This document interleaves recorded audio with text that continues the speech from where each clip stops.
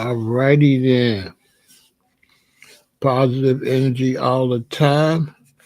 And you know what it is. I'm representing Chicago, Illinois. Rep your city. We got Atlanta in the building. Yes, indeed. How y'all doing? I hope y'all are doing great. I appreciate the support. I'm very happy you tolerate me. I think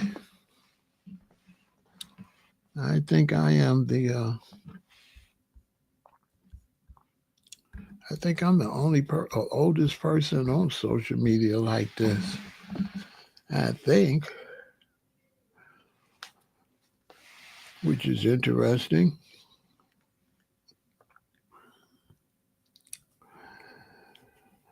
I take great pleasure in talking to a lot of people that's younger than myself to hear what I think. I'm not really into making people believe what I say. So anytime you watch me, this is not for you to believe, okay? It's very important when you watch me to know. You're not watching me to believe anything, okay? All you're seeing is what I think. That's it. So that's why I don't debate it, because why would I debate what I think? So that's if you think and say, well, why you don't debate? Why you don't hear no other point of view? Because I'm not really doing point of view. I'm just coming over here telling everybody what I think. Then you could take that and you got your way that you think. And if I could tell you something that makes you add to the way you think, or you can get something out of it, it is what it is. And so I'm not trying to be right. So when I say today that Diddy's going down, he might not. You see what I'm saying? He might not. They might let him go. So that's all I'm doing, just kicking the bobos to the people out there. The beautiful and gorgeous Mrs. Moore. How are you doing, sweetheart?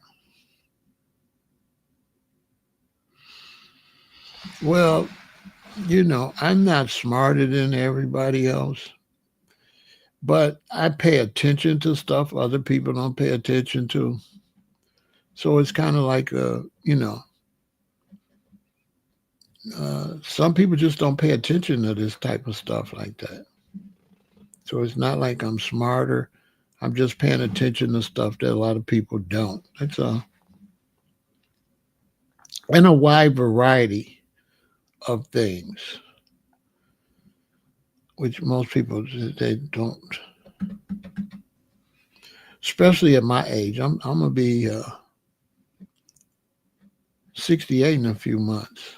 In February, I'll be 68. So most people 67, they're not paying attention to the stuff you all be paying attention to. I'm the only one. I think something wrong with me. What's going on? Oh, that's Key. Cutie Pie. More powers in the building representing San Francisco, California.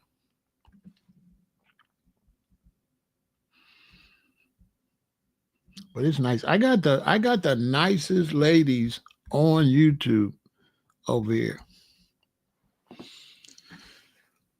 They're all married, have boyfriends, or should be married. There's some really it's some really serious queens over here, brothers. I'm gonna tell you. There's some catches be over here. But you gotta be serious. They don't play. They don't play. We got Pittsburgh in the building.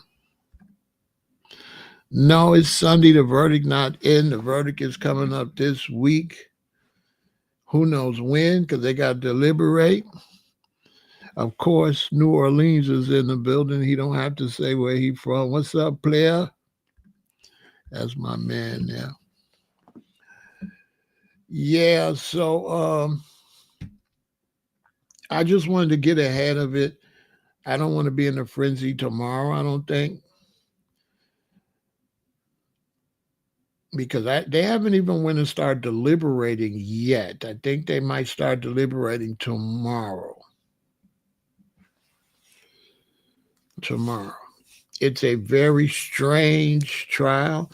You know, they let the guy from Abercrombie, they let him go. Talking about he got Alzheimer's. He can't face trial. Can you believe that? They let him go. Well, they ain't let him go. They sent him for psychiatric evaluation, and if he doesn't do well, they're going to throw the case out because because he doesn't know what's going on. I seen him playing crazy right off the top. Smart. He play crazy. Yeah. Play crazy.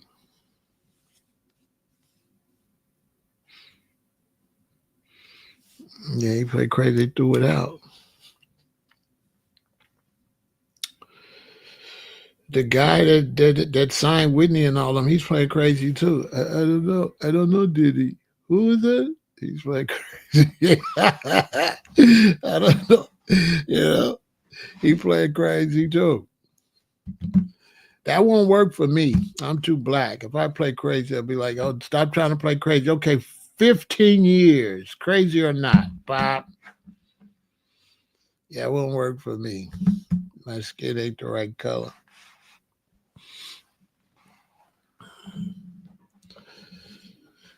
Yeah, my skin is not the right color. I can't play crazy. I would never be in court for what Diddy was in court for. Anyway, I would never, ever, never, ever, never, never happen. I don't know what's wrong with these people. When you get that kind of money, you're going to have to stay single.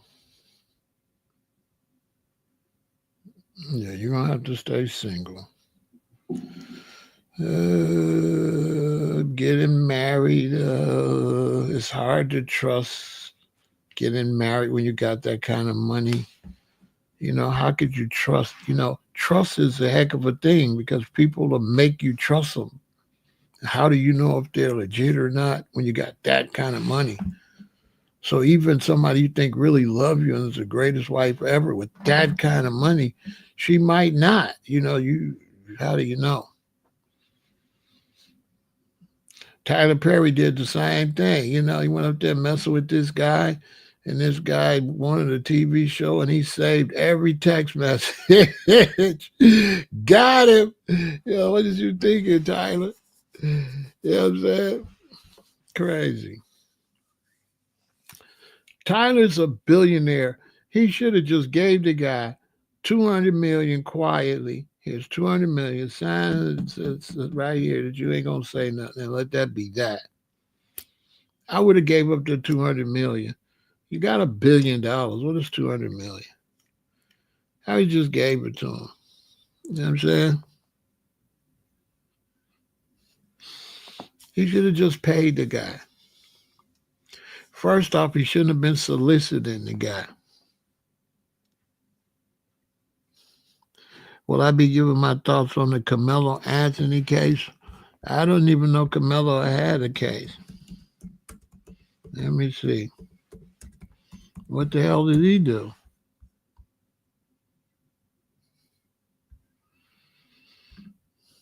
Oh, on that I think I'm thinking about the basketball player. On that case right there, uh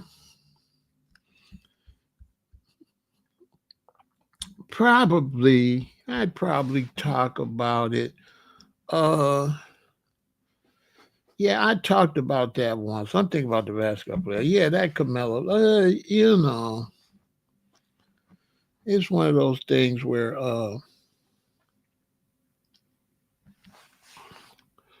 the school allowed bullying, and he was tired of it, and the adults didn't do what they were supposed to do.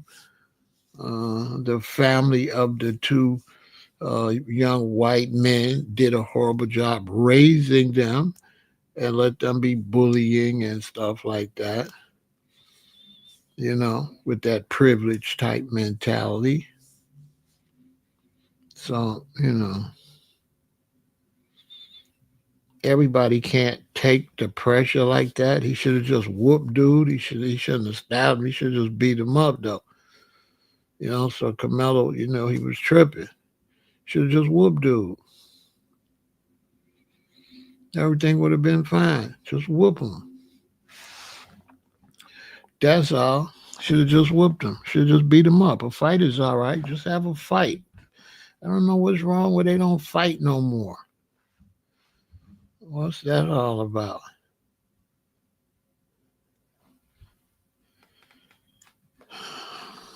So the brother made a mistake. You know what I'm saying? Parents probably made a mistake. He might not have been to school he should have went to. You know, when you want your children, if you're black, and you feel like the black schools are not really up to par, and you want to send your children to a better school that's mixed where there might be some racism, make sure that your children go to public school with blacks until at least sixth or eighth grade.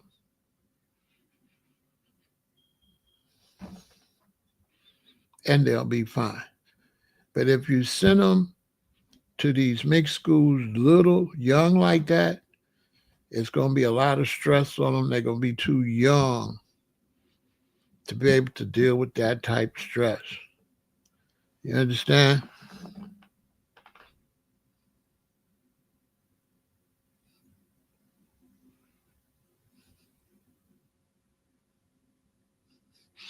You see what I'm saying? Yeah, I hear you, G-Rock. So, send your children to a public school first. Don't let nobody tell you it's nothing they can learn at a black public school. They're going to learn a lot of things that they need to know to move around in this world.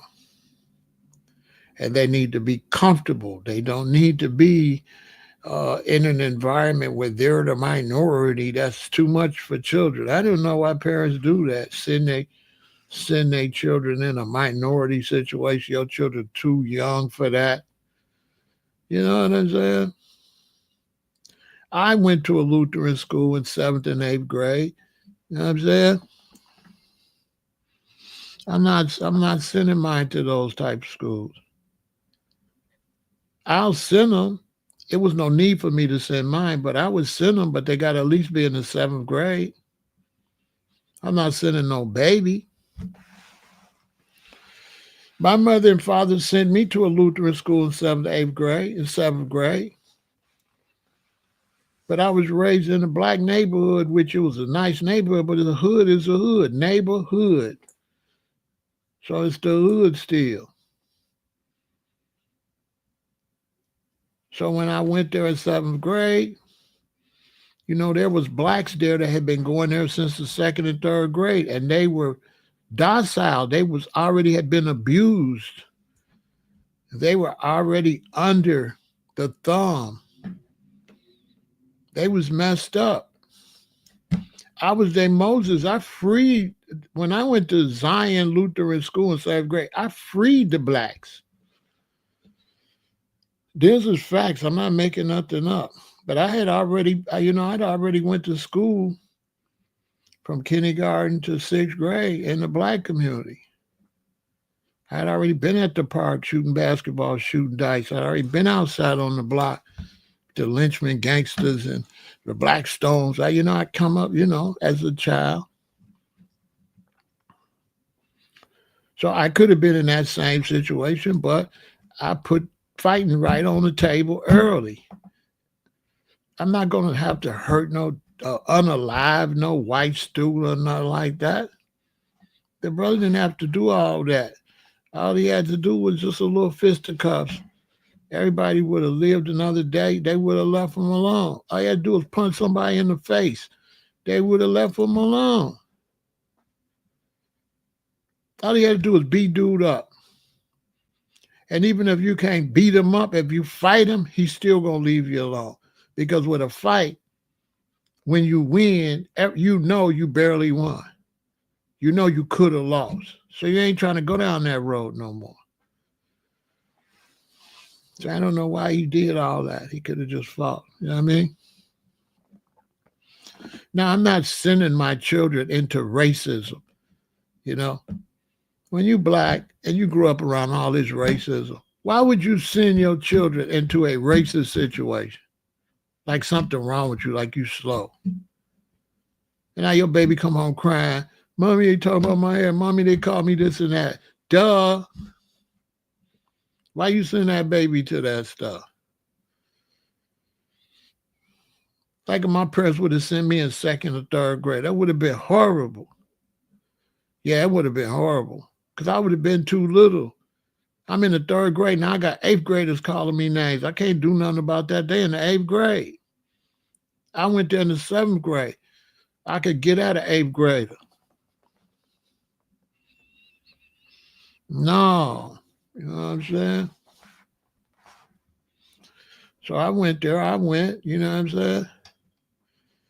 I'm saying all this to say I didn't have no trouble because right off the top, you know, what you want to do, box or boogaloo, we finna fight in the dough, right? In the dough. So if you want to play with me, you want to call me name, fight and go along with that. Long as you know that. You can call me N-word and all that. Long as you know what come with that. That's all. It's stuff come with that.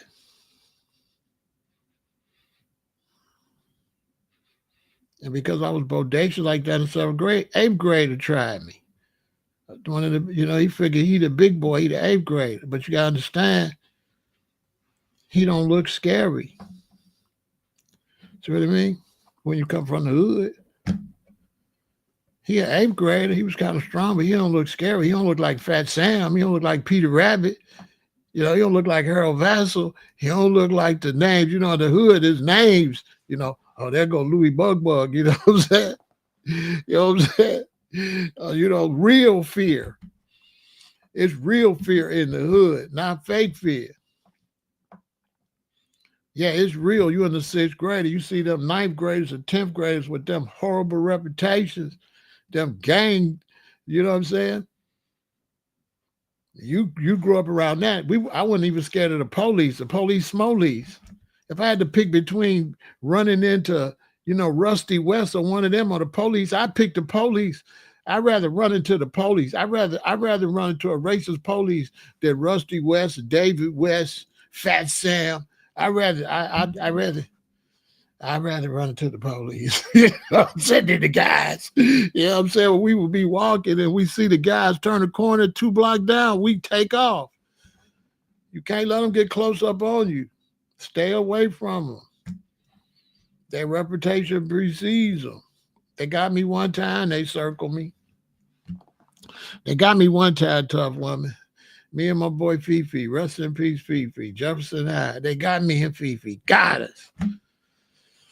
Because, you know, if you're walking like this and this is a block and this is a block and you walking here and they turn 2 blocks down, you see them come on the street, you walking down, you run.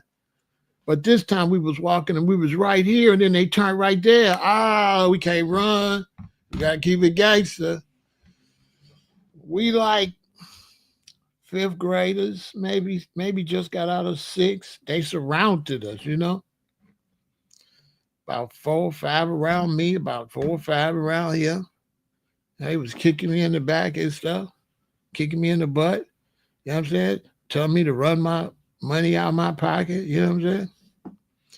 A dude named Joker, he was real black with golds in his mouth. No kids had golds in their mouth, okay? So that just show his teeth was rotten. He had some gold teeth. It was dark.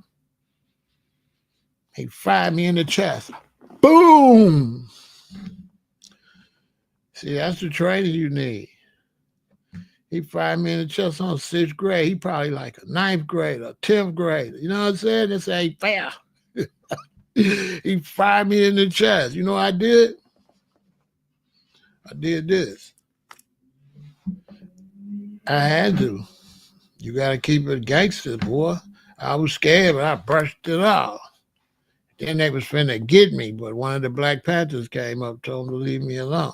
You said Diddy be out on the 4th of July? Now Diddy going under the prison. So let's get into it. Yeah, Diddy going in prison. Yeah, Diddy going. Bye-bye. Some people think he gonna get out. And I understand why people think he gonna get out, because to the average person, they don't see no crimes.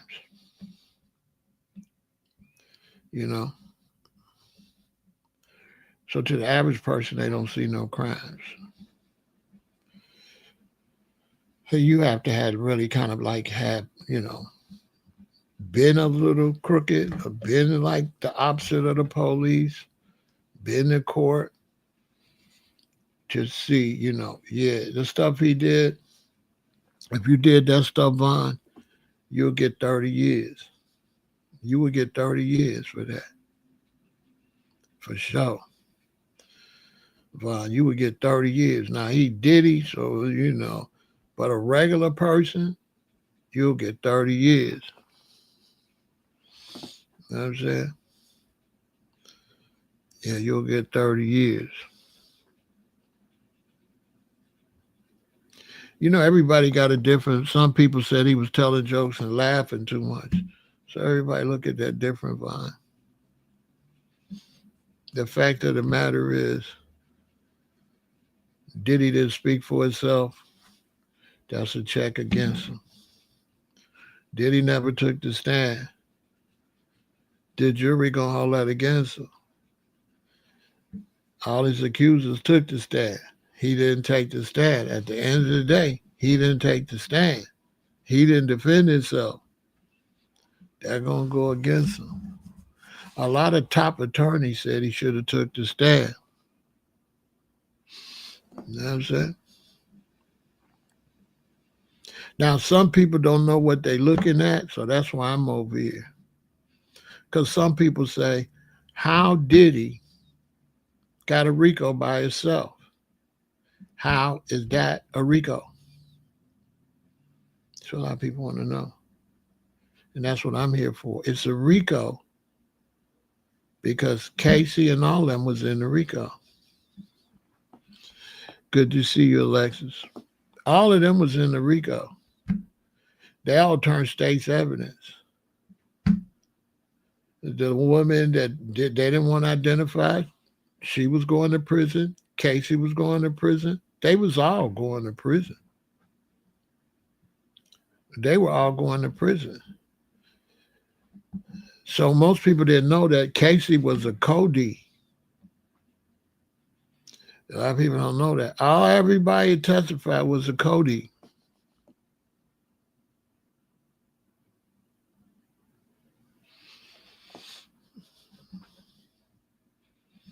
Yep. Yeah. Everybody that worked with him during the crimes told on him. His Cody's told. See, most people watching it, you thinking it's him against the people that told. No, the people that told was his co-defendants.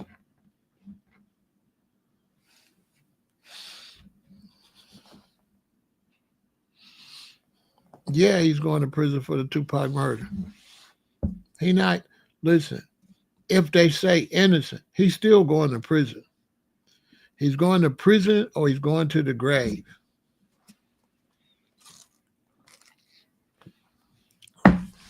He's done. He's finished. He knows too much. Diddy knows too much.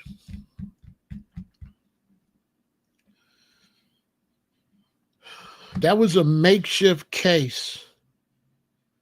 That's not the real case. That's a makeshift case. Okay? Okay? That's a case to hide a case. You already said that once, bro. Don't troll me, Vaughn. I'm going to have to get you out of here. We seen you the first time. That's a case to cover up a case. Okay? That's what that is. I'm not going to debate somebody because they have no idea what I'm getting ready to say or what's really going on. The average person that really don't know the law and don't really know what's really going on with this. This is a case to cover up a case. Okay? This was a case to explain something. Okay? That's what this case was for.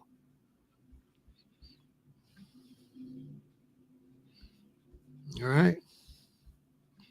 This case is just a case to explain something so nobody asks a bunch of questions.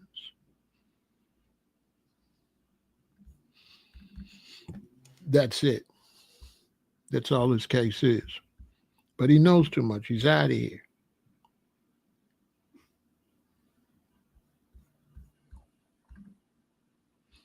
You know what I'm saying?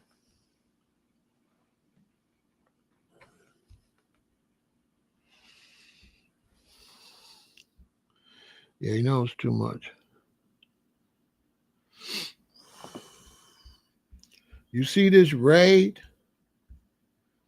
This raid has nothing to do with this case.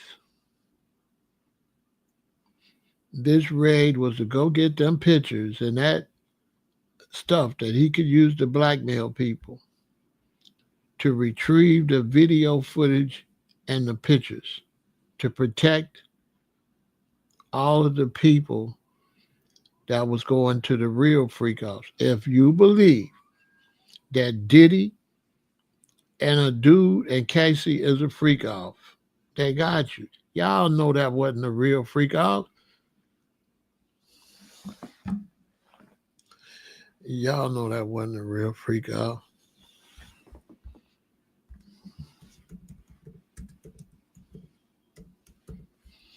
Y'all know that's not the real freak off. That's why everybody say the case is weak. Everybody say the case is weak because it don't look like it make no sense. They saying, what kind of case is this? That's what they saying. That's what everybody's saying. That's why people say the case is weak. Everybody's saying the case is weak because they know that ain't no freak off. They're like, oh, this is a fake case. That's why everybody think it's fake.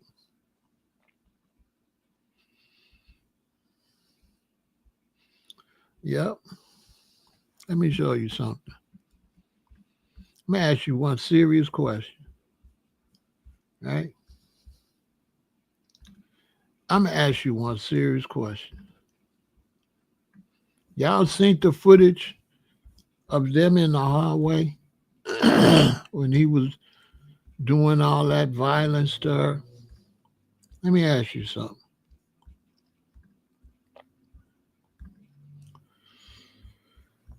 Was that at the beginning of the event or at the end? Was at the end, right? She tried to run out with some information. What did she actually grab to try to run out? Right? Now, let me show you something. They're out there in the hallway, right? This is for the intelligent people who want to learn something. Right? I'm going to tell you, nobody going to tell you this. Nobody on the whole internet. Because they all went for the okie doke. Let me show you something. I make you think. Watch this. Let me show you this picture. Now, Y'all watch the hallway footage, this footage. Now that was about 25 minutes, almost 30-minute footage, right? Right? They room is all the way down to the end of the hall to the right. Right? She comes out of there, she walks down to the middle of this hallway to the elevator. He comes out. He abuses her all the way up to where I'm sitting. How many doorways is in that hallway? Did anybody come out of their room to see what the ruckus was about?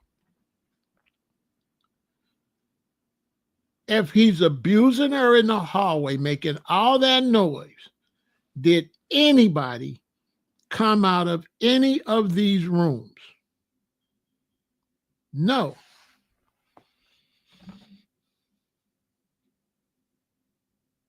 Now, his room was the room they came out was all the way down on the end and to the right.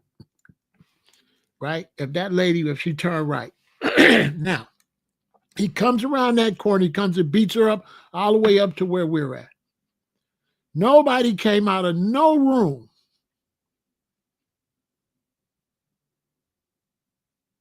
So it'd be safe to say those rooms were empty. Now, if those rooms were empty, then everybody checked out. When have you ever known everybody to check out at the same time? So it's safe to assume that he rented the whole floor. It's also safe to assume that all those rooms had people in them. And the event was over and everybody went home.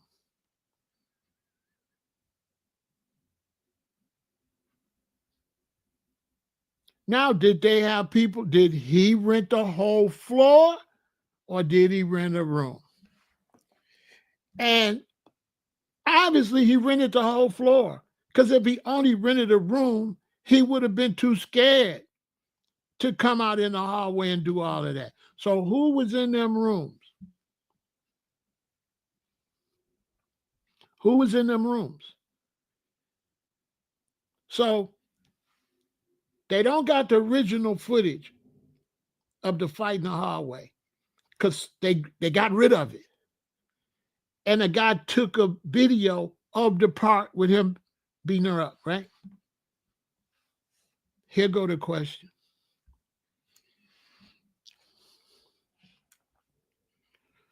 Did they get rid of the room because of the fight, the video of the fight, or did they get rid of all the video of everybody that checked in for that 2 or 3 or 4 days?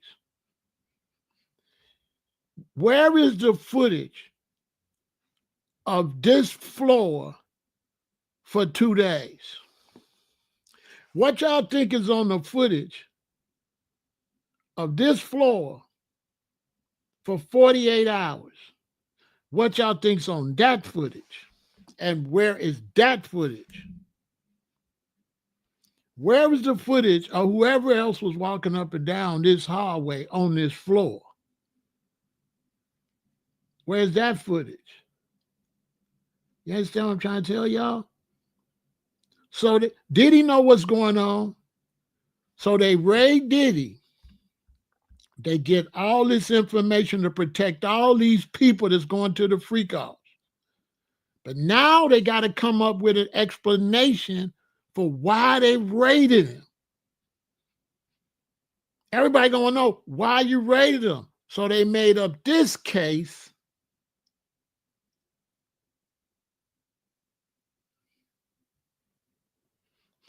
They made up this case to make it look like him and a couple of weirdos was what the raid was about.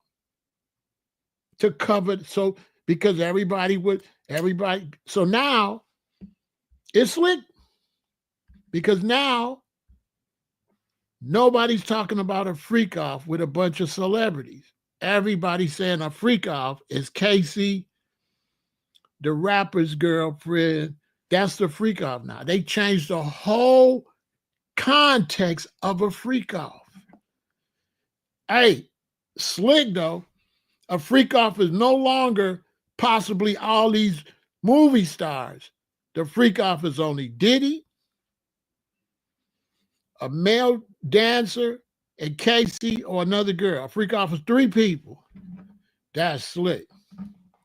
Tell me I'm lying. Tell me they have not changed the perception of a freak off. Now a freak, because originally when we heard freak off, what we thought? We was talking about, we was looking at Diddy's party with the giant bed. We was talking about Justin Bieber. We was talking about all these people.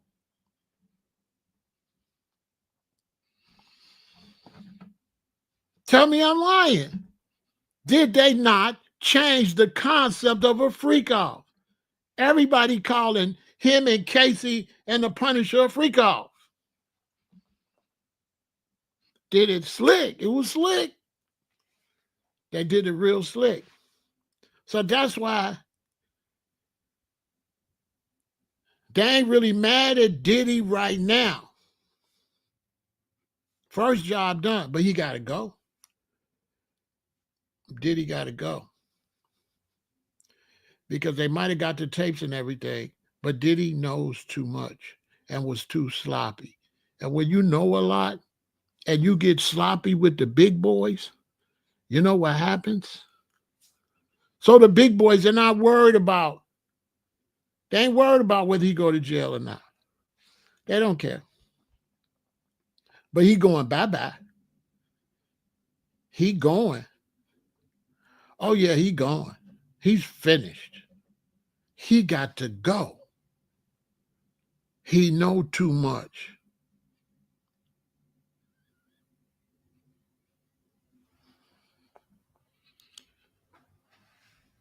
He know too much. Let me tell you something. I had got out the game hustling. And one of the guys they used to provide me with the work, called me. Said, Ram, I got to see you. So I went over to see him. He asked me about this guy that was a foe. They was having some problem with over at the building that he had or down in their neighborhood. He wanted to know if I could, use my pool to really, get some straightening with this guy. But with the people I was with, wasn't messing with him. So I had no authority over that branch. So cool. He had a store. I'm not going to say what it was. It was a store, a clothing store. And then next to him, it was like a realty building and whatever. So he takes me. I think we get ready to go or something. He said, come on, I got to do something. So he walks over to the building next door to the realtor, to the realty company that owns all the property. So when we walk in there, I could tell dude is the cartel, right? Right? Listen, y'all young brothers, listen to me, man. He takes me over there. And when I see the guy behind the desk, the guy look at me, I know, this is the man. This is the cartels. Okay, this is his big connection. Now, if you know anything about the streets or dealing with people, you can look at people and know what they know. So the guy know everything about me. I don't know who he is, but the way he looked at me, I had already been sanctioned to be able to come over there. I never looked at that guy again. I didn't look at him. I didn't look at him no more. Once I came in and looked at him and realized who it was, I looked this way. I let them talk. I did not look at that man. I couldn't point that man out if my life depended on it. I didn't look at that man. Because if you look at him too much and you can remember him, you know too much. And when you know too much, that's not good. If you know too much, that's not good. So I mind my business. And we left. I told him, nice meeting you, and left. And when I got in my car, I was supposed to see another guy, and I said, I don't want to see nobody no more. The other guy that had called me, I was supposed to see 2 days later, the FBI, the DA, and everything had surrounded his place and everything. And so when you know too much and things go bad, they're going to call a cleaning service, what some people call it. And the cleaning service ties up all the loose ends. So see, did he know too much? This had nothing to do with what's going on in the courtroom now, y'all. This has nothing to do with it. The court had to cover this up to make you think this was all about that. That's why people confused, because when you look at the trial, this looked like overkill. It's like, well, oh, okay, they ain't even got none. Oh, they got something, but that's not what he's in court for. He's in court to cover the fact that they went in there to get all them pictures and all that information to protect these rich people that can't afford for this to come out. All that evidence is burnt to a crisp and gone. And this case is just a case to distract the public, to repaint the picture of a freak off, to kill the freak off conspiracy conversations, because the conversations wasn't really conspiracies. It was a lot of the truth, and too many names was flying around. They did an excellent job. Trust me. Diddy know, that's why Diddy ain't testified. He know what the hell going on. Why you think he didn't say nothing? He better not say nothing. Who told him don't get his ass on that stand? Why he didn't get on the stand? Who told him? FBI, that was Homeland Security. That was bigger than the FBI. That was Homeland Security, CIA, FBI that ran in his house. Military intelligence.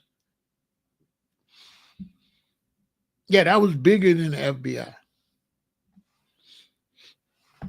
That was the whole United States law enforcement went in his house. Okay?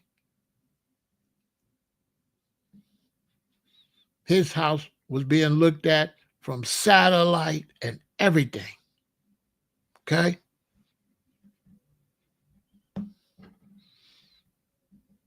And they sent him a message to say, lock him over there where Jeffrey was locked up at. Why you, boy, listen, y'all ain't seeing what's going on. They locked him up where Jeffrey Epstein was at. They went to everybody that know this stuff and said, look, we could do this 2 ways, but you're going to be quiet. Now, you're going to be quiet on your own, or you're going to be quiet on your own. Yeah, you read, okay? All of them, Cassie, the other woman, everybody is a Cody. That's why he got a RICO. And everybody's like, how you going to have a RICO by itself? Because everybody there was a part of the RICO. In other words, they bust me and 10 people, 5 people, and they bust us for a RICO. So they give us a RICO charge. But then they turn state's evidence. So they become Cody's. So I'm going to still have the RICO charge. So when I come to court, y'all say, how's this a RICO when it's him by itself? It was all of us got busted. That's why it's a RICO. They in the RICO too, but they telling.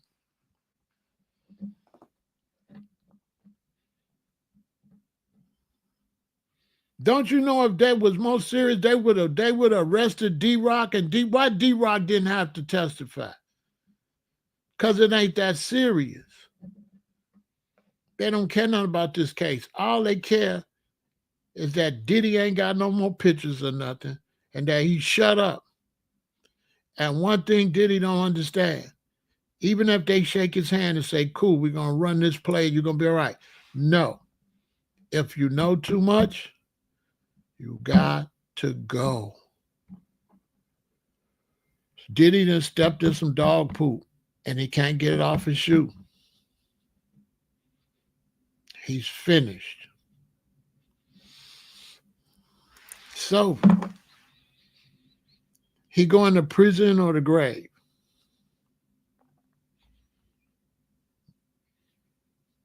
R. Kelly knew too much. The white guy out there in Hollywood knew too much. When you know too much, you got to go. If you do your crimes, but you don't know everybody else is doing it, you're fine. But if you're doing crimes and you know everybody else is doing it too, you got to go. That guy out there in Hollywood will never see the day of light no more. He's finished. Diddy know too much. R. Kelly knew too much. They know when you know too much, you got to go. You have to go. Listen. They know snakes. You're talking about the biggest snakes. So they know you'll snake them. They're not going to let you snake them. They're going to cut the head off the snake. Yeah, Weinstein, he know too much. Bill Cosby. But Bill Cosby didn't know as much as they know because Bill Cosby wasn't a part of the internet generation. Puff know too much. It's over for him. He'll walk right out of there, right into some cuffs, right to Vegas for the Tupac murder. Oh yeah. How many times they arrested Kelly? How many times they get R. Kelly once they wanted him? If y'all listen,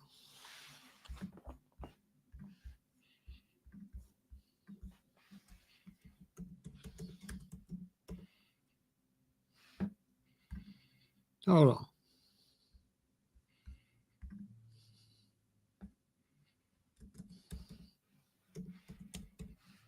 Hold on. Let me prove it to you. What happens when they after you?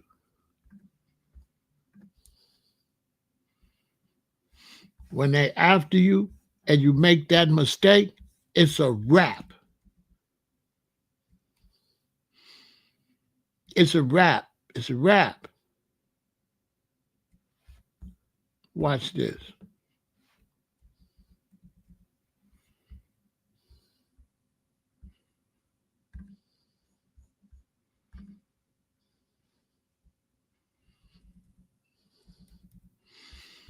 Watch this. Look at this, right out the blue. Tell me I'm lying. It's towards the end of the case, right? And what happens? It's towards the end of the case, right? What happens? What happens?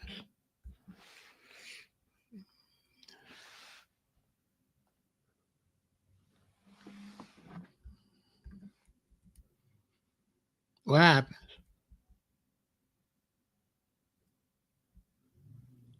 What did it say? Diddy and his son. Diddy and his son.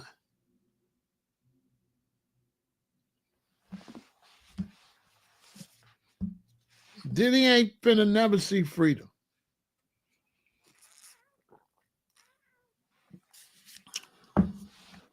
He's going right back to prison. Diddy and his son.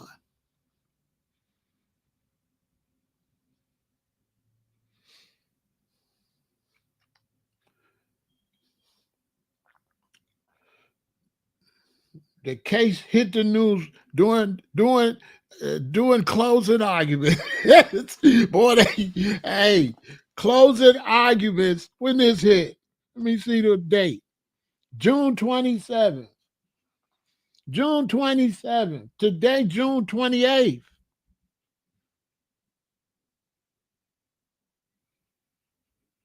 June 27th, this hit the news.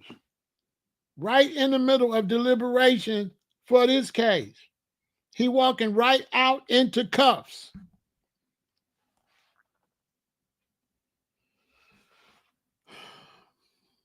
That's why I say he's done. But people didn't wait and let me break it down. You got to wait and let me break it down. He going to prison regardless.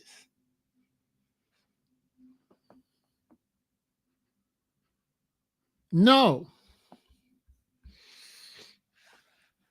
No. No. The information he know, there's only one place he could go. And that's to go hang out with Jeffrey Epstein. That's where he going. They be playing cards. He going to heaven or to hell. Listen, I hate to be. I got young people watching me, and they don't monetize me or nothing because I be telling y'all like too much of the truth, and it be kind of making me look bad. But I really be trying to help the younger people that's watching me to tell you what nobody will tell you. I'm not supposed to say this. These is conversations we're supposed to have over a card game. This is not a conversation we're supposed to have on the internet. But I want the young people to step their knowledge up. So I be telling y'all stuff I'm not supposed to tell you this. Diddy is finished. He knows too much. Once you know too much, they don't trust you. You gotta go. They're not gonna leave you with the information. They're not taking no chances. It's too many rich people. He know too many people's names. He gotta go.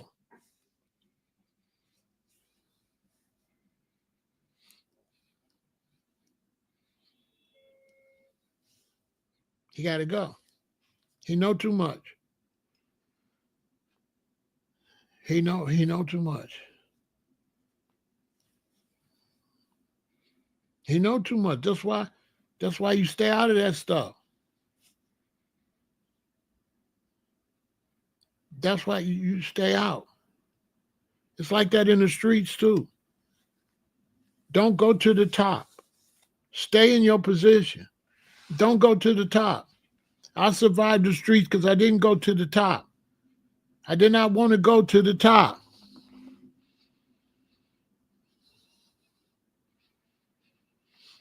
You understand?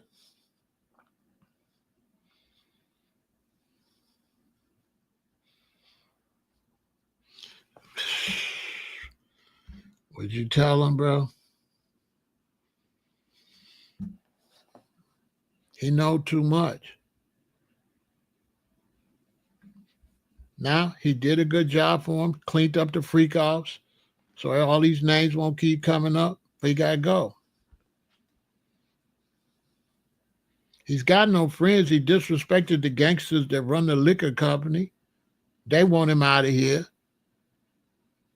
They want him out of here. He is not snitching. Bro, let me tell you something, Michael.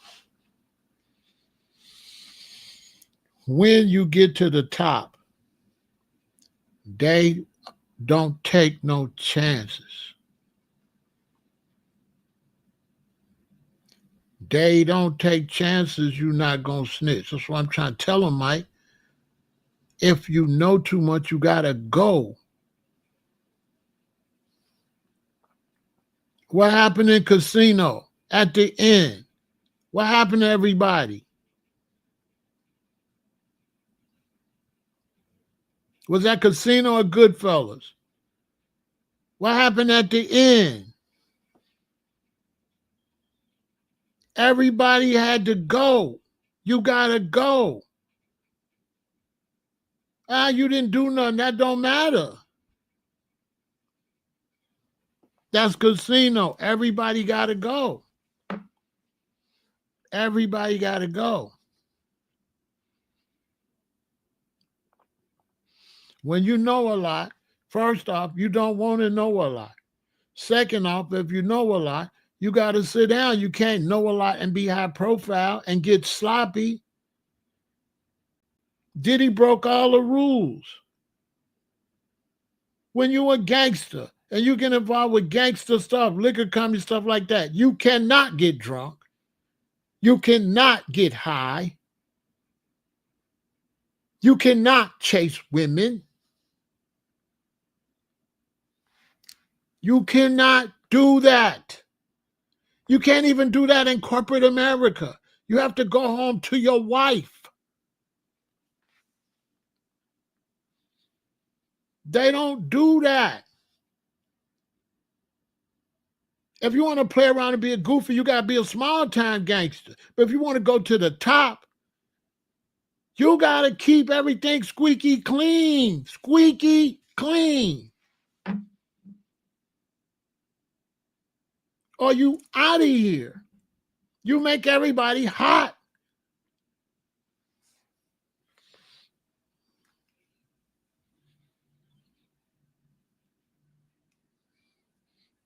You show me any guy that get in a hustling ring that's selling illegal substances. You show me any guy that's running around with chicks, I bet he go to prison. I bet you he go to prison. The only ones that could be high up in the organization when you hustling, you have to be married, and it can't be no woman but your wife. You cannot have a girlfriend.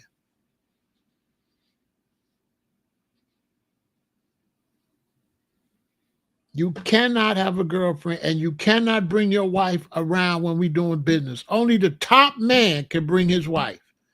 Y'all soldiers cannot bring your wife around. Period. And when his wife meet with your wife, that's on off time. It's got nothing to do with the hustling. They just doing female stuff. But you cannot bring that into the crime. You cannot bring your wife into the crime. Period. You can't discuss it with her. You don't discuss that. Period. If you find out you know you're discussing, you know too much, you got to go.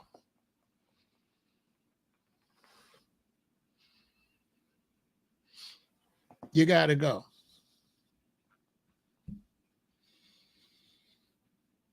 The top man could do that because he got to train somebody to run the organization. But the workers, you have to keep your nose clean. You can't be getting in trouble. If I'm working with a crew and I keep getting arrested for stupid stuff, I'm making everybody hot, man. I got to go. Because now I keep getting arrested. Now they saying, what you think he's saying down there at the station? And now people second guessing you. You think people want to know, did you get caught with what they saying you get caught with, or did you get caught with more? You know, you make everybody nervous. In crime, don't nobody trust nothing. They only, listen, in crime, we don't do trust. We don't trust nobody. So the only way there's any kind of trust is that there's no circumstances that cause for you to have to wonder if you trust. So trust is based off of nothing happens that makes you even have to question trust. Soon as something happens that makes people have to start questioning, people start thinking, are they finna ready to go to jail for 40 years because you might be talking or you might be sloppy. They gonna clean up. It's very serious. You're looking at 30, you're looking at, okay, I was looking at 8 to 40. 8 to 40 years I was looking at. And I was small level. I was looking at 8 to 40.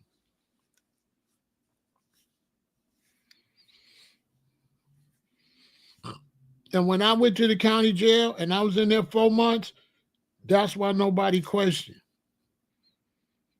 if I would have popped back out too early,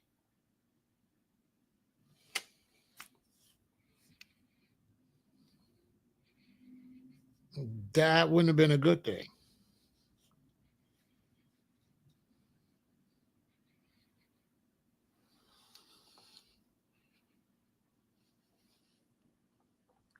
If he's cheating on his wife, it's the girlfriend that's the problem. Because if the girlfriend get mad or the wife get mad, they get sloppy. And when some women, when they get angry, they will tell everything. They will send you to prison if you break a woman's heart. Boy, let me tell you something. If you break a woman's heart, she will set you up to be shot. She will send you to prison. She will, man, listen. There's nothing worse than a woman scorned. I'm telling you.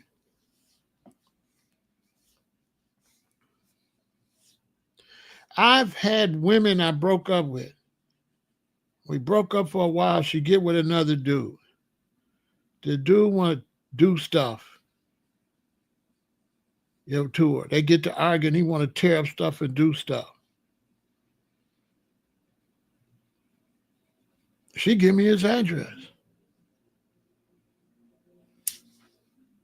Sell him down, and that's her man. But I'm her ex. She give me his address. She want me to go do him.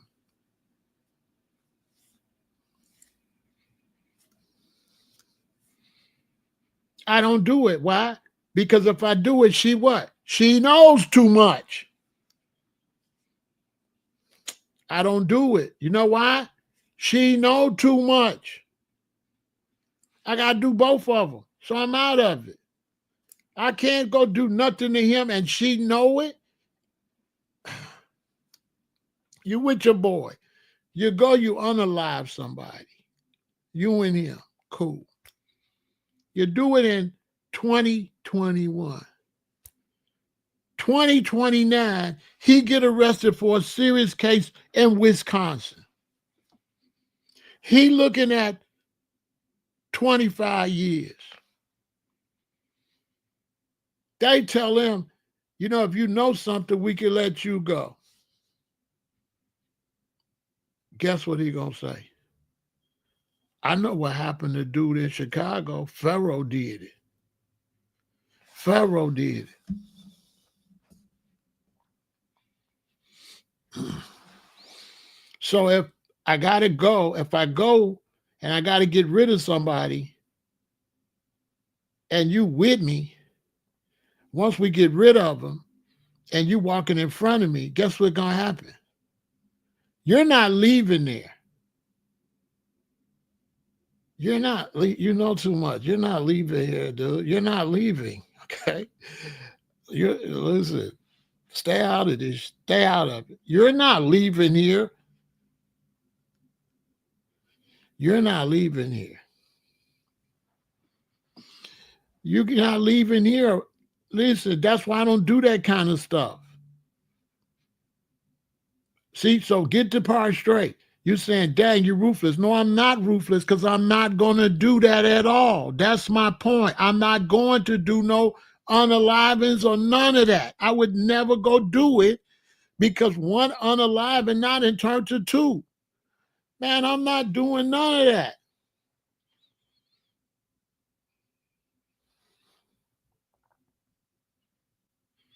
I'm not doing none of that. That's why I'm a free man. I don't do nothing. I done did no crimes like that. Nobody can't tell on me because I haven't done nothing. That's a fact.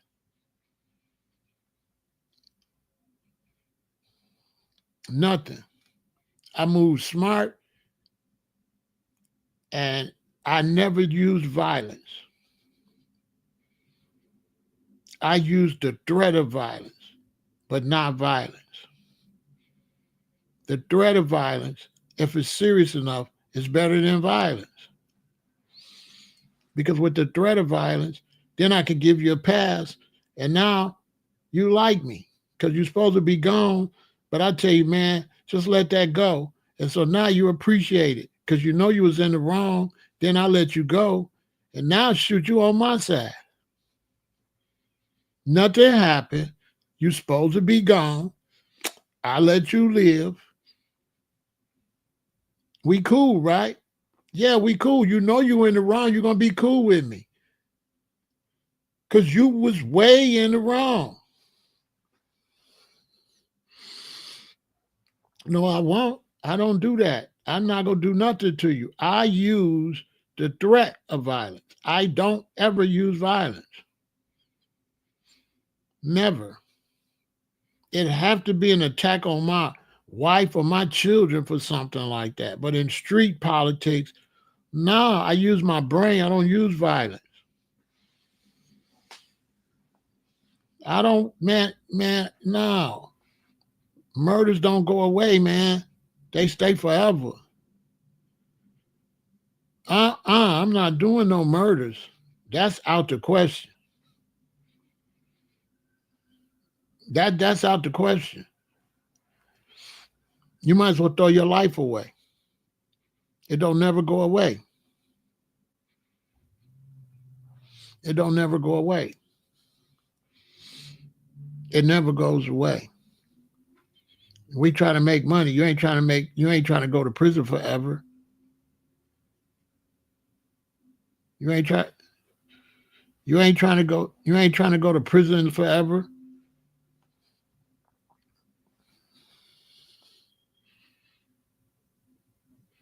No, it ain't gonna bother my sleep. I could do you and sleep good.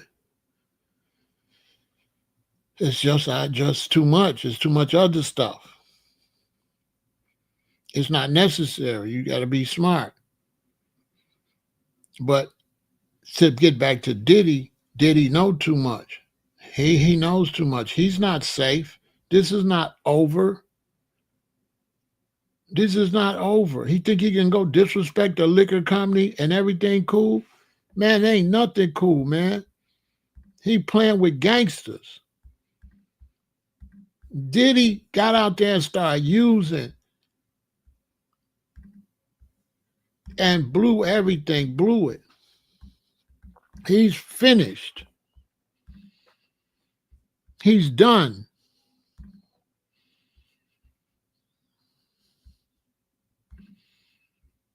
Diddy is done. It's a wrap. He's finished. I don't know why people wishing he can get out and all of that. It's done for him. When you disrespect these people like that, y'all think he disrespect these people? Y'all think he's safe? Y'all think it's cool? Man, listen. Them people told him we can't sell your liquor in the white neighborhood. They told him the truth too, and they see a goofy. They told him the truth. They're like, listen, man, the white neighborhoods ain't gonna buy no Ciroc, which is the absolute truth. They want to get money too. If they could have sold it and got money, they would have. They told him the truth. He like, no, they holding me back. Bro, they told you the truth. Them people not buying Ciroc. The only way, Diddy, you can sell liquor in the white community is put it under another name so they don't know you own it. You let everybody know you own it. Who owns Smirnoff? Nobody know. Who owns Bacardi? Nobody know. Who owns Ciroc? Diddy. That's your fault.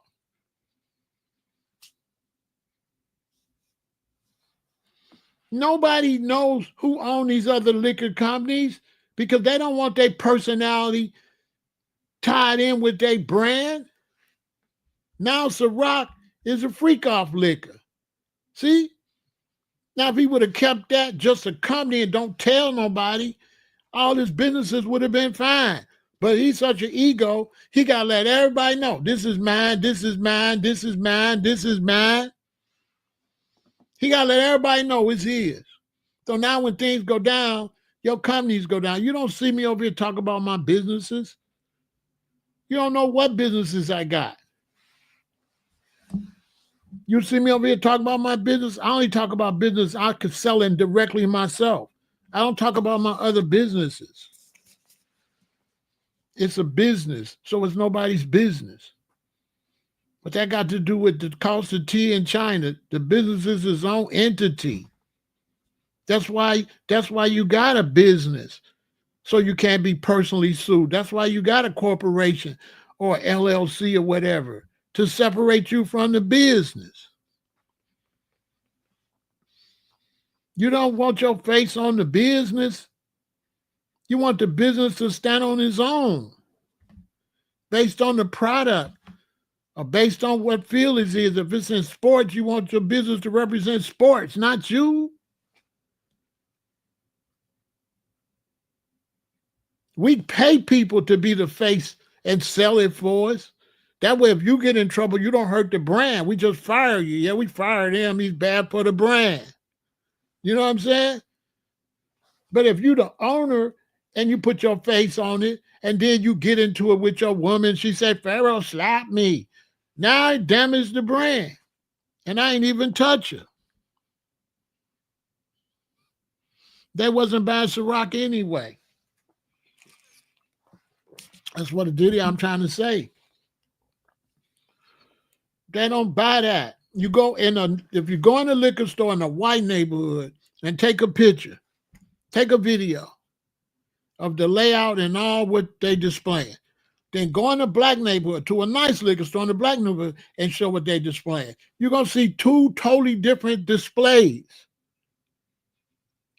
In the white neighborhood, you're gonna see wine and beer.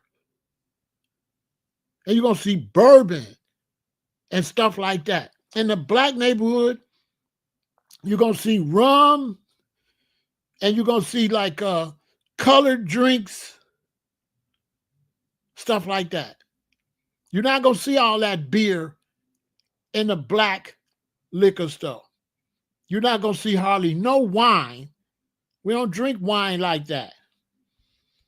They drink hella wine.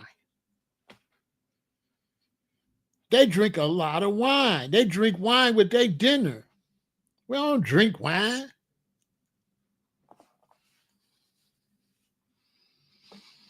So you won't even see some rock in there.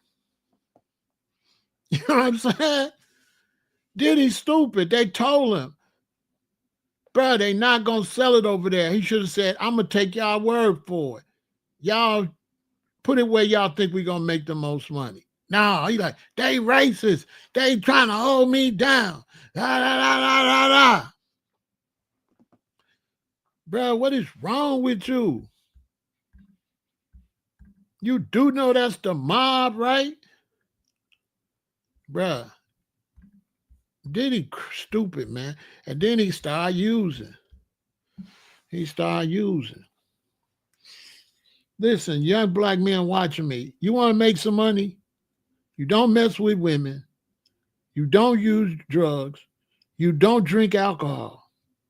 You don't gamble, period. You a businessman. You don't do that. You're a big actor or something. You leave women alone. What happened to Samson? Messing with Delilah. Leave the women alone. You're going to go down. That's why you don't see 50 with no women no more. And one of the last women you seen him with was at the Diddy trial. If I'm lying, say I'm lying. She at the Diddy trial.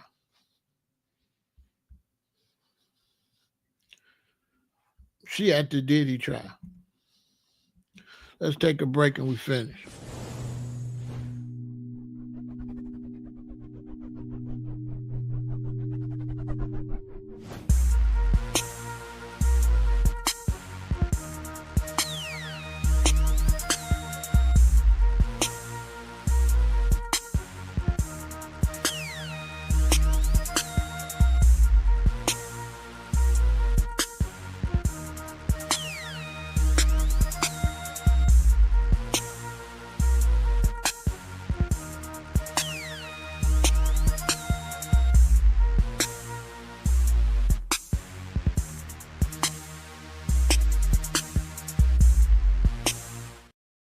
Now, with the Diddy trial, he going to be found guilty, I think, because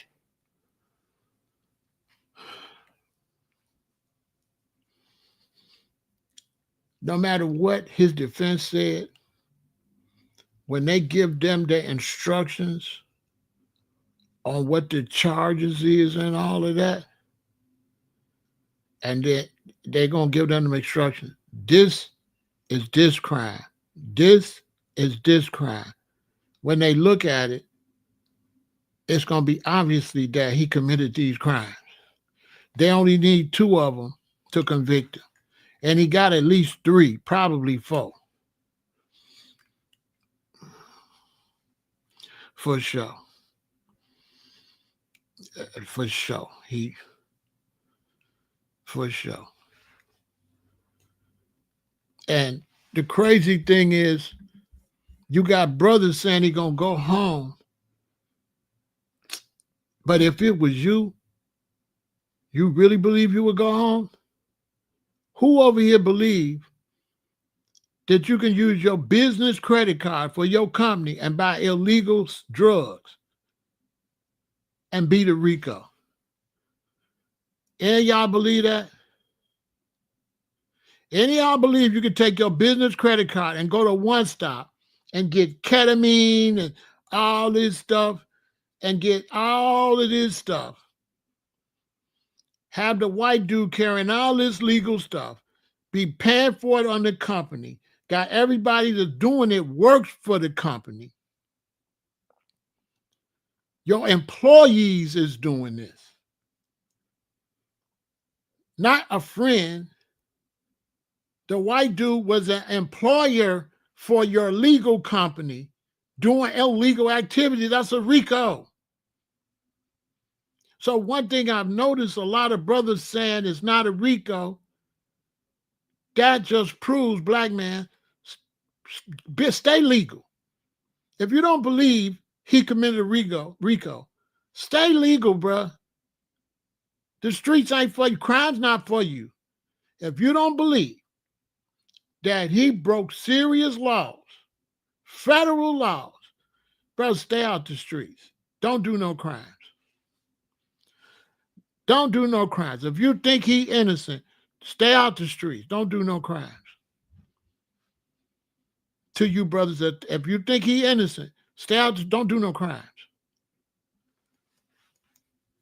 Don't do no crimes, because you don't know nothing about details, and you don't know nothing about the prosecution. And you looking for the prosecution to say something super fantastic to find him guilty, and that ain't how the feds work.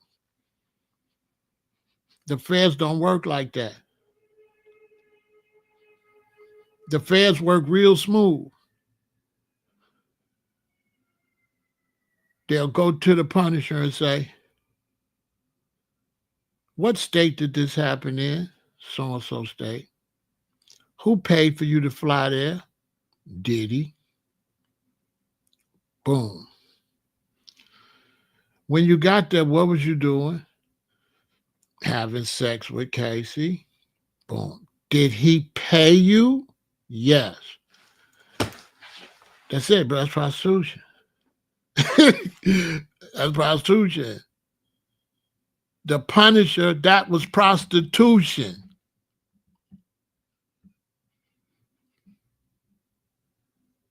Interstate.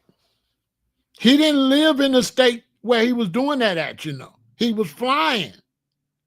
But that's trafficking. If I fly a girl here and pay her to have sex with you, that is trafficking. That is pimping. Diddy was pimping. That's pimping. Then he's shooting porn without the necessary documentation or legal authority to do it. Okay?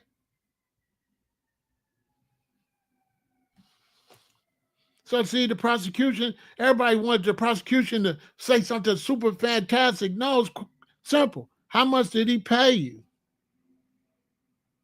Okay.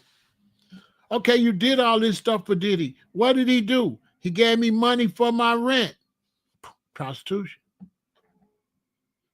Coercion. That's coercion. If she's doing it so you'll pay her rent, that's coercion. If she's signed to your label and doing what you tell her to do under threat that her music won't come out, and under threat that you'll release the video footage you got of her, bruh, you're going to prison. He threatened Cassie how many times that he would leak footage of her doing the freaky stuff. Bro, you're going to prison for that. You going to prison for that.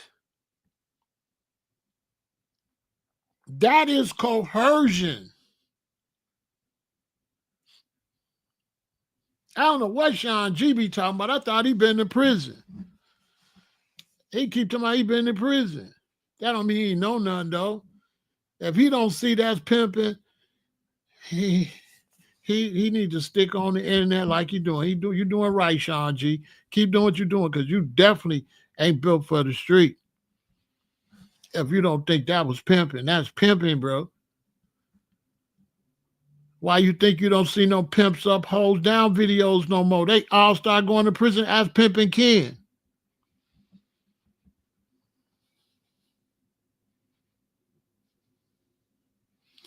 All right. Diddy is weird with also paying men to come freak out. Nope. I'm glad you said that. What's up with that? I'm glad you said that, tough woman. No, he wasn't paying them to have sex for his pleasure. He was recording it and selling it on the dark web. I'm telling you, they letting him cover it up. Why was he filming? What was the real reason he was filming? What was the real reason he was in another room and had cameras wired up? That stuff was on the, he was charging. Y'all really, listen, y'all really believe a businessman like Diddy went and spent all that money for hotel rooms and flying around and did that for free?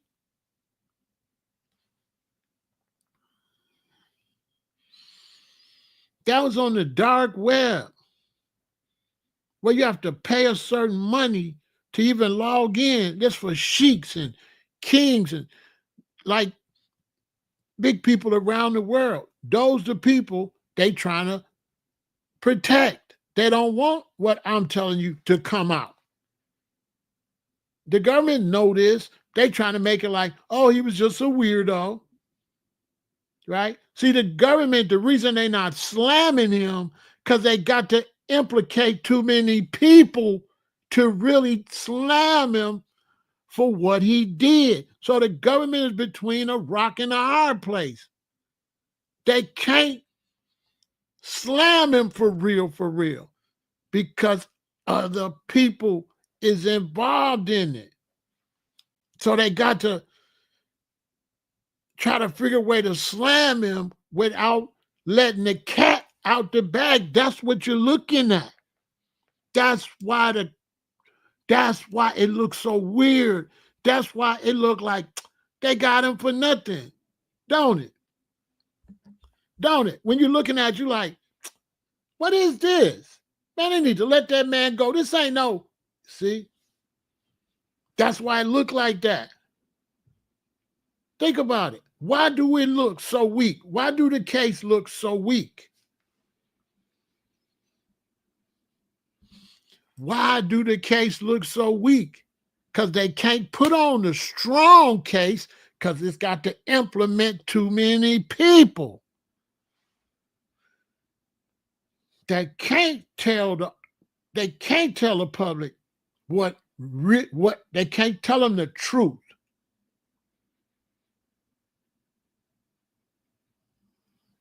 They can't tell you the truth. They can't have the real case. This is not the real case. This is a case to make it all go away.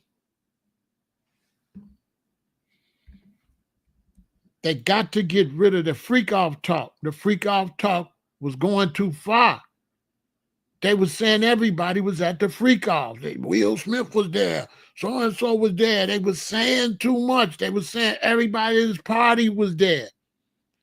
So now they figured out a way to clear their names and say, no, it was just a couple of knuckleheads and Diddy. He just a weirdo. Y'all really think everybody's saying the feds don't play, but all of a sudden now it look like the feds playing? Listen, do this case look like the reputation of the feds?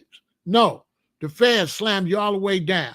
Okay, well, if the feds slam you all the way down and got like a 91% or 90-something% conviction rate, why are the feds handling this weird case?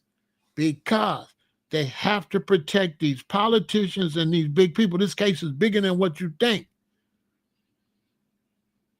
They're not trying to just lock him up. They trying to change the perspective because Diddy didn't put everybody out there. They trying to clear everybody else's name and say, no, it wasn't all these people. No, it wasn't all these big rich people there. It wasn't all these kings and queens and presidents and stuff there. It was just Casey and a couple of weirdos. Diddy's just a weirdo. Y'all overdoing it. It wasn't that. It wasn't that. That's what they said right in front of everybody's face. It wasn't that. But you ran in there with SWAT. But it wasn't that. Does this look like they ran in there for what he being charged with? No. No. This don't look nothing like what he being charged with. On my soul. They could tell that to somebody else. This don't look nothing like what he's charged with. Ain't no way. Ain't no way. Ain't no way. This do not look like they looking for 3 people that no freak off. Yeah, they know the real deal. They better not say nothing because some of them been there. They all know the real deal. They all know the real deal. And Diddy, he finished. They're not playing with him. It's just getting started. He going to prison. And his sons. Because guess what? Guess what? Look, I'm going to give y'all some game. You know the biggest mistake he made that irritate me the most? You know what bothers me the most? And I understand it was desperate, so he had to do it. But man, for him to get on the phone and tell his son, get rid of the pizza boxes. Bruh.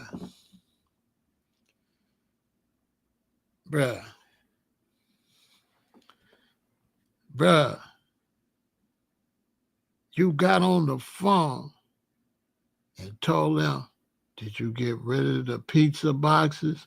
Which means your sons know what's going on. They got to go. His sons know too much. They got to go. The one son say, y'all raided the wrong house. The stuff was next door. They got... The son say, yeah, y'all raided the wrong house. The stuff was next door. Diddy will get out. Mm-hmm. Yeah, okay.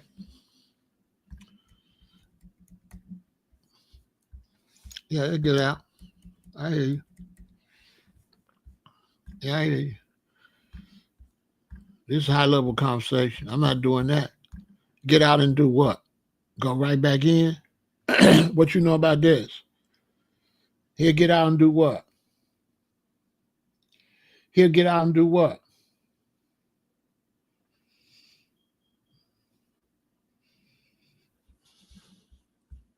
It's about race. Yeah, you on some you Anthony, you on some little boy stuff. This conversation over y'all head. I can't respond to some of y'all. I can't respond to some of y'all that's on low level, you know. Y'all don't know nothing. You know what I'm saying? I can't respond to that. I can't respond to that. Y'all like media type internet people. Y'all don't know nothing about crime. Y'all don't know the details of what he done did. Y'all don't know how many enemies he made.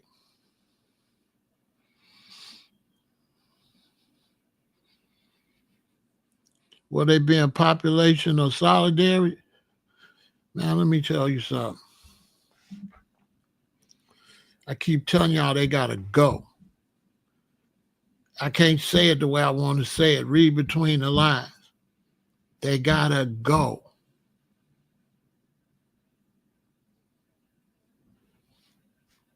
They know too much. So that's why I want to argue with people about him going to jail. They don't want him in prison. They don't want him in prison. He knows too much.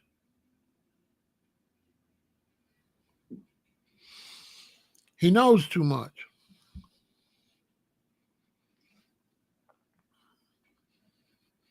And if you don't understand what happens to you when you know too much, and when they can't sleep at night because you know too much, ain't no need me talking to you.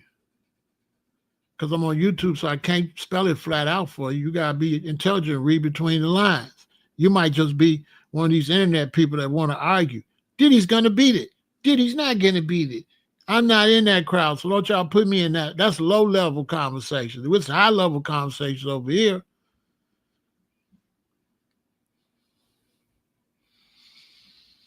This is something else. Anybody that listened to me could see it. Anybody can listen to me will know that this trial did not match what we thought he was being arrested for. So either two things. Either they don't know what they're doing, or they arresting him and hiding the real crimes and making it look petty. And why would they make it look petty? Why would they make it look like it's not that serious? The only reason they would do that is to hide the serious stuff. Trump ain't got nothing to do with this. Trump ain't got nothing to do with this. Diddy got in trouble because he started using and got sloppy. It's real simple. He started using. He was doing some high-level stuff with some high-level people, and he got sloppy. He started using. And he started doing stuff that jeopardized the situation.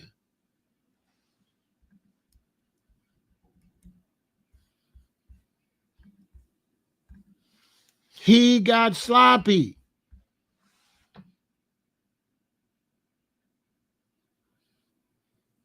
He started using.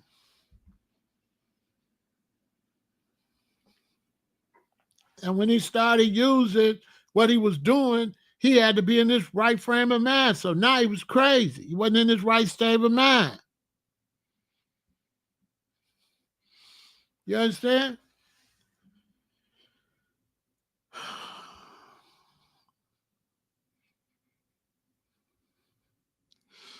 He taught his sons none but negativity. Well,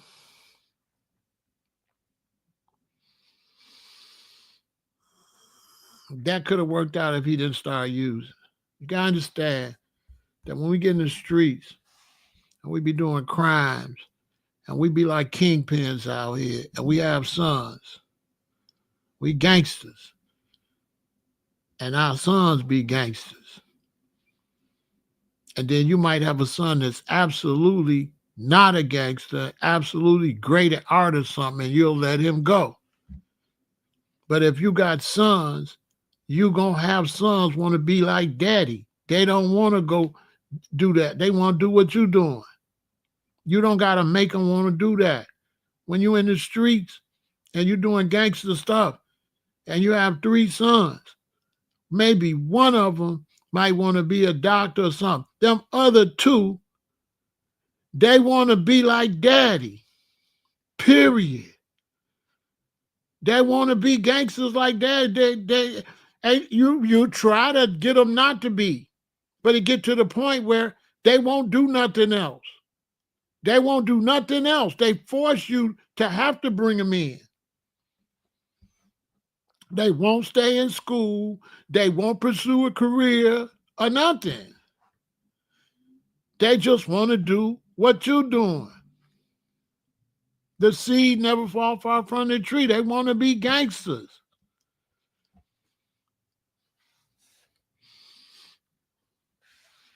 Sometimes your daughter, like my oldest daughter, she's just a gangster. She's like one of these daddy girls. I could send my older daughter at one of y'all right now. She'll go take care of it for real. I want her to be something else, but that's all she is. The most gangster child I got is my oldest daughter. She's more gangster than all 3 of my sons.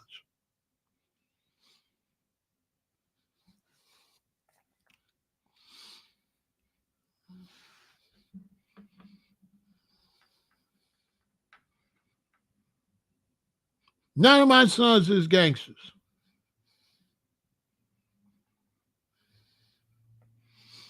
They're not bad seeds.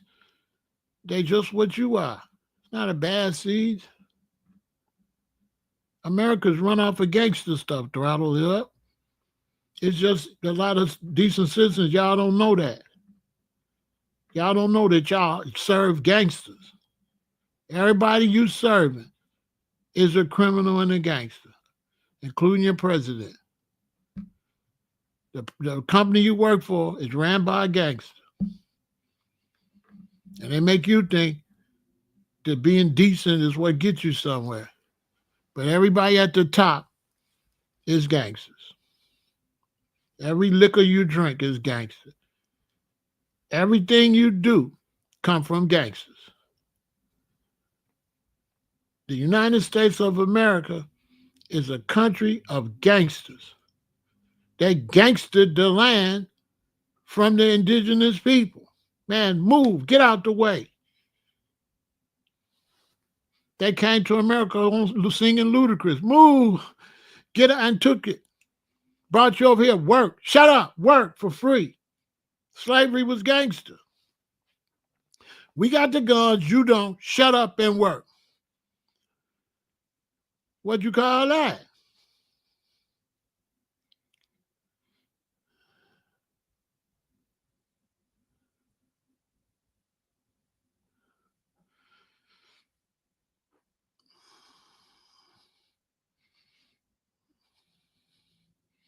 You have your own company, right?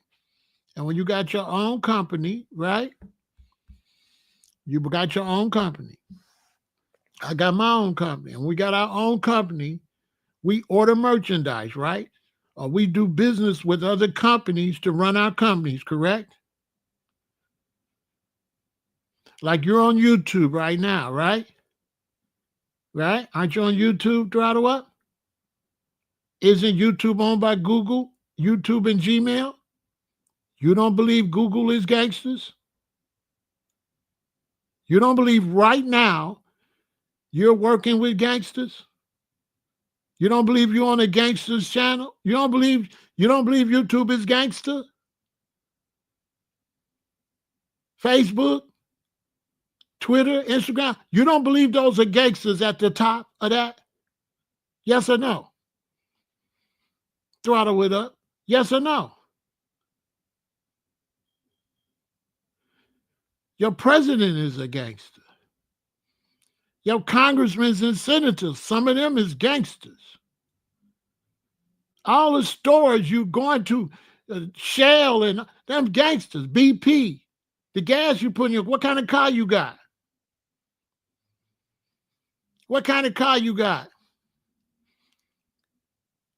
Who making you put a sticker on your car? If you don't put the sticker, you can't drive. Who control the license plates? You don't pay them for the license plates, you can't drive. Hey, listen, I see you got a nice car. Give me this money for these license plates. You don't got license on here? Oh, you can't drive. Pull over. Send me my money and you can drive. Send me my money and get my sticker on your car. The state say, hey, where that license plate sticker at? Oh, you ain't got it? Oh, well, it's $90, but since you ain't got it, you got a fine. Okay, that's $150. Oh, you late? Okay, it's $90 if you pay by January 18th. Then the state leave. Then the city come. I see you paid the state for your little license plate and that thing. But where that city sticker? Where that city sticker? You like, but I got my license plate for the whole state. That's the state, punk. This New Orleans or this Chicago. Where's that Chicago city sticker? I won't hear nothing about Illinois. I don't hear nothing about Illinois. I see you got your Illinois stuff. Where the Chicago stuff? Boy, if you don't get the Chicago sticker on this car, we're going to tow this car. We're going to put a boot on this car. If you don't pay and get this boot off this car by this evening, we're going to tow this car. It's going to be $75 a day or $125 a day, plus the tow charges, plus the ticket. After so long, we're going to sell your car and you're going to still owe us. Do you understand me, boy? So run my bread.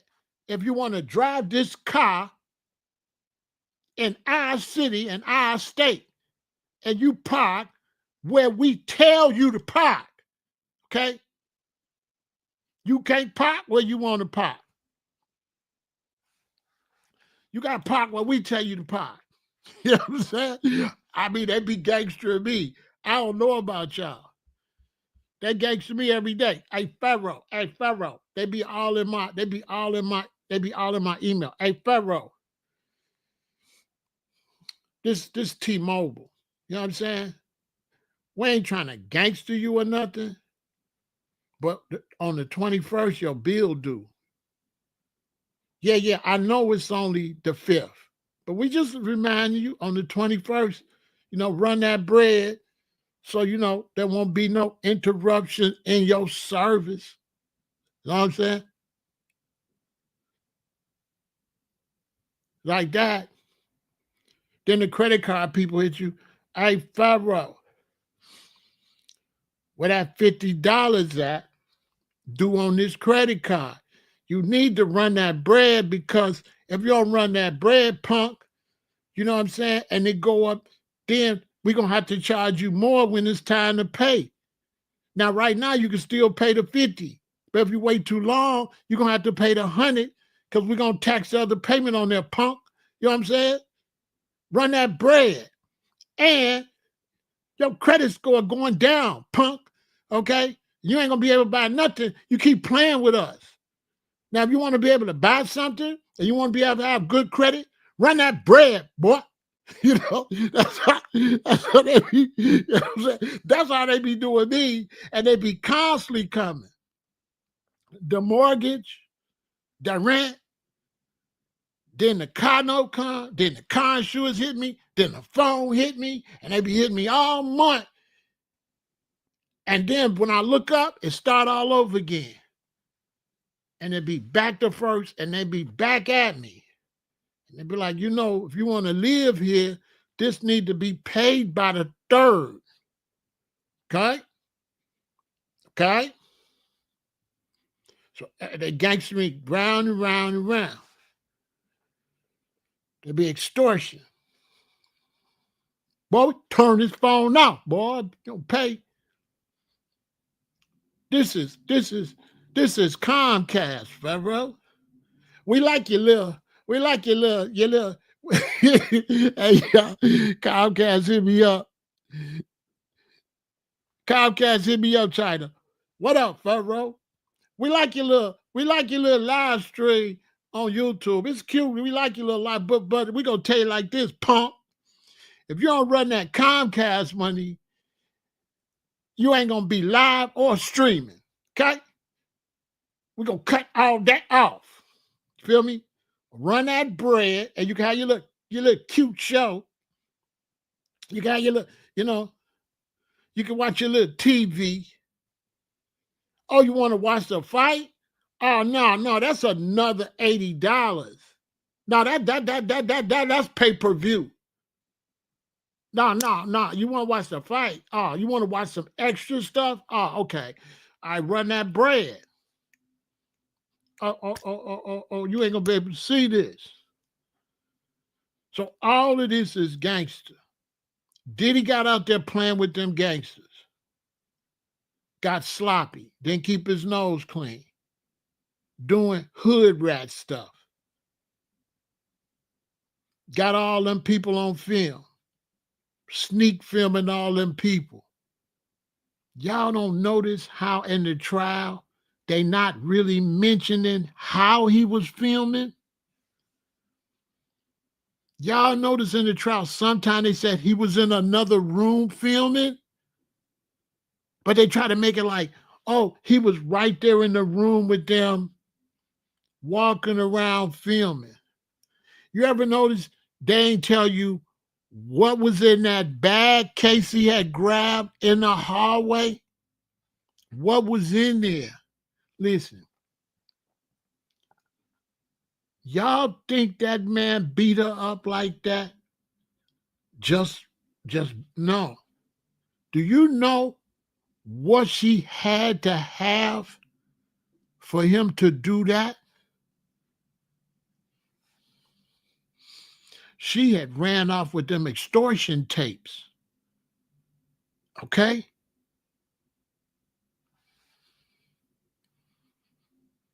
Look, y'all know women, right?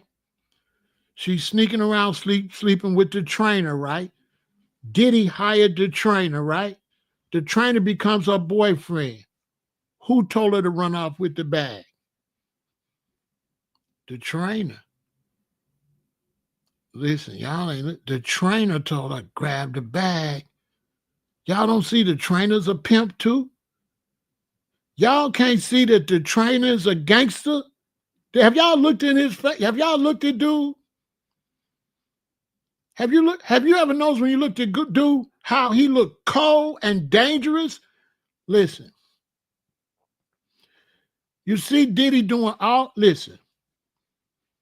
You see Diddy terrorizing everybody?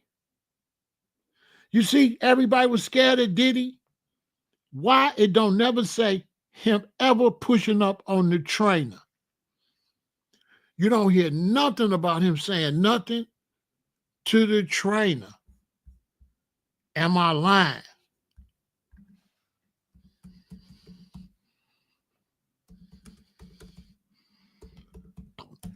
Listen. Keep it real.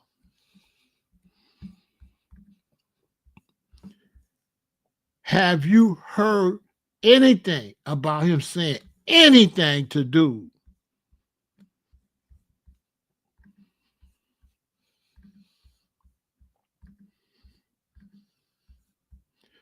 I might be telling y'all too much. Hey, man, support the channel. Oh, y'all. Boy, listen, if you watch me, you watching a professional line crosser. So I'm crossing the line for y'all. I'm telling y'all something. Ain't nobody gonna tell you. Look, he pressed Kid Cudi. He pressed this one, that one, this one, that one.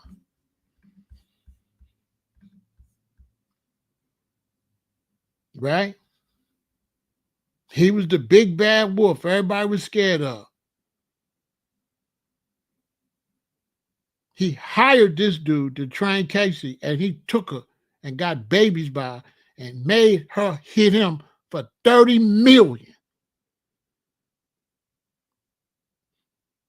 Y'all know he the one told her to do that.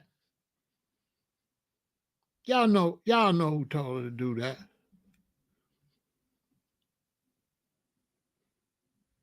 Y'all know who told her to hit him for the 30 million. And y'all know why he ain't bothering her no more. Y'all know why he not bothering Casey. He never said nothing to do.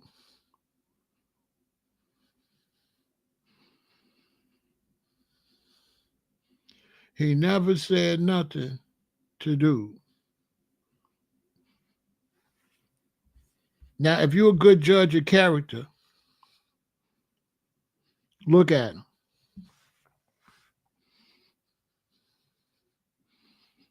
Look at him. Look at his jawline. Look at his mouth. Does he look like a nice guy? You know, you just can't make your mouth sit out like that. Look at him. This Casey new husband. Look at him. If you're in the streets and you're outside, you know what you're looking at. Look at him. He more like, look, a Russian mafia. Not no scumbag. He ain't nobody to play with. This dude's not a scumbag. This dude is a gangster. Okay? That pimp took his woman, got her pregnant, and made her go get the 30 mil. She got the 30 mil and she split it with him.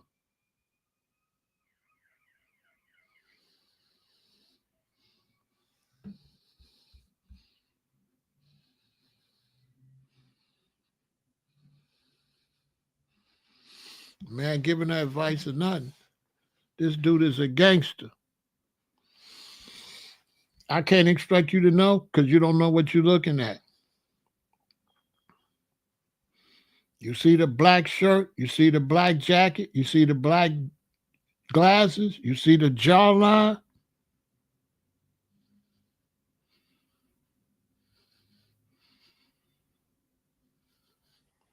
He with it.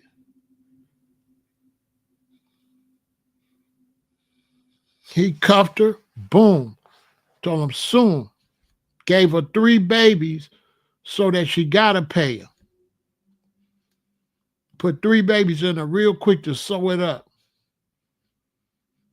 Now he filthy rich.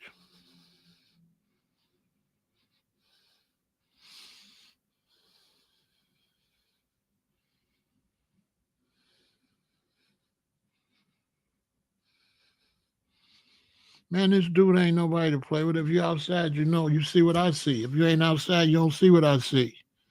Know what I'm saying?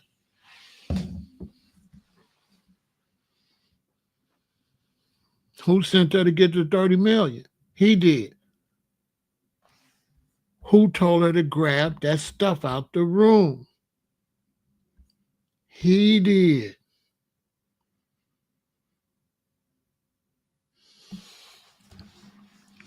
He did.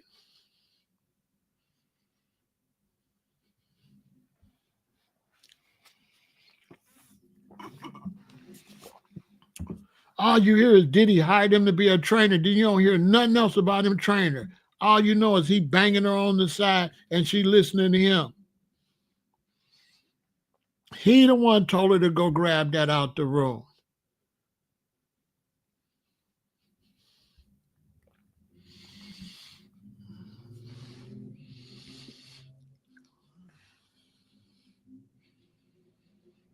Diddy never run up and play with him. There's no stories about Diddy running up on him.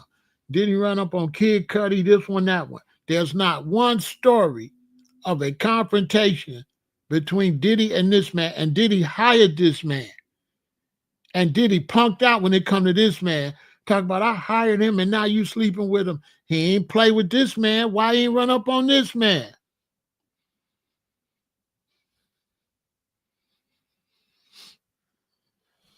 You know why? Because he was the mastermind behind getting that money. She wasn't ready to take the bag. That's why she got in the hallway and panicked. Because anybody else, if it was a black woman, she would have hit the stairs, wouldn't she? Remember Casey got the bag and was just standing in the hallway a long time and the elevator never came? If that was a black woman, what she would have did, right? You know, if you don't want to listen, come back tomorrow. Yeah, come back tomorrow. You got to teach on your own page. Yeah, if you know a lot, go log in on your page and teach. But as far as coming over here, going against everything I say, if you had any sense, you would know that's not going to happen over here. You see what I'm saying? Oh, as a matter of fact, you've been saying crazy stuff. All right, let me get you out of here. You've been hating. All right, bye. Yeah, bye. This ain't conversation ain't for you. Go find something else you enjoy. And stop playing with me. You know what I'm saying?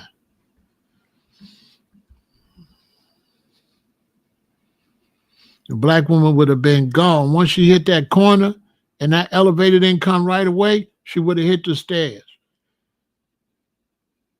He ain't had nothing but a towel on, so he would have had to go back and get his clothes or whatever. He wouldn't know where she was at. He would have tried to get the elevator to go down. By that time, the black woman's out the door, gone. He ain't had nothing but a towel on him.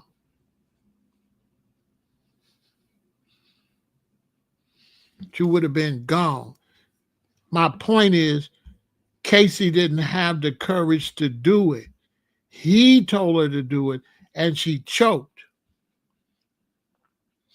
If you know the streets, you know that she was given orders to do that, but she wasn't built like that. So she grabbed it, but then when she got out there, she choked.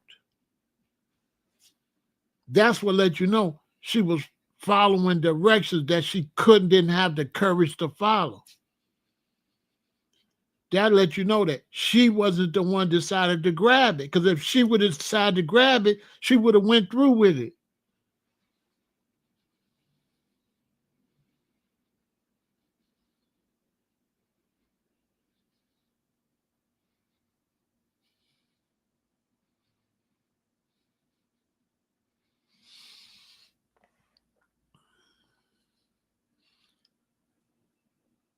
She was barefooted because she was stealing. Soon as Diddy turned her back, she had to steal it when she could. She trying to follow this dude's orders, but got in the hallway and panicked.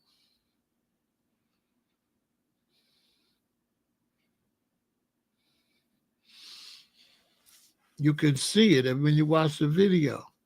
That when she got it and she got in the hallway, she was just there. The elevator never came.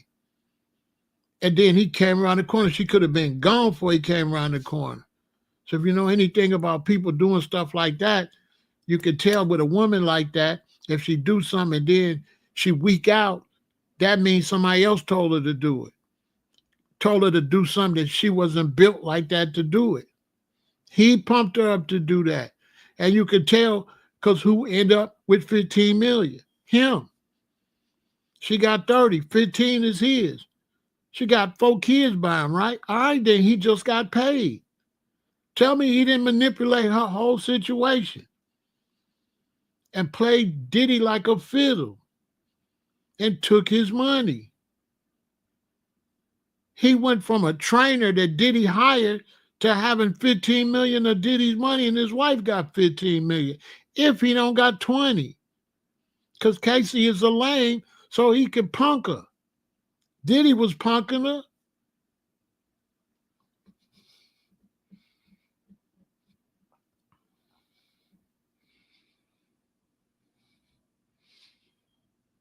Turned millionaire overnight. A black woman wouldn't have been there, missus. When a black woman hit that elevator, she would have ran. And if that elevator didn't go ding before he turned the corner or before she hit the stairs, she would have been gone. Down the stairs and out of there. By the time he doing all this, she would have been running out the lobby, gone. He would have had to go put his pants on. By the time he would have got out there, that evidence she got and everything, she would have been ghost. Because I guarantee you, dude was out there somewhere. All that, she took a Uber, and I don't believe none of that. That man was outside that hotel. That man was outside that hotel waiting on her. This man orchestrated all that.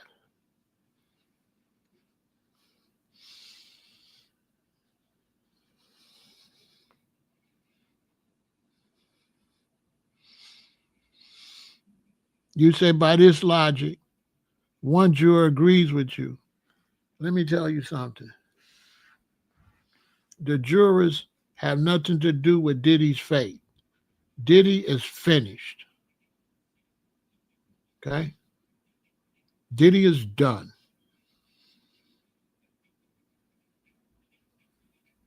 What he's going against, they don't need him to lose this case. That's what I'm trying to tell y'all. I know y'all trying to argue the case, which I'm not going to do. I'm telling you that Diddy is finished. Period.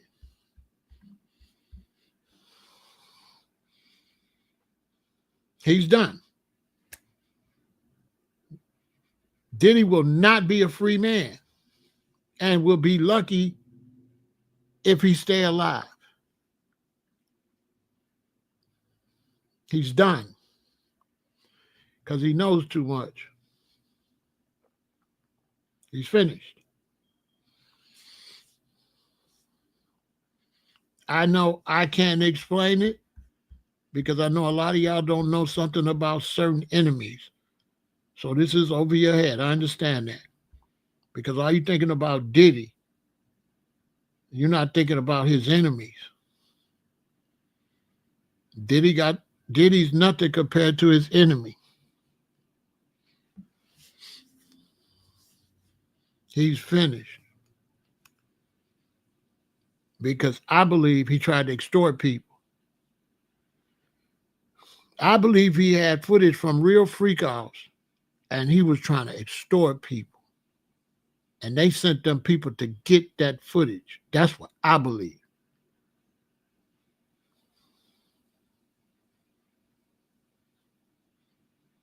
That's what I believe. I believe the feds came because he was trying to extort people with that footage. What was in the pizza boxes. And y'all know about Pizzagate, right? Y'all don't find it funny he said pizza boxes? Y'all know anything about Pizzagate? What was in the pizza boxes? He was extorting people. They say, give us one proof he was extorting people. What'd he tell Cassie? If you don't do what I tell you to do, I'm going to release the footage of you. That's why he going to lose the case for some of y'all that don't listen. That's extortion and coercion. Facts. That was testified in the courtroom that he told Cassie, if she don't do what he want him to do and do them freak-offs, he would release footage of her.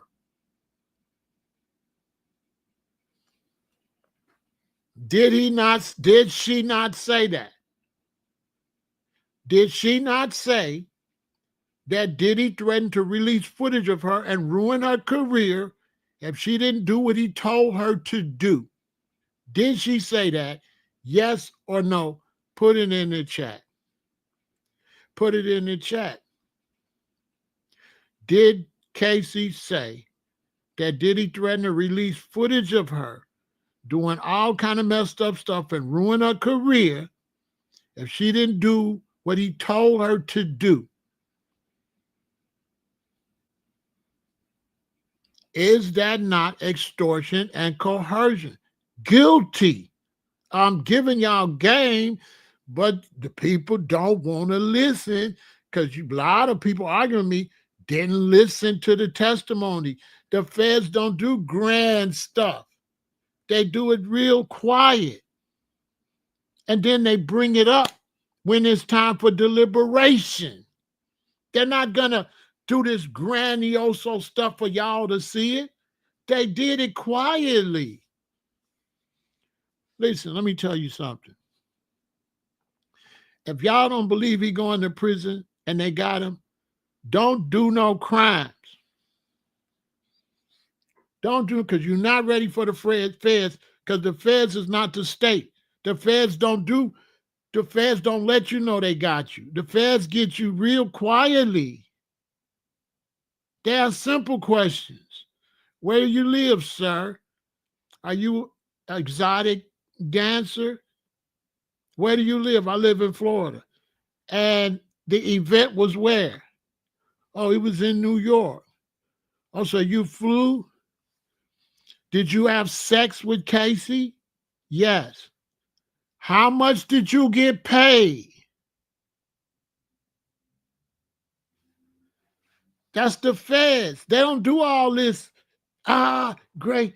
No, they lock you up quietly. He flew you in from one state to another state, and he paid you to have sex. That is prostitution and human trafficking. Told her mother she released her. That's human trafficking. They said it right in the courtroom, but you got to understand, the defense trying to be all dramatical. The feds don't do dramatical. The feds don't do dramatical. They bust you quiet. They want to bust you without you know you busted. The feds busted him without all y'all watching. They did it right in front of your face and you didn't see it. That's the feds. That's why don't nobody play with the feds. That's why you don't play with the feds. Because the feds going to do it quietly. And then when it's time for deliberation, then it's going to be like, he went across state lines. He paid her. That's prostitution. The jury going to be like, true. Yes, it is. Bo, he did this, that's this. I didn't think about that, but you're right. Guilty. Even the jury don't know they got to find him guilty until they get their instructions. Okay? Until they get their instructions. The jury don't know if he's guilty or not. But when they give you instructions, okay, do y'all know what trafficking is? No, we don't really know what trafficking is. When you do this and this. And if you find that he did this and this, you got to find him guilty. The Punisher said Casey paid him. And where did Casey get the money from? Casey handed him the money. But who paid him? If I give you $1,000 and you hand it to somebody, you didn't pay him. I paid him. Casey can't pay nobody because all her money come from Diddy. Duh. Casey can't pay anybody. Or Cassie. Cassie, what the hell is the difference? Cassie, because I don't know these people. I don't be watching these people. Cassie paid him with Diddy's money. Diddy paid for everything. Cassie didn't have no money. She worked for Diddy. She worked for Diddy. The money came from, listen, if Cassie paid him, yeah, I'm going to freak out. Cassie pay him. Diddy is there. Is not Cassie signed to Diddy's record label? Is she not an employee of Bad Boy Records? This is how the feds work. She is an employee of Bad Boy Records. Cassie, whatever. Y'all know y'all, you know what I mean. We black. Listen, she's an employee of Bad Boy Records. His employee is paying for a sexual act, which is also racketeering. That's racketeering. That's racketeering. Period.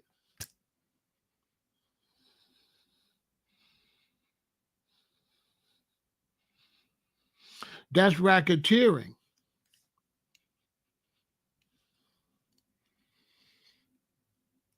I'm the CEO of Ruler World Records. We went to Seattle, Washington. When we went to Seattle, Washington, when it was almost over, one of the rappers came with a big old bucket, and it was some cookie dough, some marijuana-tainted cookie dough, like 10 pounds, which he wanted to put in the car and drive back across the country, right? I'm telling him, if he get caught with that, they're going to charge him for 10 pounds of marijuana. On top of that, if they find out that it was a record label and that it was me and the rappers from my record label and that we had went to a concert doing business as a record label, and as a record label with the rappers, we was transporting illegal substances across state lines, I'll get a RICO for that. Because we at work and he's a rapper and this is one of my employees.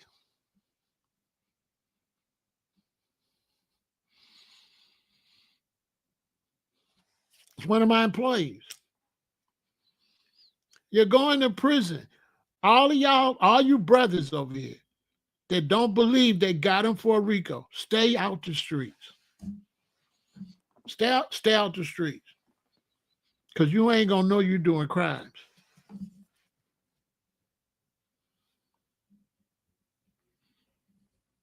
If you're not going to see no grand, they got him nice and smooth. The other lady said, I wanted to do it so he could pay my rent. It's racketeering. That's coercion. That's coercion.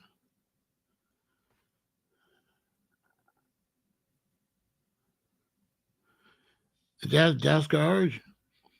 If you got these people to the point where they got to depend on you for their livelihood, and you're using that to get them to do crimes, you're going to prison. If you're the boss of, listen, if you're the boss and anything illegal going on under your supervision, you're going to prison. Period. If anything illegal is going on under your watch as the boss, if you're stupid enough to take your credit card and go to some fake doctor that's selling all type of illegal substances and use your credit card, and if you use your credit card under the name of Frank Black, if you buying stuff with a fake name and the feds prove that you buying all this illegal stuff with a fake name, if any of y'all doing that, you are going to prison. Period. You're going to prison if you use a fake credit card, especially if you're buying. Man, you're going to prison. That's what tripped me out when I seen so many brothers say not going to prison. I said, man, these brothers ain't in the streets. That's what I said. I said, okay, they not in the streets. They not in the streets. You don't hear all these crimes, stay out the streets. You know what I'm saying? Because all I heard was crimes. That's all I heard. All I heard was crimes. Crimes on top of crimes, on top of crimes.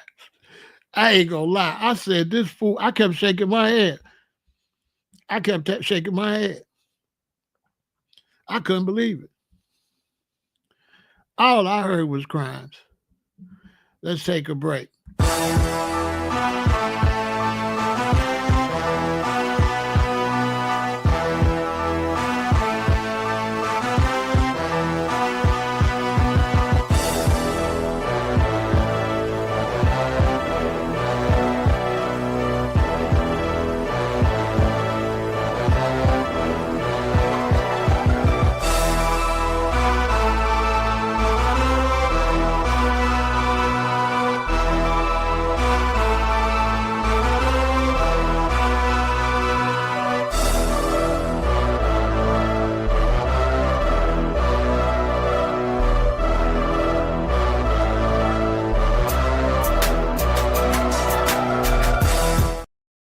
Look, y'all, when we be doing crimes and you catch a federal case and we go to court, do you know we be oblivious of our crimes?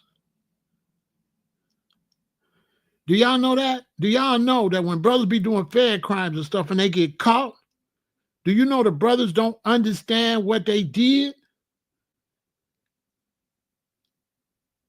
They don't know how much time it carried or none of that until they get to court.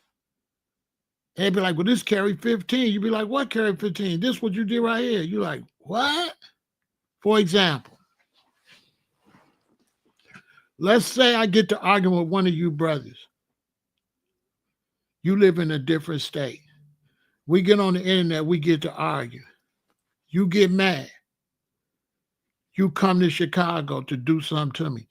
That's a fair case. You're going to jail forever because you crossed state lines.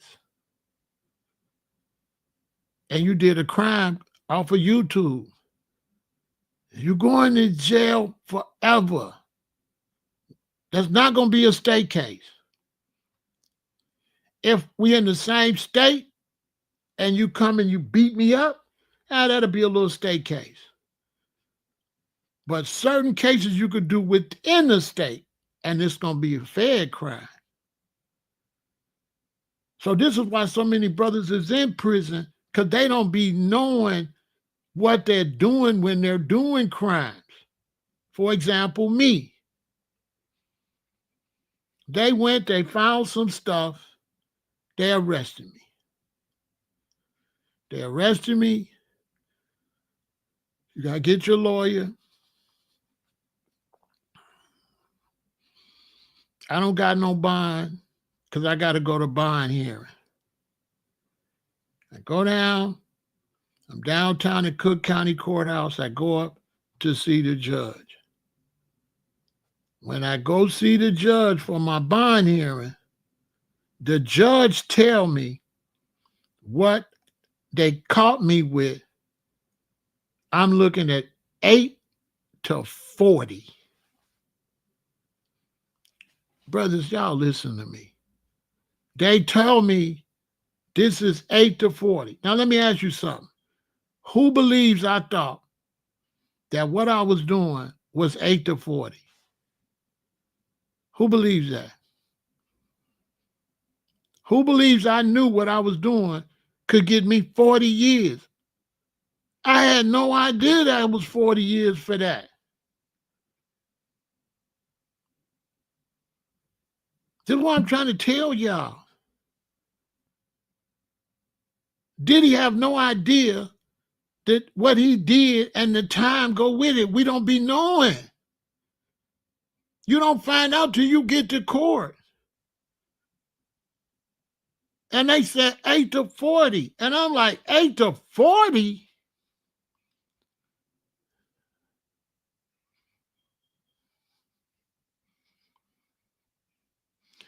They say he didn't know, but they say ignorance of the law is no excuse. You know, man, they don't care. Ignorance of the law is no excuse. They wanted to give me 8 to 40. 8 to 40. That's what I was fighting. I would have just got out a few years ago. I got arrested when I was like 40. If I would have did 40, I wouldn't be out yet. I would have had to be in there till I was 80. If I got 10 years off, I wouldn't be out yet. I wouldn't be getting out for 3 more years. I've been locked up all these years from 1997, 97, 2007, 2017, 2027, 2037 before I would have got out. If I got early time, I would have got out 2027. Maybe with good time, I would have just probably been getting out now. China, I'm trying to tell them. China, I'm trying to tell them. They only need 2. And when the feds come get you, they got you. This is not the state. The feds don't come get you until they got you. Everybody that's in the streets know that. The feds, when they come, you're done. Diddy should have copped a plea. Diddy should have copped a plea right off the top. As soon as he found out it was the feds, he should have copped out. He should have copped out. The chance of him beating the feds. And let me tell you something else too. Let's say you Diddy. And you're accused of beating up all these women. And I'm all the defense attorneys. And I got daughters. And I got nieces. Let me tell you something. Defense attorneys will take the case and hate you. They're going to do the best they can, but they could give a damn if he go to jail. They got daughters. They got nieces. They got granddaughters. They got wives. They don't like him. They just doing their job. And they took the case for a payday. That's it. They took that case, willing to lose that case. Any real attorney will tell you. They took that case, willing to lose that case, because if you don't want to lose a case, you're not taking no case against the feds. You're going to keep taking state cases like the Young Thug case. Still took this case because still getting ready to retire. The dealer is club fed. So this is what Suge Knight is saying. That Diddy worked for the feds. Okay? Let's talk about that. They had a show used to come on when I was a kid called Mission Impossible. And Mission Impossible was they would open up a wall or open up something, there'd be a tape recorder in there and say, Jim, your mission is to go in Russia and do this and do that and do this. And at the end it say, if you're captured, we will disavow all knowledge of you. So if you're working for the feds or you're working for the government and you do something stupid and get caught, they will disavow all knowledge of you. They will not save you on a federal case. You're going to get found guilty, and then on the back end, they might come and get you out. Okay? If you work for the feds. So if they give him 30, the feds ain't going to do nothing. They're going to let him get locked up. Then they might try to get him out in 15, 20. But as far as they'll be concerned, hey, man, we didn't tell you to do all that. You were supposed to be working for us. We told you do this and this and this. Anything you did outside of your job you do for us, you on your own. I can't be with the feds and they want me to infiltrate your organization, but I go over here and do something stupid because as far as they're concerned, I jeopardize what I was hired to do. So if Diddy was hired to do something for the feds, he jeopardized what they had him to do. That's what he did. He can't do his job no more. So that contract is null and void. You done went and got your stupid ass locked up. You can't even work for us no more, dummy. Now, Trump might pardon him. He might pardon him. He might still get out. But he's finished. Because when this group of people that he got going after him go, oh, they got 9 cases lined up for you. They're going to R. Kelly you. Yeah, go ahead, beat this first case. They showing you he going to prison. They showed it to you. They showing you. What's the odds that this case get charged soon as deliberations is getting ready to start? Soon as deliberations get ready to start, they're like, oh yeah, by the way, Diddy and his son is we want to holler at him when this is over with. He going out of, if he beat it, he going out of them cups into them cups. And he might be going into some Vegas cups because they got dude in Vegas saying Diddy had the big check, gave the dude the $1 million check to unalive Tupac. Diddy is done. When you start seeing all them cases, you think it's a coincidence? They went and grabbed dude now about Tupac. That all got to do with Diddy. Go back and look.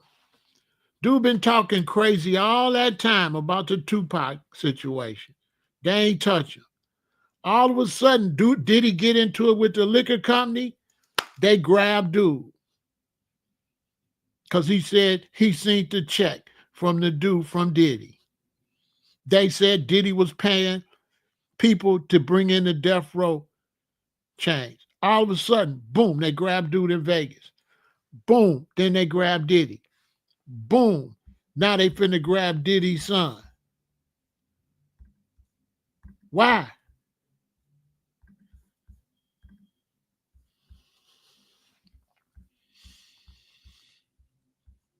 Not to mention the alleged poisoning of Al B. Sure, the alleged poisoning of Heavy D. They want to know what really happened to Kim. They want to know what happened to his other wife.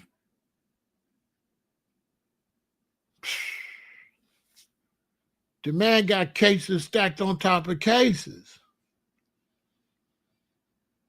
He's never going to be back regular. Sober. Reputation gone first.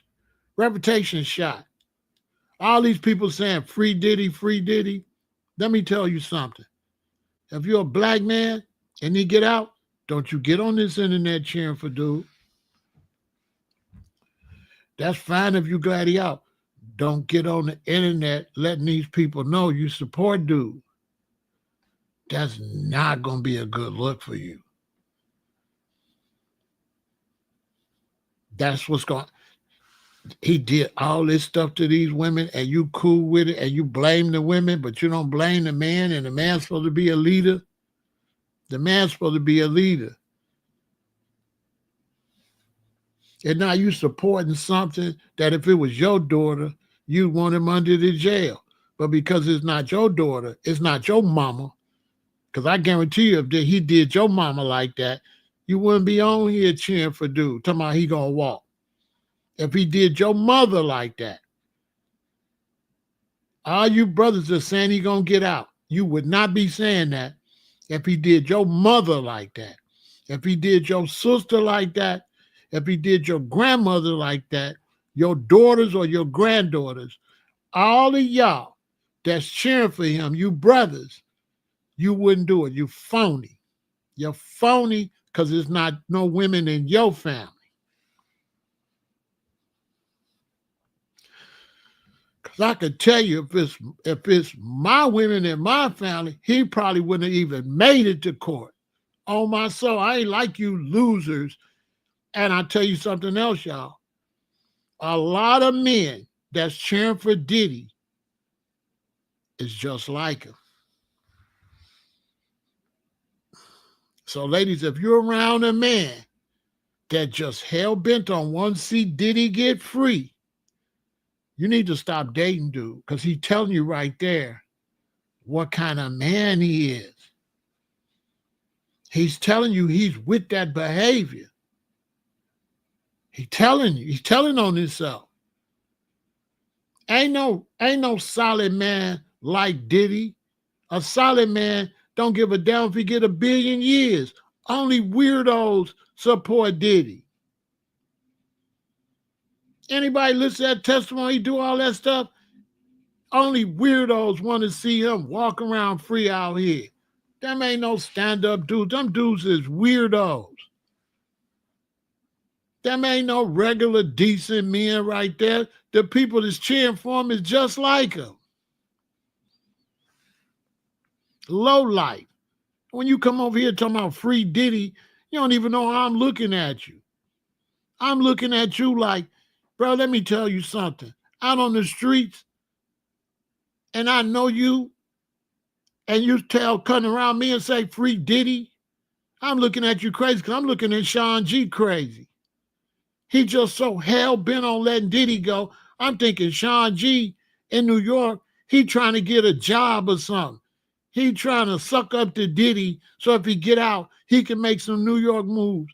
He looking crazy, cheering for this dude did all this crazy stuff.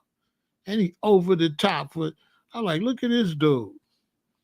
And he been in the penitentiary. So now it's questionable. What was you doing in the pen? He looking questionable out there. To me, he looks sus as hell. He do. Now, maybe because he in New York, he on some New York stuff. Because in the black culture, we hold up people from our city when they doing weirdo stuff. So in Chicago, you want to hold up R. Kelly. You know, man, no, Kills me in Chicago. Man, I'm not doing all that. Kels was a weirdo doing weirdo stuff. And hey, man, I don't want him around my granddaughters or daughters, so it is what it is. If Kels would have tried to talk to my daughter when she was in high school, I don't care nothing about no R. Kelly like that. I don't care where he from. As a matter of fact, he makes Chicago look bad. What I look like cheering for him. Lock him up and throw the keys away. Know what I'm saying? Lock him up and throw the keys away. This man beat women and stuff. Hey, you talking about Frio. You know what I'm saying? He gonna tell the man to urinate on the woman and say, stop, you ain't doing it right. Urinate in her mouth and do it slow. And you cheering for that dude? That ain't prison. You're supposed to go to prison for that, man. Come on, man. How you don't go to prison for that? For getting people on drugs and getting them out there, man, and putting them in a position where you can extort them, putting them in a position where you control this woman's career, and now all she want to do is make music, and you're going to take advantage of your music contract to make her do something that ain't in the contract, and she doing all this stuff for her career to make it. And you trying to act like you don't know Casey was doing all that because he had her career in his hand, and you playing, all you brothers just cheering for him playing stupid, like you don't know that that's coercion. If I sign you to a record label and I got your career in my hand and I got you doing crazy stuff, that's coercion. That's extortion. You can't say she want to do that if I got her career contract. Duh. That's blackmail. So how slow could you be to know that this man controls her music career? She want to make it real bad. And now she doing all this stuff, but he got her. That's why he need to go to prison. You got her career in your hand. And you get her on drugs. And you get her strung out. Now, if it's your daughter and somebody get your daughter on drugs and somebody make your daughter do all this stuff, now all of a sudden you're going to be singing a different story. But where I come from, you go out here and get our queens, get women on drugs, really prison is a blessing because he's supposed to get worse than prison. Period. He was calling Cassie mama threatening him. I got 3 daughters. If that would have been one of my daughters, I would have been like, man, please don't help my baby. I would have played this real sucker. I'll give you 20,000 right now.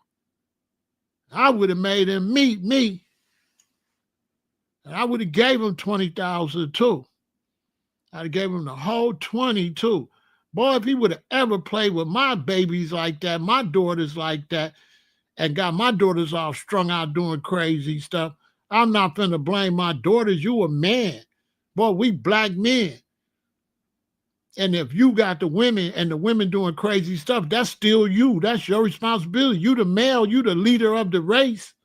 You the man. So how's a man got women around them doing something wrong and you blame the women when the man's supposed to be dominant? Make it make some sense. The man's supposed to be dominant. Anything happen under his watch, he's at fault. Period. Because a decent man gonna walk away. If I'm around a woman and she want to do something crazy, I'm finna leave. But if I'm there, letting her do something crazy, how is it not my fault as the man, as the dominant one?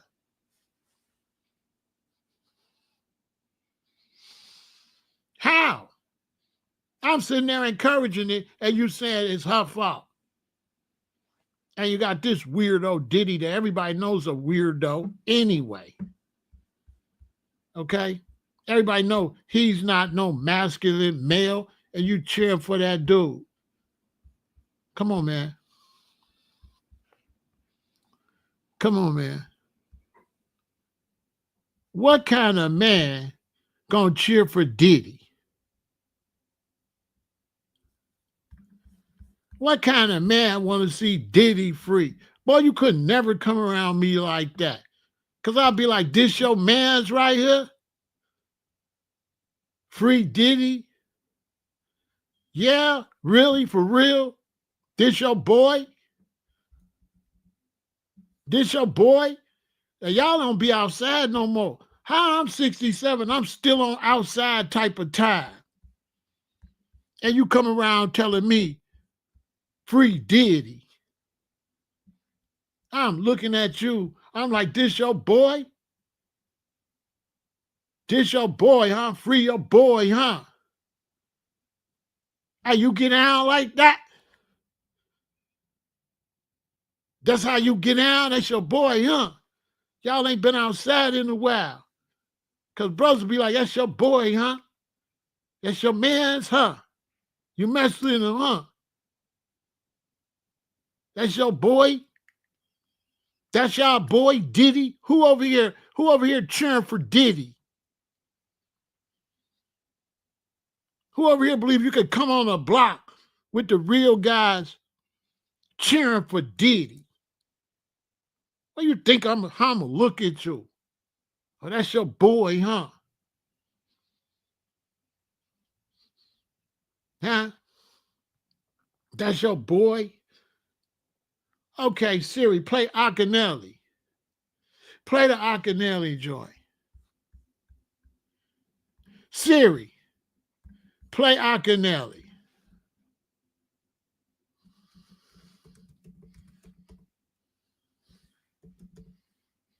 Siri, play Akinelli.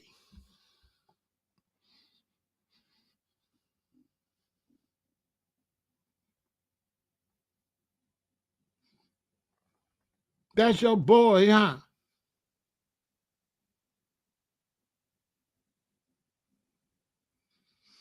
That's your boy? Diddy? You love Diddy?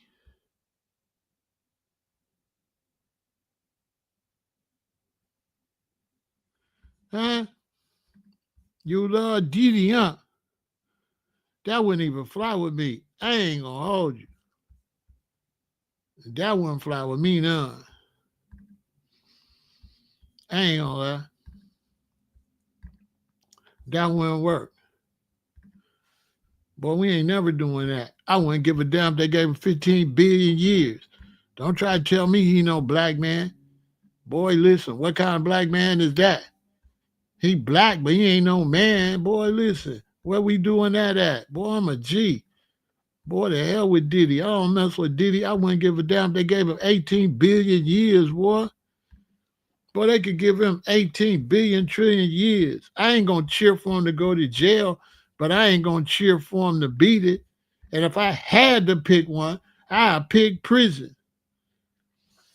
You beating women and doing all this weirdo stuff, bruh. Free Diddy my ass. That's what's wrong with the black community.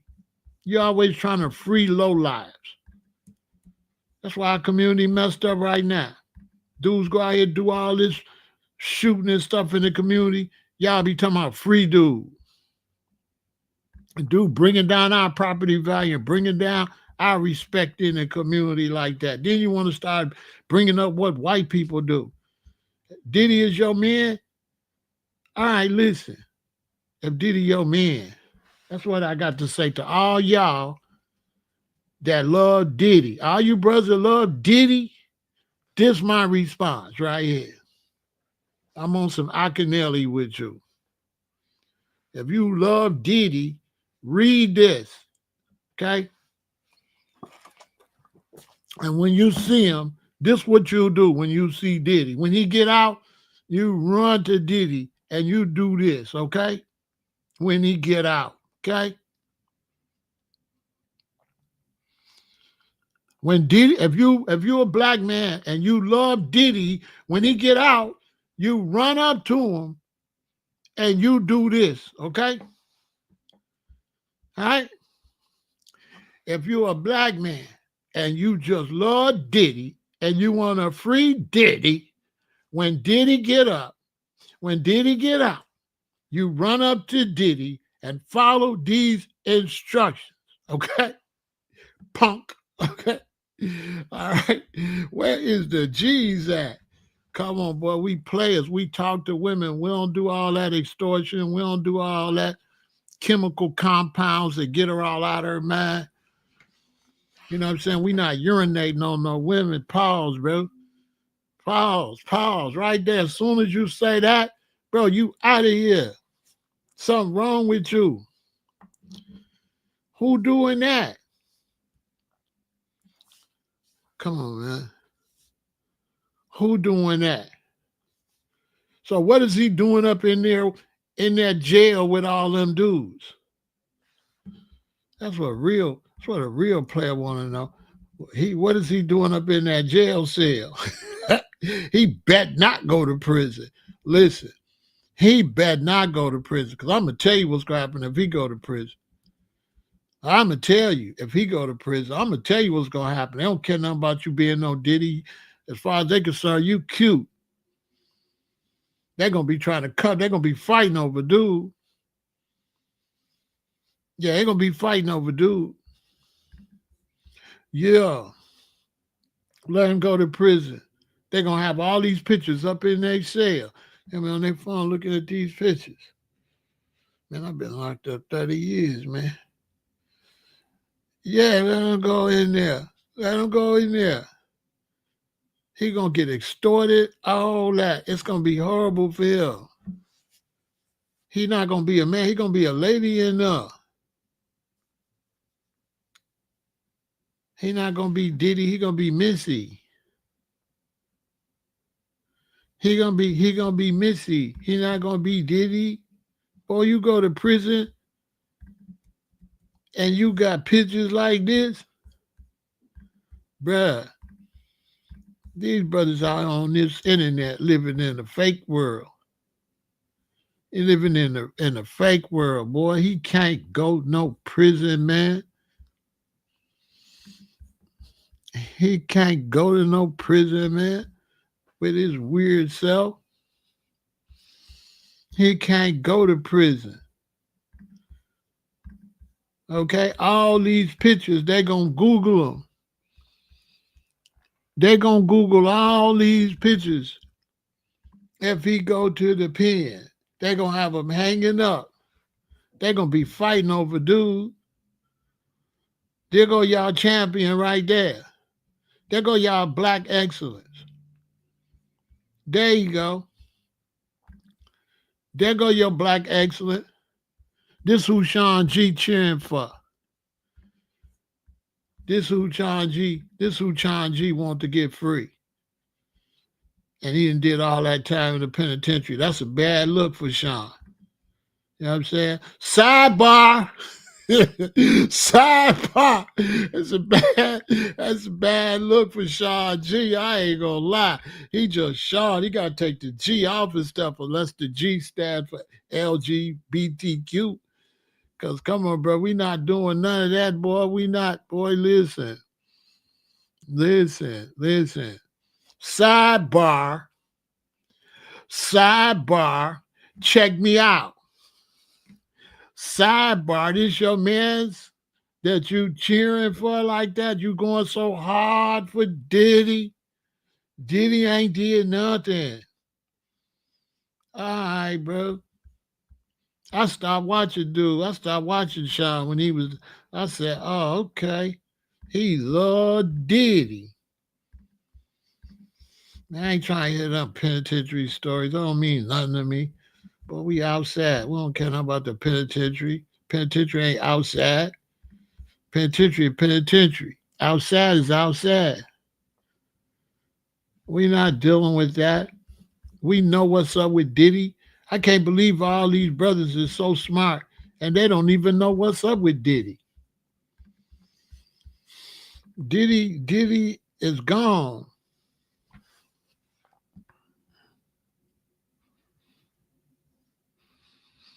Diddy gone, man. Diddy gone. Diddy been a nut. Okay? Y'all just didn't know it. Diddy been a nut doing crazy stuff. He came into the game being initiated into the game, and that's why he initiating people. When you see people initiating people, like he initiated Cassie and all them, that's because they were initiated.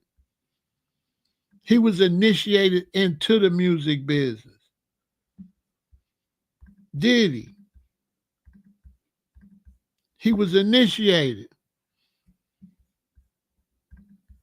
This is nothing that he did because he gay. This is something he was forced to do.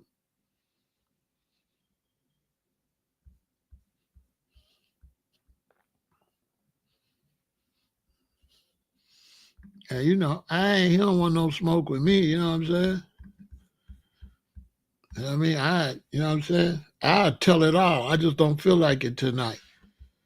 But I wish he would. I'll tell it all.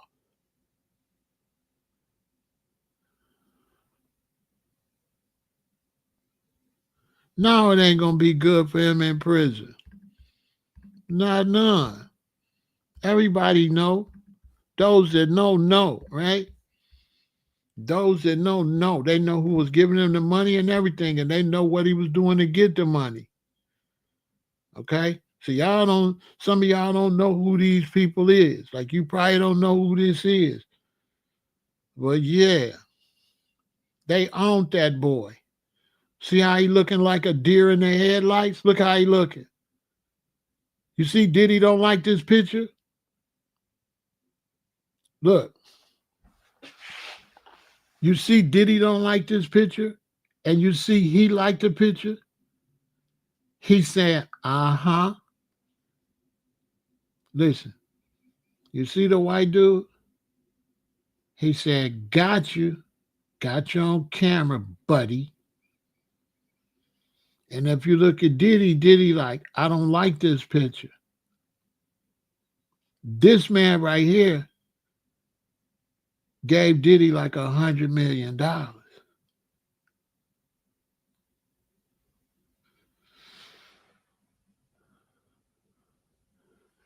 This man right here funded Diddy. All that revolt and all that, who you think funded it? Diddy allegedly is his boy toy.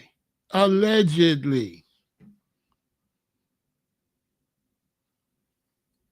These are people own him. Okay? Own him. You see, that's why he's smiling. He's smiling because, like, you think you're going to hide? You think you're going to be around me and hide? No, we, you know what I'm saying? And look how Diddy looking. He hate this picture. He thinking, don't let the community see this picture. Why is you taking this picture? Look how he looking at the camera. Look at they two different expressions. Look at his expression and look at Diddy's expression. It's like night and day. Somebody's happy that the picture's taken and somebody is not. Look how Diddy looking at the cameraman. Look how he looking at him. The picture's worth 1,000 words. Diddy do not like this picture.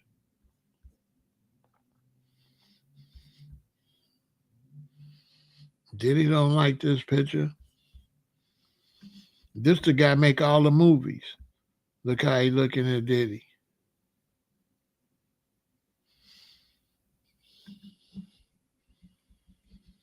See, so he been initiated already. So that's why he coming in out and mistreating everybody. Doing everybody how he was done. You understand? That's what this is all about. That man messed up. It's so messed up that he on substances to try to cope with life.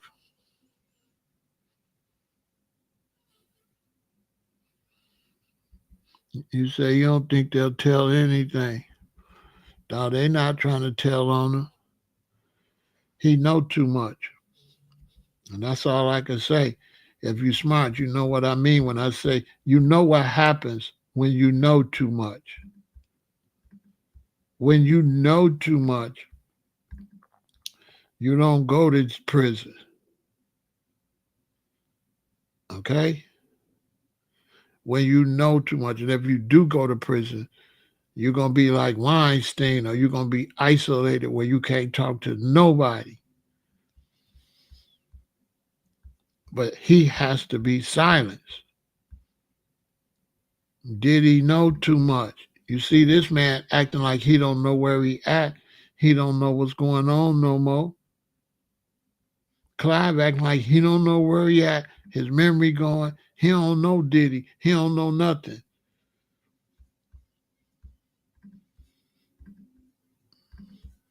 Same with the other guy that's being charged right now with Abercrombie and Fitch. They letting him go because he said he got Alzheimer's. He don't know nothing no more. He don't know nothing. Everybody know what's up. You know what I'm saying? Everybody know. Everybody know. It's a reason they've been mistreating the women. They've been mistreating the women because they don't like women, man. Diddy don't like no women. They don't like women. That's why they mistreat them. Diddy was having them women do that because he was looking at the men. Did you see what the woman said? Are you watching this man to get excited for me? Y'all didn't hear that part in the testimony? The woman asked him, is he looking at the video of this man to get excited for her? He wasn't looking at Casey. He wasn't filming Casey or Cassie. He was filming the men. And they all going down, including the preacher man. The preacher man, all is all coming out. Look at Diddy. Look. He could play it off because this is a preacher. So he won't think we know nothing because it's a preacher. See what I'm saying? which is fine. The system didn't have no problem with him doing all that. The problem was he got sloppy, and now he bad for business. He got to go. Everybody getting strays. All the pictures now is coming back up, and people's being incriminated because of his behavior. Pictures that we wouldn't have took too serious. We wouldn't have took two men dressing alike that serious. But now, when you look at this picture, and I know y'all heard the so-called video and the sound of Meek. I know y'all heard that.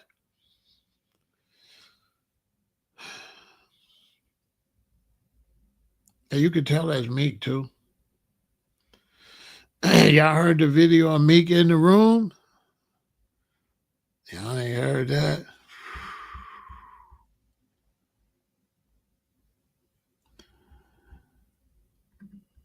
Why little man ain't on the stand? Because they don't want to. No, I can't play it.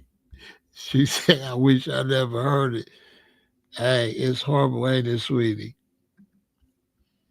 And you could tell that's Meek, can't you? You could tell that's Meek. You could tell that's Meek, can't you?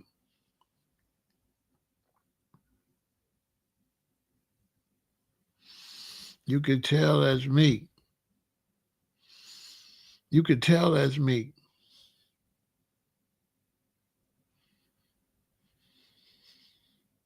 It's been like that, though.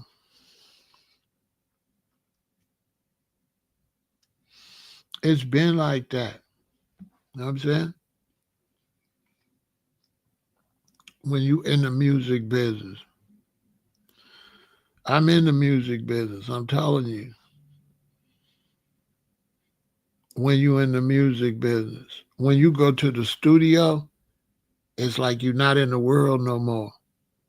It's like the studio is like out of the world. Like a secret.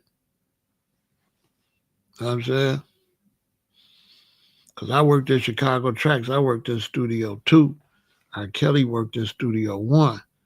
But the way the studio was made is you come in the studio right here. And then you got to go all the way down this hall. This is where R. Kelly's at. I'm over here. So you got to go all the way down this way, all the way that way, and all the way back up to get to me. You can't cross across. So that keeps us totally separated. He way over there on that side. I'm way over here on this side. So I don't know what he doing. I don't see him. When we leave the studio, we don't see him. We just go out the door. I would only see him when I would get to work and he'd be in the parking lot with his car and he wave and I just wave and go. I never talked to him. I never socialized when I was in the music business. I didn't do no socializing, no elbow rubbing. I let my artists do some socializing, but when my artists socialize with you, the fact I'm the boss and I'm not socializing with you, keep you at bay. Because if you know you go too far, you probably imagine, then I'm going to have to socialize with you. And I ain't going to look too friendly. So you don't want me socializing with you. So the best thing for you to do, if you ain't sticking with no music with my artists, because these young brothers, and I'm like the elder, got these young brothers, I'm responsible for them. They mamas love me. They wives love me. They girlfriends love me. I'm picking them up to go to the studio. I got to bring them back safe. So if you play with them, you're going to have a serious problem. I don't care if you Kelly R. Kelly, Kelly Willie R. I don't give a goddamn who you is. Boy, you better stay your ass in line. Because I wasn't no rapper. And I really wasn't no CEO. I was a street nigga trying to get some money. I wasn't none of that. I wasn't none of that. You know what I'm saying? We trying to get some money. I'm trying to help these brothers with their career. Boy, play if you want to. I always went to the studio with some with me. Anybody tell you when I went to the studio, I always had something with me at the studio because the studio is dangerous as hell. In the music industry is dangerous. You're around some real perverts and some real criminals and some real dangerous people when you make music. That's who you're around. And instead of doing music, they'll lead you off into some other stuff. They don't want to just focus on the music. A dude that want to take you somewhere to do freaky stuff, but then won't want to get on the song with you. Want to have you doing everything other than what's going to help your career. And they'll pretend they're going to help your career and then do stuff. No, my artist was cool. My artist never got out of line because we went straight to the studio. We put the beat on and they writing. So it ain't no way to get out of line. You understand? I didn't take them where there was no lines. So I never took my studio where there was no line to get out of. You see what I'm saying? There was no line to get out of. I didn't take them nowhere outside of work. Because you got to understand, this studio is costing me, right?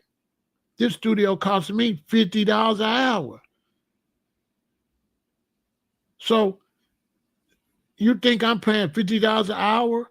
I'm finna be in here 8 hours. It's gonna cost me $400, $100 for my engine. It's gonna cost me $500 plus another $200 for my 2-inch tapes to record on. That's $7. Then I gotta buy food. That's $8. I gotta buy drinks. Now I'm paying $900 to come in here. I'm paying $900 to go in the studio, and my other business is shut down. So not only am I spending money, I'm losing money. People paging me. So I'm not really in no good ass mood in here. We're gonna get this music. I'm losing money. So going to the studio with me was not nothing nice. I was a hustler. I'm getting money. We in here to make some money. We're not in here to play. Period. This is too expensive to play. This is hurting my other business. This hurt my illegal business. This $1,000 plus the $600 or $700 I lose, that's $1,700. I could be taking my children to Disneyland or something with this money.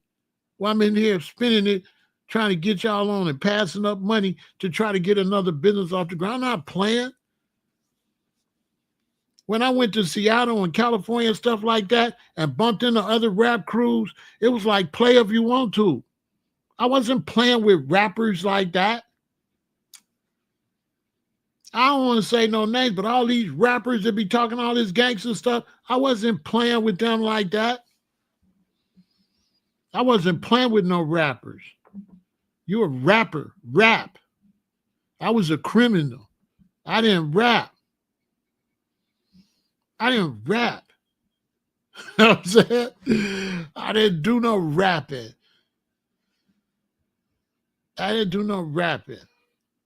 So when we went around other crews, we go to our room, they go to theirs. I didn't allow my rappers to socialize with other crews. Because when you get around dudes, they're going to get out of line. Now we got to straighten them. And we came here to do a job and go back to Chicago. Let's go. Let's hit the show, do the show, stay off to ourselves, and get back home. No women. That's what Diddy made a mistake. No women. I didn't allow my rappers to bring no women back to the hotel.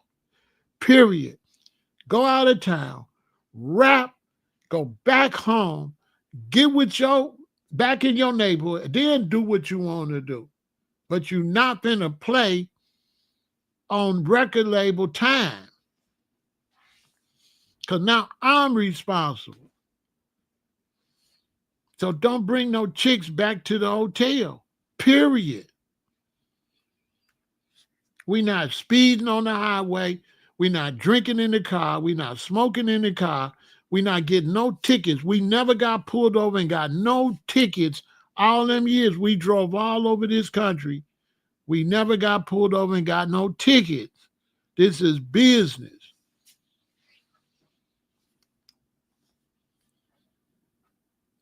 Don't be trying to sleep with these women. Get them to buy the CD. You sleeping with the women ain't sold no damn CD. Sell them some CDs.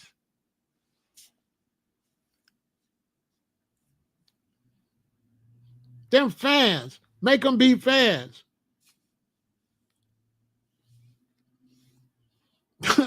We in this for the money, not for the honey. We in this for the money. Go get the money. And a lot of rappers don't understand that. They want to play. They want to play today, then cry that they broke tomorrow. Well, you wasn't chasing the bag. You was chasing groupies. You understand? You chasing groupies. You ain't chasing no money. Period. If you got a bunch of women that's coming to your shows and like you, as long as you don't try to talk to one of them, they're going to always like you. Once you try to talk to her, it's not going to be long before she don't like you. She going to like you and then don't like you. So don't pull her in where she don't like you. Keep her liking you. Keep her as a fan. Once you get personal with her, now she going to go back on the tabloids, go back, and she going to be personal about you. She going to talk about how she dealt with you personally. Well, you don't want to be personal. That's why we just sign autographs and wave and go. So you ain't got no personal story. So all you got is good stories. Now, I went to see them. They was great. That's all we want you to say. We try to get some money.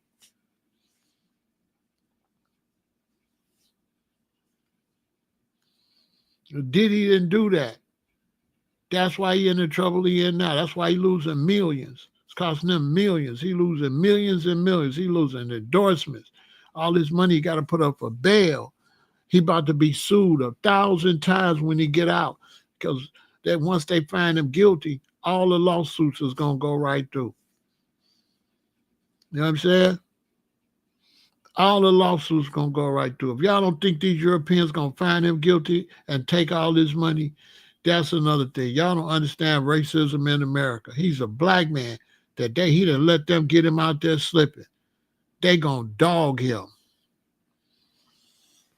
If you believe that he going to be above white supremacy, you going to see. He going to get the same thing Smokey Robinson getting. He going to get the same thing Tyler Perry getting. Period. Black man, you better open your eyes. Keep your nose clean and stay out of the way. Or that you're going down like Bill Cosby and all the rest of them. You're going to go down. Stick to business and stay out the way. Because if you don't, they're going to take everything you got. Everything.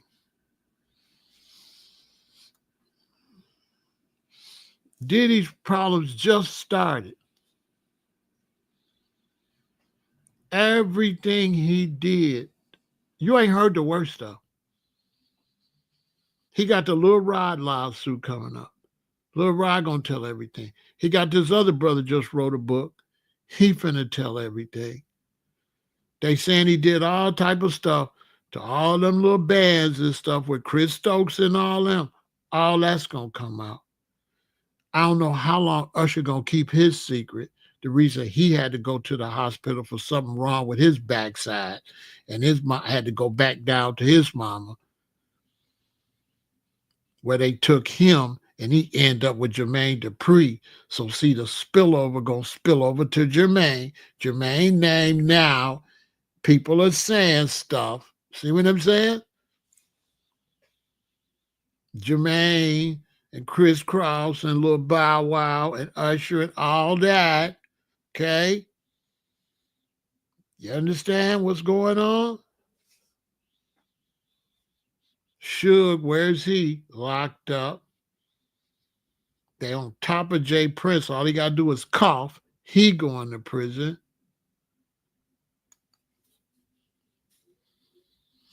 Lil Wayne is gone. Ain't worth a nickel. Cash Money is gone. Ain't worth a nickel. Because the black man don't see it's a war anyway. And then you get out acting a fool and give them plenty of ammunition to destroy you. Diddy is finished. Nobody, who's going to do business with Diddy? Who going to take a picture with Diddy? Who going to take a picture with Diddy? Nobody. Everybody going to be like, get away from me, bro.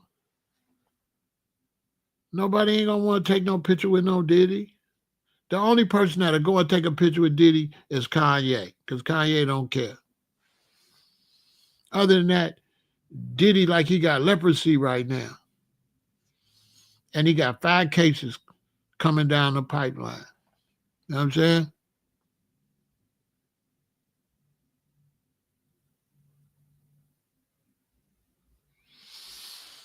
No, they ain't giving him no time. Because they not giving him no time.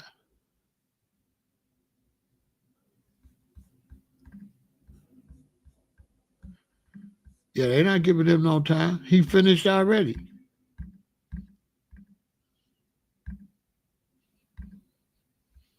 Diddy, they not giving him no time. He going right from jail to jail.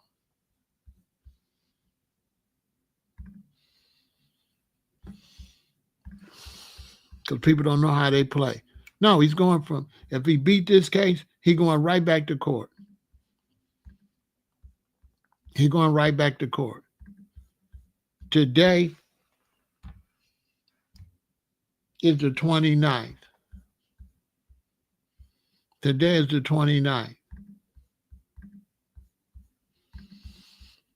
They dropped this on the 27th. So right in the middle of that case, they dropped this. Diddy and his son Justin accused of luring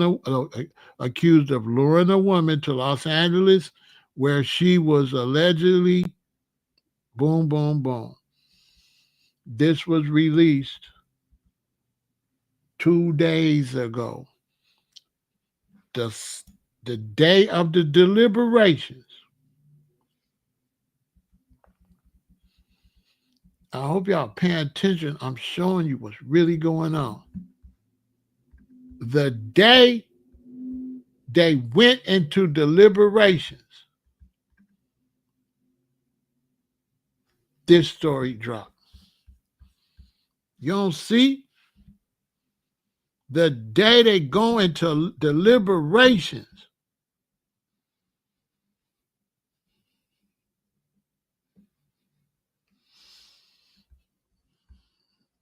nope. Once he abused women and all that, listen.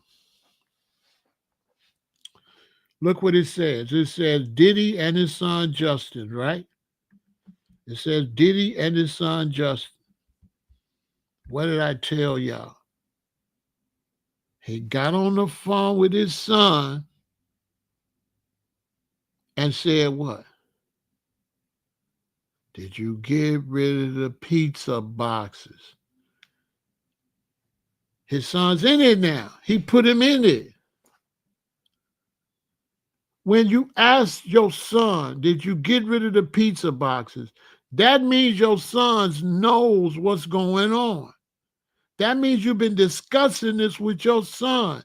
That means all the time they say your sons was on these yachts and was there when all this was happening. That means your sons are involved, man. Your sons are, if I'm selling illicit substances and they raid me and I call my son and say, did you get rid of the pizza boxes? That means my son was involved and knows about what I was doing. I have just threw my son in a case. Diddy, dumbass.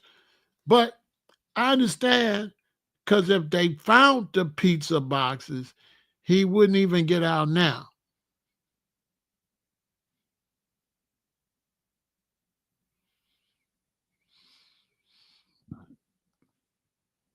So I understand why he had to tell me. He was scared.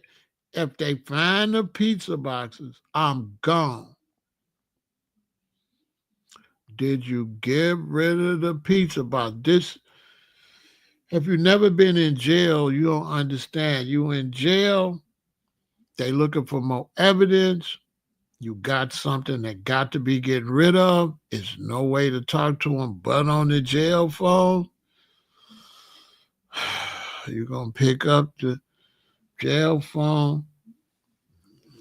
Did you get rid of the pizza box? The son like, yeah.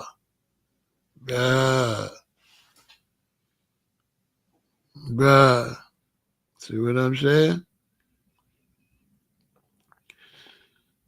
No matter when I come over here, the moral story to the young brothers is crime don't pay.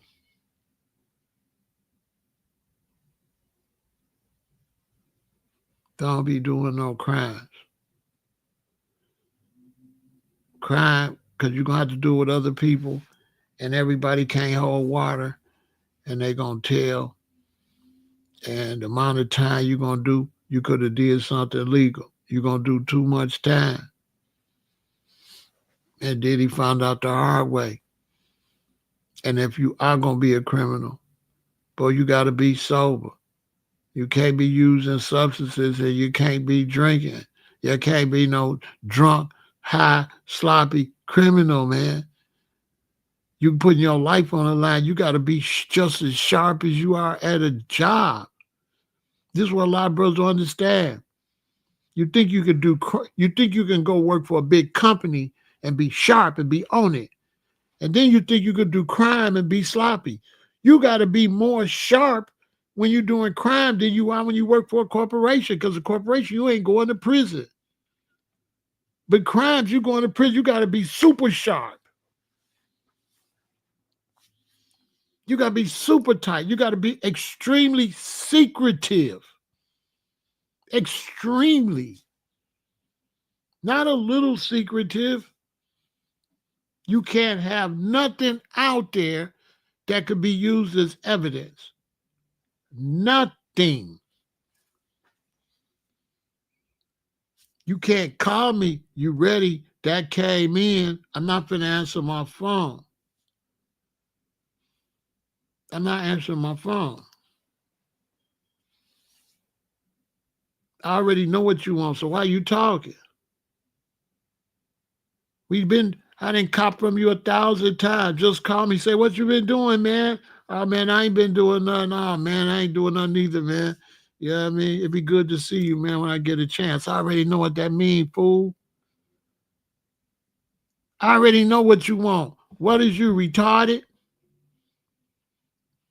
I already know what you want. So anytime you call me, I know what's up. You ain't got to tell me, hey, Pharaoh's up, is here, it's all in, and stuff is in. Bro. So I got one guy in Jamaican. I don't answer my phone because he constantly calling my phone, was talking about, it's ready. I got the thing, them things coming. Bro, if you don't get that, so I never answer my phone. I wouldn't answer my phone. I had to tell him, bro, when you call me, just say something else. I already know what you want. Stop calling me. Ask, you ready? You know, I got the trying to talk in codes. You know, I got the boxes. Bro, if you don't get the hell off my phone, I already know you got it. That's why you calling me. What are we doing? I already know why you calling me. I wasn't here because I don't answer my phone. I wasn't irritated. I don't answer my phone. I don't answer. I didn't let him say that. I don't answer my phone.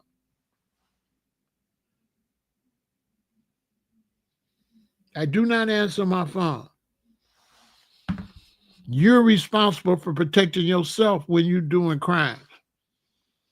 Nobody's responsible for protecting you. You're responsible for protecting yourself. I'm not answering my phone. I already know what you want. I'm going to wait until I'm ready. I'm going to call you, be like, hey, man, I'm finna come see you. All right, in a minute. All right, bye. Got to see you about 3 o'clock. Click before he's talk. Don't talk, bro. I said I'm going to come see you, man. That's all you need to know.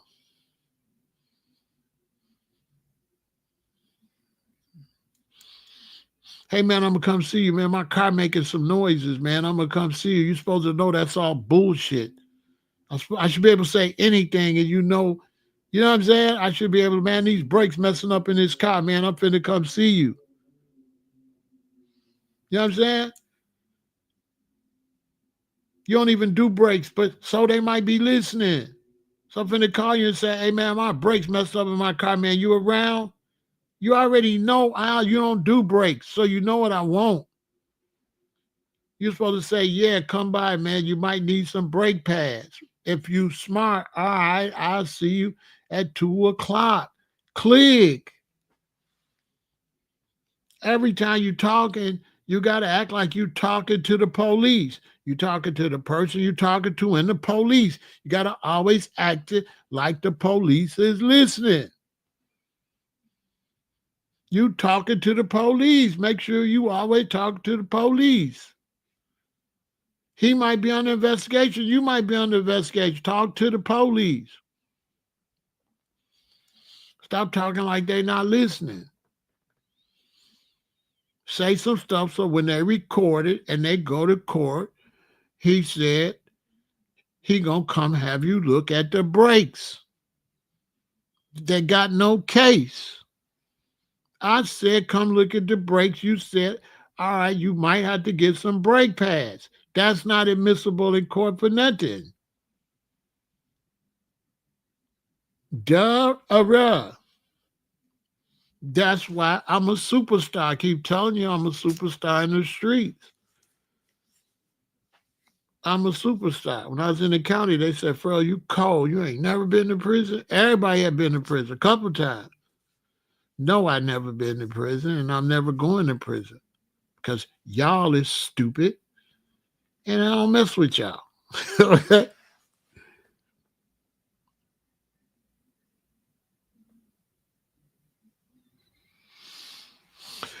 Diddy got 5 cases probably coming up and about 10 lawsuits. He's finished. They're going to take everything he got. All his endorsements going to get canceled. Nobody going to want to work with him. He's not going to be on TV. No artist, all his artists going to leave the label. They're going to take every dime he got.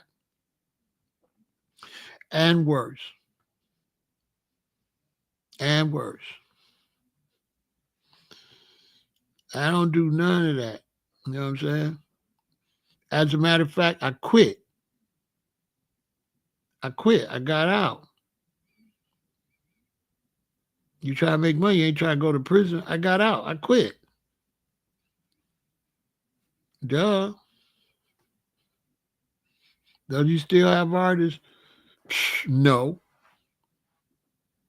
Who gonna sign with them? All them people finna get off the label. What's the little girl? Young Miami? They coming for her too. Because she was going picking up stuff. Let me tell you something. They coming for a lot of people. They just went that route first. They got them all for all type of stuff. The white dude, he got a break because he turned state evidence. Cassie turned state evidence. The unidentified lady that we all know who she is, she turned. Everybody that testified was a Cody, was charged. That's why it's a RICO, and he the only one on it. Because everybody else that was on the RICO snitched. And that's why they ain't gonna grab D-Rock, because they're gonna grab him the next time. Yeah, D-Rock, you get him going bye-bye. You think they left you out? They left you out because for another case. They are going to freeze your funds because you got to pay them. They are going to freeze you out because you got to pay them. They're going to take his money. It's illicit. It's illegal money. It's illicit gains. If I make 10 million over here legal and I make 1 million illegal and I mix that million with that 10 million, all of it is dirty. All of it is dirty. They take it all. Diddy was high out of his mind and he made his company an illegal. You can't make this up. This fool, this guy's a fool. He went and charged all kind of drugs under the name Frank Black with fake credit and cards said Frank Black. That's illegal. That's fraud. That's fraud, bro. You got credit cards under Frank Black because you say Biggie was Frank White, which also can seem like you got something to do with him being underlined. Like you Frank Black, fat ass, trying to do me dirty and went and trying to keep everybody's publishing. Rest in peace. I'm Frank Black. So you could take that funny too, because, a lot of people say he was in on what happened to Biggie and Tupac. They saying Puff was behind all that. Even the way he had Gene and them told him run the light and left Biggie and them at the light. The dude walked right up and aired Biggie out. Puff was across the street. Why you tell them run the light? And Puff and Big was into a big argument at the hotel right before they went to that, a day before or the same day. Puff really was not feeling Biggie because Biggie hid his publishing to his children's name and hid Lil Kim's publishing. And Diddy was robbing everybody. And Biggie got hip to it and was stopping them from robbing them. And they was not on good terms. And you got to understand, Diddy's mama worked in one of them houses, and Diddy daddy was a gangster and was a snitch. Was a crook that snitched. His daddy got did dirty for being a snitch. Diddy daddy. Quad Studio with him and the guy that was in Quad. That was behind that. Was that Andre Arell? Who was that in there with him? That's one of them in there with him. All of that. Diddy dangerous.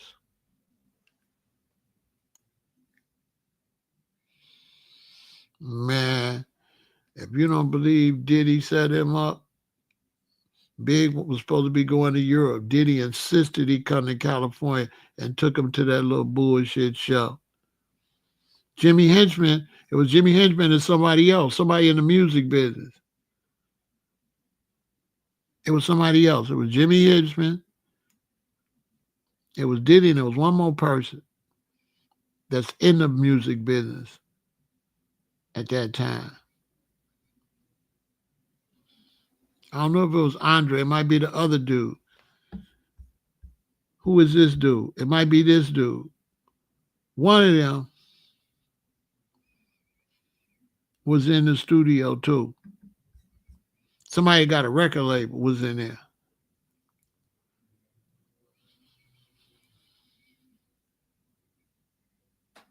Might have, I don't know. I gotta look the story up again.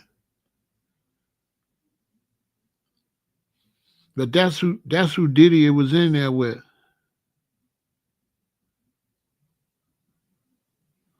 Man, let me tell you about that business. Let me tell you.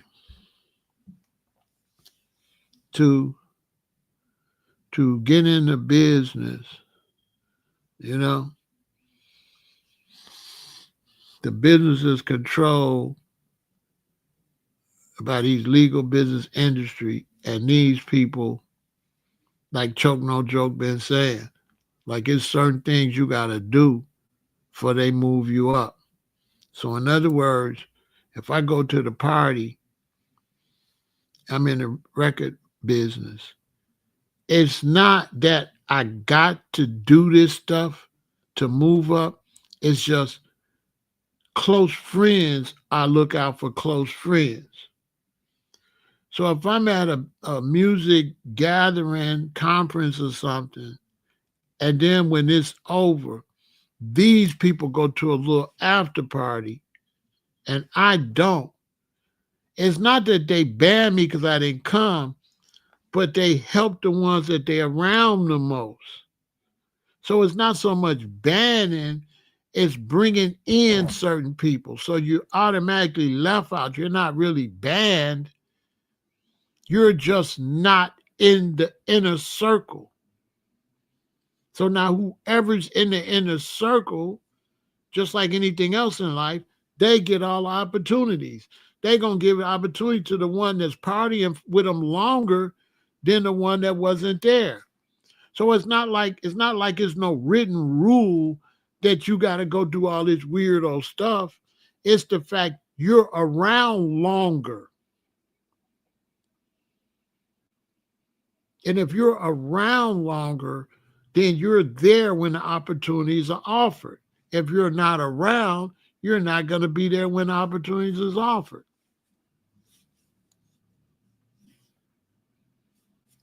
It's just how the game goes. So it's not like you got to do you don't have to do what they doing to make it, but you got to be around them. And when you're around them, that's what they doing.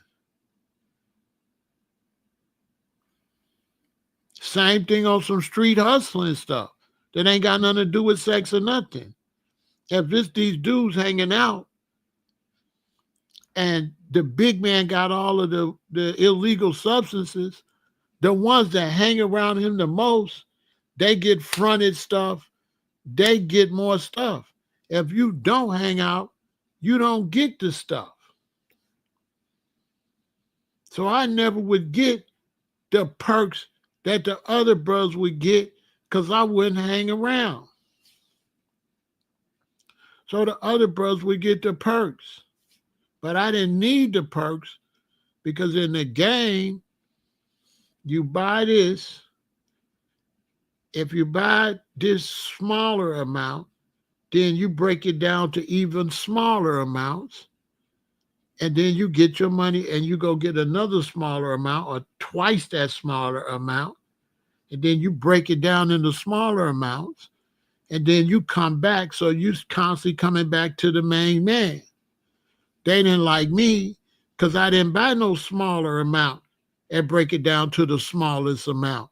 I bought the big amount for real cheaper and then broke that down to the smallest amount. So it's going to be a long time for your boy come back because I'm buying it a lot at the cheapest and I'm selling it at the most. I'm not trying to get rid of it fast. I'm trying to get all the cash. So they ain't really liking me because I'm maximizing. By the time I come back, yeah, I've been gone longer, but I made way more money. Because I buy cheap, a lot, and I break it down to the very last compound. So I don't got to come back. I got plenty. So and then all my customers are happy because I buy the best and I buy a lot of it. So I ain't got to worry about a bad batch coming. I don't need another batch for a minute. So by the time you see me again, I got some thou wows. You know what I'm saying? I got thou wows and thou wows. So you calling me, you ready, you ready. That's why I answer my phone. No, I'm not ready.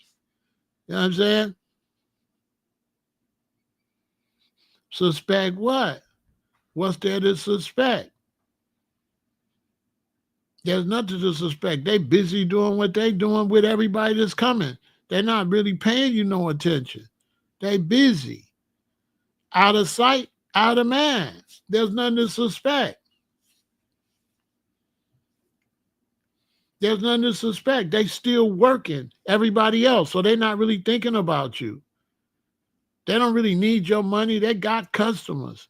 It's going to flip whether you come or not.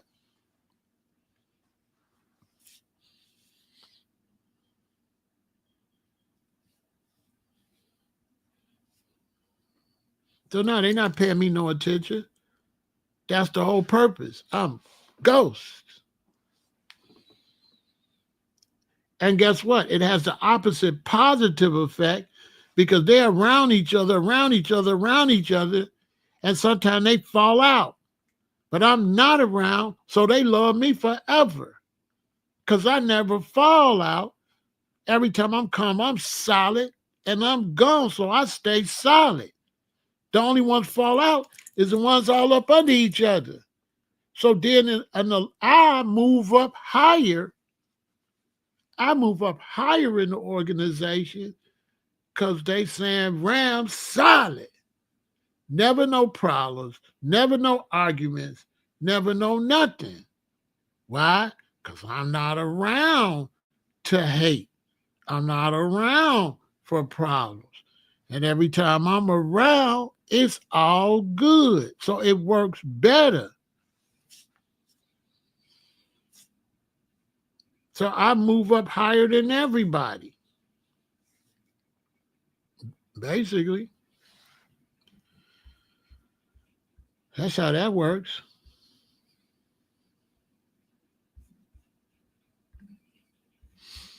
I move up higher.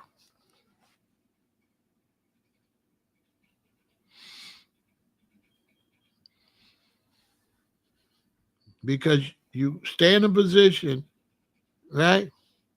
You stay in a position and going up is natural. Only thing you could work to do is go down. All you could do, you can't do better. All you could do is mess up. That's how you come up in the crew. You don't come up in the crew by doing good. You come up in the crew by not doing bad, by not getting in the gossip, by not saying nothing. Every time the man see you, all he knows when he see you, it's just always positive.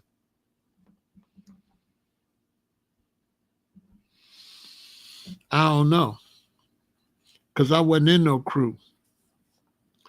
I wasn't in the crew. The man at the top is not a crew. We customers. When you in a big like me up at the top, it ain't no crew, it's customers. He's a supplier and y'all all customers, it's not a crew. That's small time. If you start talking crews, that's some other weirdo stuff. It's not crews. As a matter of fact, you don't know everybody that he's serving. You don't know everybody he's serving. Like my connect, I don't know them people he's serving. I'm not there. I don't know who I don't know who he's selling that stuff to. I mean, yeah, but that that's just a whole nother thing. So that's why I can't relate with this conversation because crews is usually gangs. So if you don't got no gang, you don't got no crew. So that's gangs trying to do stuff illegal. That's a crew. We wasn't no gang. So that's gangs being gangs and doing illegal stuff. We wasn't that. We wasn't gangs. We was out. These people was at the top, so they serving everybody. And I was right under where the cartels bring it in. Soon as the cartels bring it in, they bring it into my man. Now them people is under me, and we bring it to them, and they cruise. They get it after me. They not up on my level. They down there getting it and getting in trouble and stuff. And a lot of times the man I'm getting it from, he not gonna mess with them. Somebody that's getting it from him mess with them. So he get it from somebody getting it from my man, and then they take it, and then they deal with all them crews and all that stuff. They constantly going to prison and stuff too. So they down, they not even high ranking like that. I was just up at the top because I got lucky because my friend was with the main man, was his cousin. He wasn't his real cousin, but they've been knowing each other their whole life. So I just got lucky and fortunate that my man, like cousin, that always looked out for him, was the top, one of the top in the whole city. So it wasn't really nothing I did. That was just happenstance to even be around him like that. And then my friend introduced me to him, and then we became kind of like family. We still family today, and he not really doing that like that. He had cancer. He got cancer in like 8 parts of his body right now. And he got to go back and get another surgery where they, you know what I'm saying? So him. So my stuff was just, don't got nothing to, I didn't do nothing really. My life, I was just put places. So he served crews and stuff. But me and them, we wasn't really crews. We was more like family. Because his like play cousin was like a brother to me. So we was more family. We wasn't really, we was more like family. We was family that just happened to be hustling. So it was different. And so it's like, when his wife got sick, I went and seen her. She died that night. Stuff like that. This was totally different.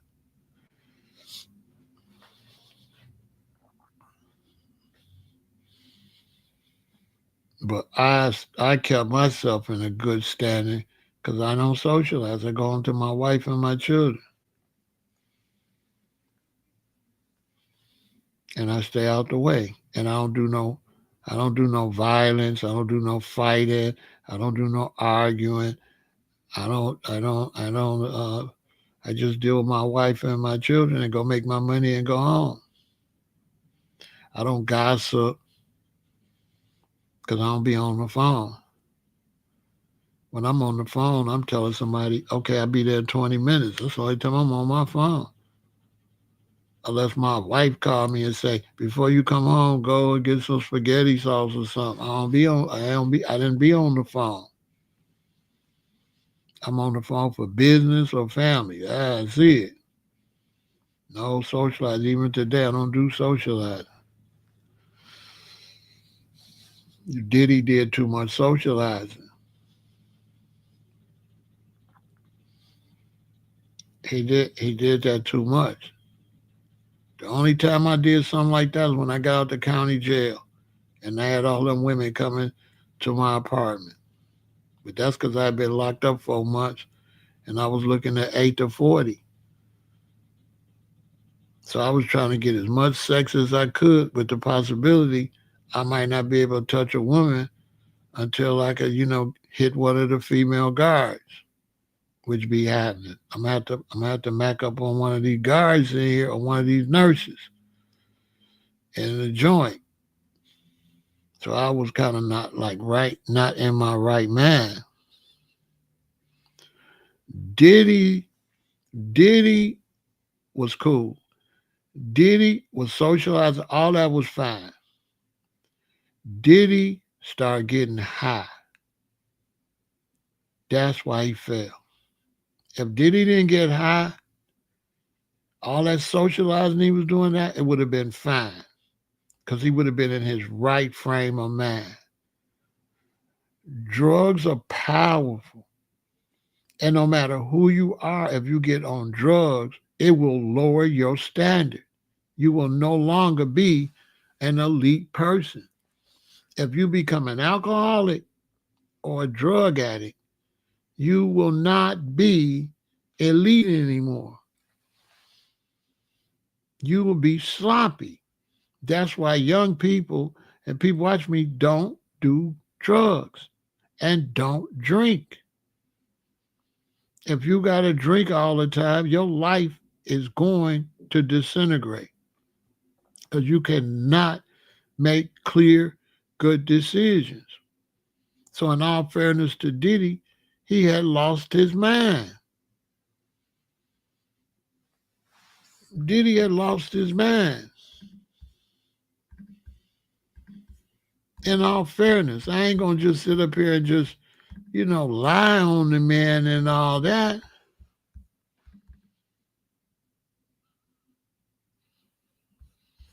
The man lost his mind. That's what happened to Diddy. He went crazy. That's what happened.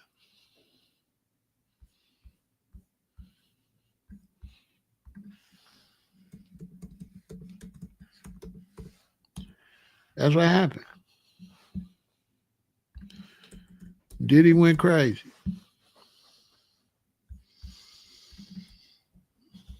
That's his downfall to all the people watching me. Let's take a break and we finish. That's his downfall.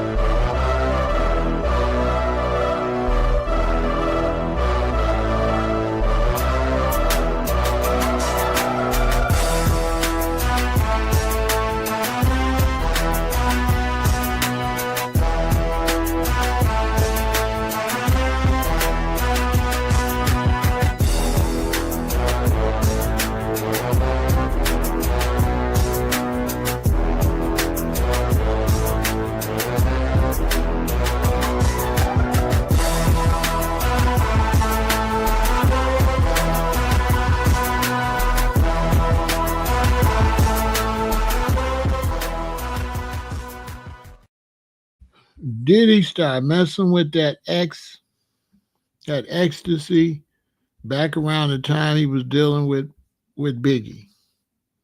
That's why Biggie mentioned it in the song. And it was all downhill after that. That's what I believe happened to Diddy. He started messing with that stuff. He started messing with that stuff.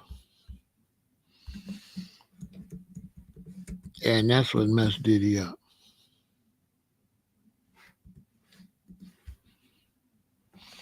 I believe.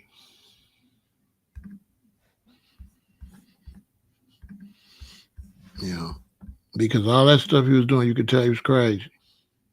Nobody in their right mind would do all that.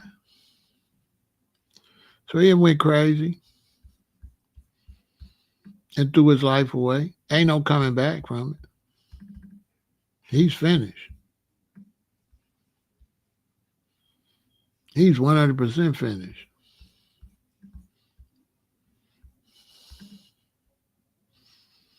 Yeah, he's. It's sad to see somebody with that much money and that much opportunity throw it away. I ain't gonna lie. It's sad. The man had a lot of opportunity. Lots of opportunity. He threw it all away. That's why I can't say enough. Y'all don't get on drugs. Drugs will ruin your life. And the police and the court system, they not going to give you no break because you're on drugs. You break the law, you break the law. You gonna get no breaks because you was high? They're not gonna take that into consideration. They not. They're not gonna take that into consideration. You're looking at a man that let drugs destroy his life. And that's what's so sad about it. Cause he wouldn't have did all that like that. That man wouldn't have did all that. Ain't no way.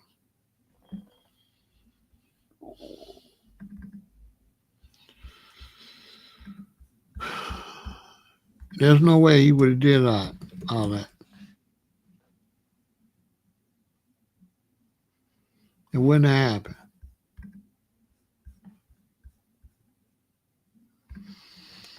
So that's what's sad. That's the sad thing about it. You know what I mean? I'm not cheering for the brother. And that's why I know he's never going to get out of this mess.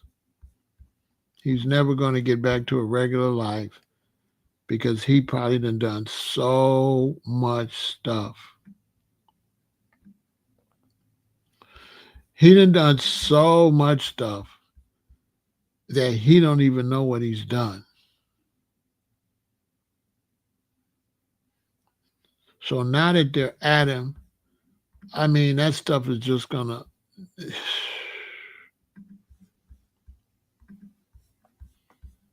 know what I'm saying? He's pretty much done.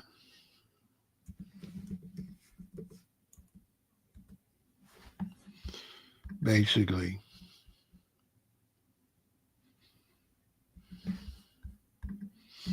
He's pretty much done. And that's the sad thing about it. You know what I mean? So people think he's gonna recover and all that. He's not gonna recover from this. Because doing that thing, he's done so much stuff. And he done made himself a mark. And this system, once they mark you out, and once you get under their microscope, you finished. Especially if you don't know how to act and you've been breaking laws. And this man been breaking laws. So he can forget it. And he's got the liquor company on his back, trying to play them, trying to strong arm them. And those are not the people to play with. He's got a whole bunch of people that's afraid they're going to be outed. And they're afraid of him. He know too much. They feel like he betrayed them, that he got out there sloppy, that they gave him an opportunity.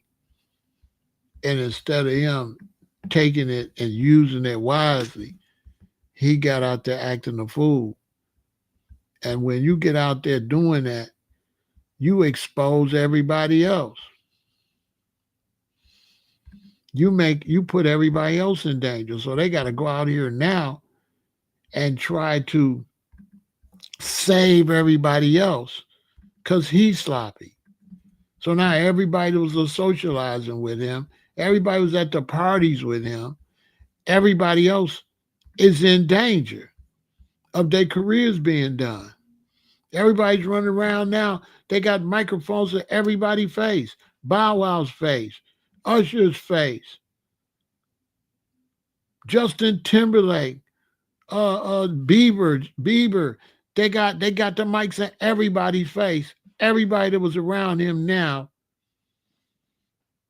they're gonna dig up everything on everybody because of Diddy.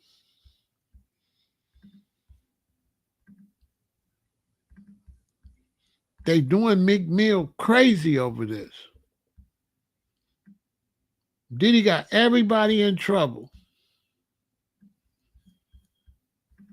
because he was sloppy.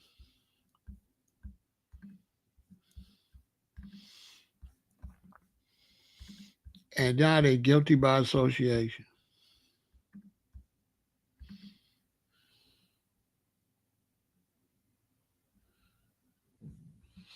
You say, okay, let me see. You say, all these years he was doing these cruel things until they raided his home and got locked up. He wouldn't kept going away. The feds were smart, getting him the day before he supposed to went in. Right, because he was going to keep doing what he was doing.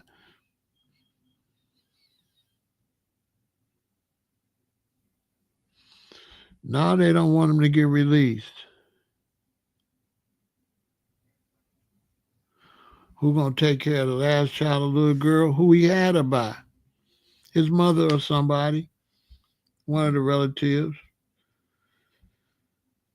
gonna take care of her. Somebody in the family gonna have to take care of her. He got, you know what I'm saying? Somebody gonna take care of him. But his children, imagine if you his daughters and you had to sit up there saying he had people urinate on somebody. Imagine if that's your daddy. You know what I'm saying? And what make you think somebody gonna beat a case that did this?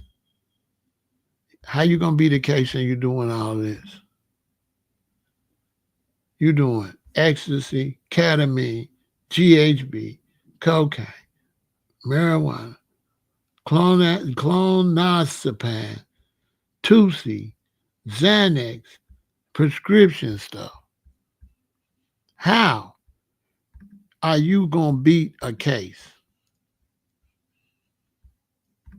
How?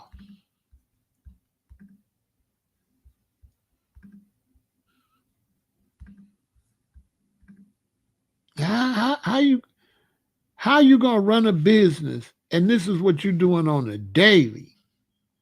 Lots of it. And use your doggone business card to buy a lot of it. Got phone records and got people to tell your runners to go get the stuff. And you're buying stuff under the name of Frank Black with a fake card. All of this stuff is going to bad boy this and bad boy that. Boy, you got to be crazy. Anybody think he finna beat that is crazy. G-Rod, he's buying it with the company credit card or got people buying it and then paying them back with the company credit card and got his employees buying it. And this is why I said people don't understand what a RICO is. Because if you got your employees doing this, now your business and your crimes are mixed together.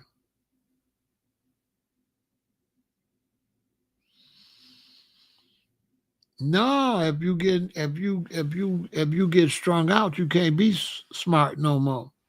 Look how many people was great. Sly Stone. I can go down the line of great people, and they start using Whitney Houston, all of them.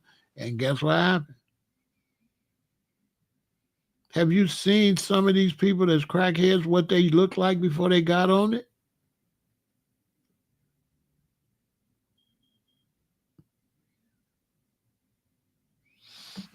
Alden, you are 100% correct. Alden said what really pissed me off about all this is beating those women, and he had his kids in on this stuff. He knew better not to put your kids into this type of stuff. You're supposed to teach your kids right. Well, not when you're on drugs. You know what I'm saying? That's why I keep telling y'all don't get on drugs. Don't be no alcoholic and don't be on drugs. Addictions will ruin your life.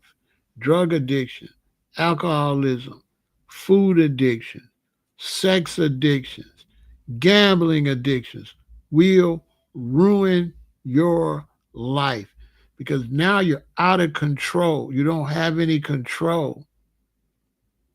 You got a gambling problem. You get your check. You got to pay the mortgage, the rent, the car insurance, and all of that. But you believe if you go to this casino, you're gonna double this money, things gonna be better. So you take your $3,000 check and you go to the casino. You start gambling. After so long, you down, you done lost $700 out your 3,000. Now in your mind state, you gonna win it back. You wanna win it back. So you keep gambling to win it back. Now you done lost 800 more. So now it's $1,500 gone. So now you just don't want to win it back. You gotta try to win it back because now they into your bill money. So you gotta get it back. So now you like in you like a drug addict. You went to a zone. When you look up, you got $500 out of 3 grand. You gotta get this back. Maybe this 500 could get 1,000, and you know what I'm saying? If you could just get 2,000 back, you'll take the loss. Next thing you know, boom, you down to $200. You bet that, lose. Your last 200. You ever seen their face when they be in there? Because I was a hustler, so at night I would go hang out in the casinos because there'd be women in there just hanging out. It's the place to be when everything closed because it never closed. So if you're a baller, you get money, late at night you go in the casino. You know, your woman at home sleep, you ain't going to be able to sleep, so you got to go do something. So you go in here just to be around people.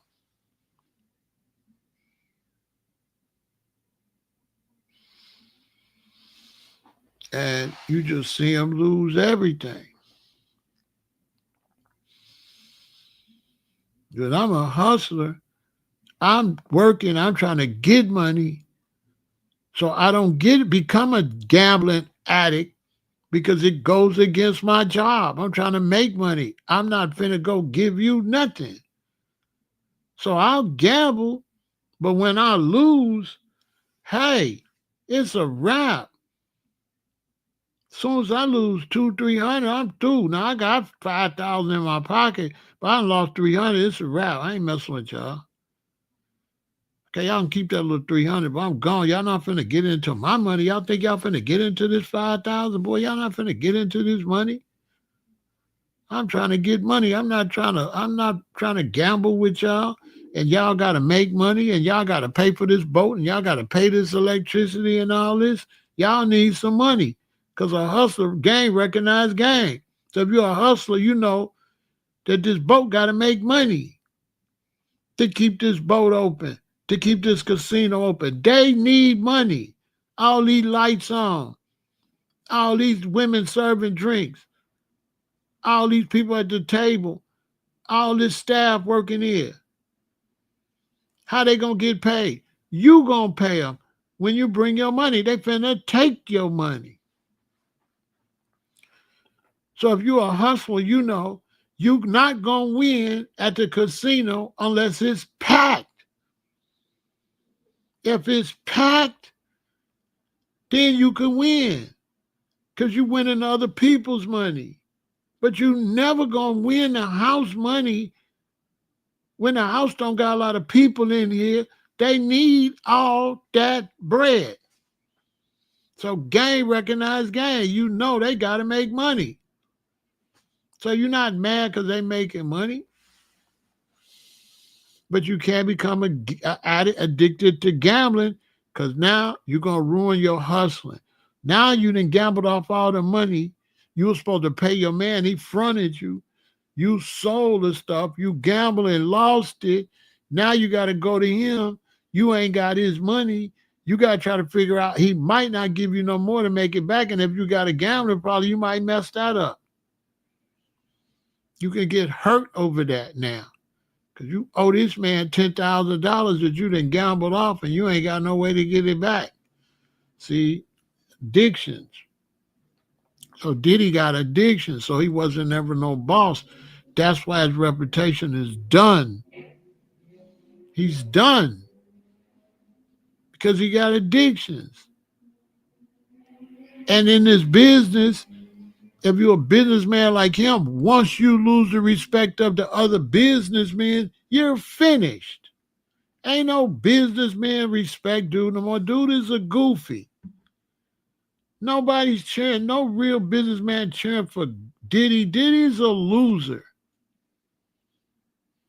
He don't got no respect. He only got respect with peons. Ain't nobody else respect you. You doing all this? All right, go sit down, bro. You not no type of celebrity. You ain't nobody for us to look up to. You ain't for our children to look up to. You a squandered opportunity. As a matter of fact, we look at you worse than anybody. Boy, you got all that money and you worked hard all that to do that, and this is what you did with it. He don't have no. He not gonna have no respect. You think people that's working hard trying to get somewhere watched him squander millions? He was a billionaire, or they saying he was. Man, nobody gonna respect dude but losers. When you see a man talk about free Diddy, this is a weirdo. Bad for the black community. That's why I say the brother Sean, he looking like a cheerleader. Sean G, he looking bad. That was my man. I supported dude before he was doing all this. Man, he looked bad.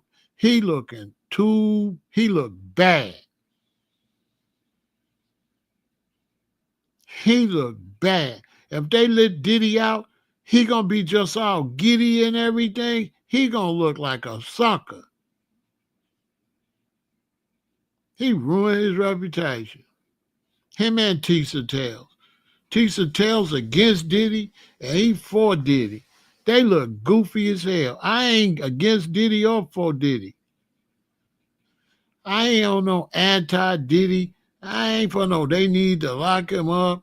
I ain't on none of that. I'm saying he a fool for even being in court. That's what I'm saying. I'm not saying the outcome. I'm saying, bro, what is you doing in court? Period. That's my position. What the hell is you doing in there, bro? That's my position. I don't got no position if he should beat it or not. I don't care. I don't care if he beat it. It don't mean nothing to me. He's still going to prison or going to get unalive. So it don't really matter at this point. He's done. It don't matter if he beat it. He's finished. All he going to do is walk out one courtroom to another one. They get, man, listen, young people, don't get the wolves at you.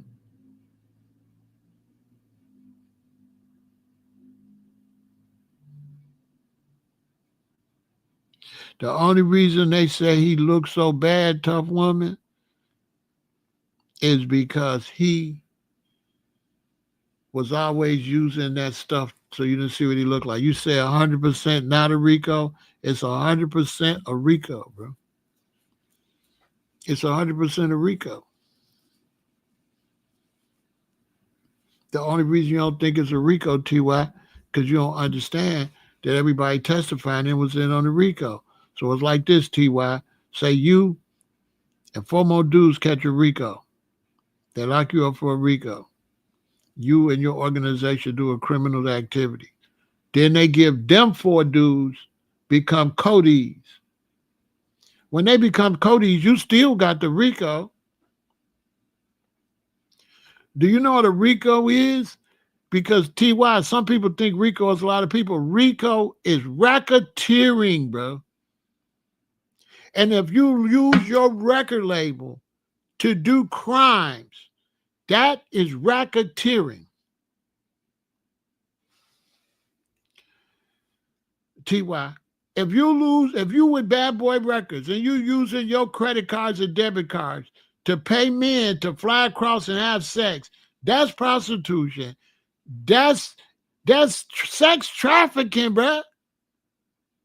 TY, if I have you come to Chicago and you a dancer and I pay you $500 and I tell you to have sex with a woman and you do it even though you just a dancer, bro, that's prostitution and racketeering and that's sex trafficking because I trafficked you. I trafficked you from that state to this state to have sex, bro. That is illegal. That is racketeering. That is prostitution. Prostitution is racketeering. The only thing making a RICO is 2 or more charges. 1 charge is not a RICO. 4, 5 charges is a RICO, bro. People think, people think RICO is how many people. No, RICO is how many different charges makes it a RICO. And is it racketeering? Do you got a group working for you? Yes. Cassie and all them work for him. It was a racket. It's definitely racketeering. That's why I'm telling them, TY, don't do no crimes. Because these brothers and sisters don't know what racketeering is. They just saying RICO. They don't even know RICO is racketeering, and they don't know what racketeering is. And they don't understand that you could be racketeering with 3 people, but be the only one in court if the other 2, if they turn state's evidence.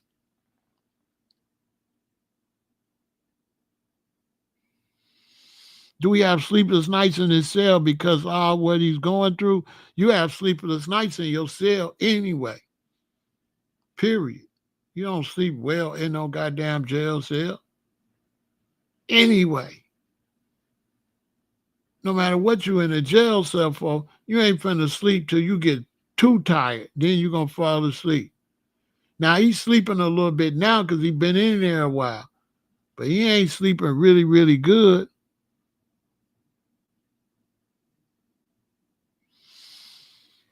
Man, Diddy is an idiot. Diddy's an idiot. If you go get all this stuff and you get it on your business business account, if you going and you buying this kind of stuff to do what he doing with it, and you buying it under the name of Frank Black, which is also fraud, bro, that's a RICO. But you got brothers and sisters don't know what the hell a RICO is, so they said it's not a RICO because they not criminals. And then you got brothers that claim they criminals because, you know, they might want to argue with me, but they ain't official. Because anybody do crimes, no, he definitely got a RICO. And the only reason is a lot of people because everybody's snitching. All the Cody's. See, people don't know Cassie is a part of the RICO. She's not considered a victim. She's considered as a co-conspirator. This is what people don't understand because men think when you think prostitution, you're thinking women. But the dudes they paying to come have sex, those are prostitutes. So the average man can't comprehend that those men is prostitutes. And you flying them in from Atlanta. You flying them in from here. That's trafficking. If I fly a man to Chicago to have sex and pay him, that is trafficking and prostitution.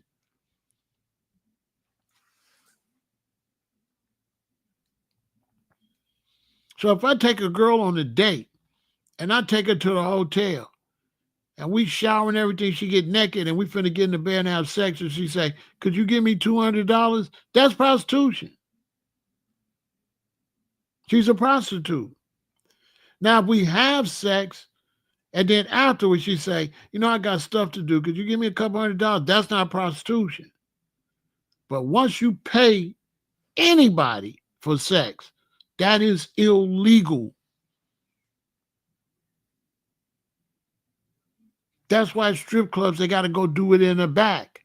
You cannot have sex with a girl at a strip club. That is illegal. They do it in back rooms, but if they get caught, they're going to lose their license. People going to prison. So if you getting your drugs with an illegal name, Frank Black, if you flying people in to have sex, if you paying the people to have sex, For the young brothers and sisters, that is a RICO.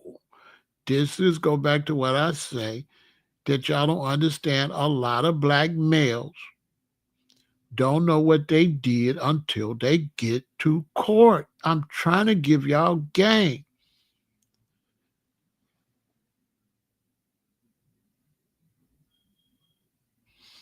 See, he said they need to charge Cassie too. They did. She's a co-conspirator. She's snitching, bro. You see what I'm saying, TY? If me and you selling drugs, they supposed to charge you too, right? But if you cooperate to snitch, now you a Cody. That's what I'm trying to tell you, bruh. They was gonna charge Cassie if she didn't testify. They was gonna charge the lady with the rapper if she didn't testify. They was gonna charge the little Asian lady if she didn't testify. The stripper dude, they was gonna charge him. All them people testifying because they was gonna be charged. You either testify or you're charged. This is what people don't know, TY. That's why it's so strange, because they used everybody as a Cody. You see, TY, they had people thinking that Casey was going up there and it was Diddy against Casey. That's why everybody was confused. No, Casey was a co-defendant to snitch. She didn't go up there as a victim. She was up there as a snitch. Hey, TY, tell me that ain't crazy. She was up there as a snitch. Everybody was there as a snitch. Because Diddy was so sloppy, he had them all doing illegal stuff. The little Asian lady that was getting all the drugs and stuff, she was supposed to go to prison. She's snitching to stay out of prison. The doctor that they got the stuff from. Remember they said the guy, he had the business card and he was some kind of holistic doctor and he had all the drugs. Dude snitched.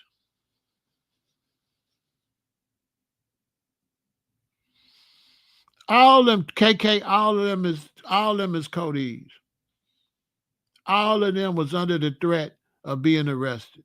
Nobody, the white dude, why you think he told? Why you think he went up there?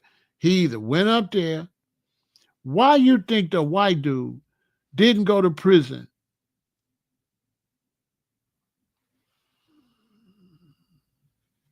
Because he told.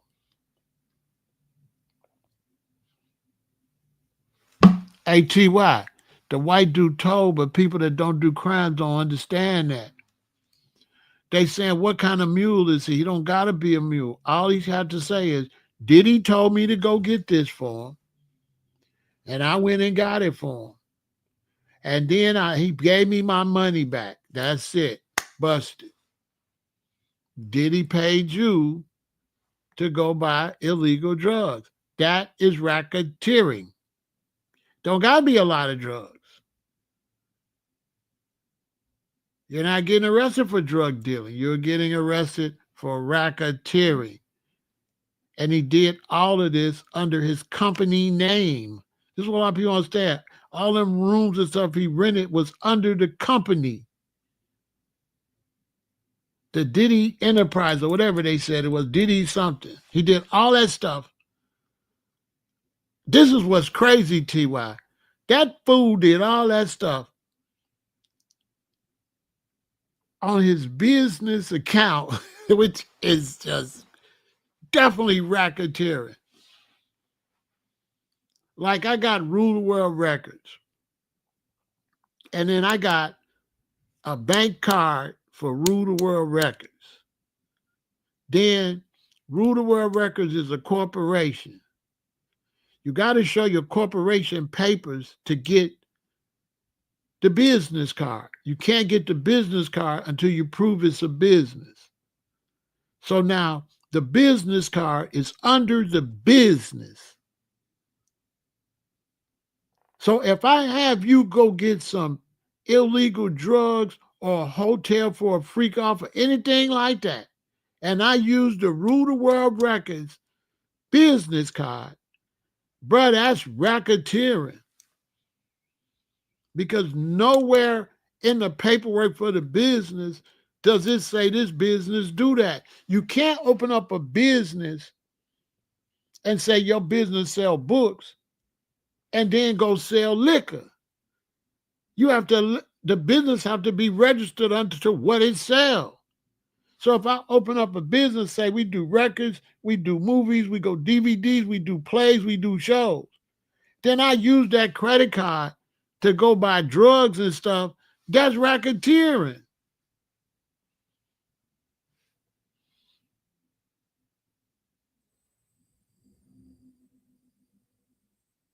That's why they got immunity exchange for their snitching. Right, they was under Combs Global Worldwide. I was trying to think, yes. That fool, ATY, that fool did all that under Combs Global. Unbelievable. Hold on, let me save that for a future live. That's unbelievable.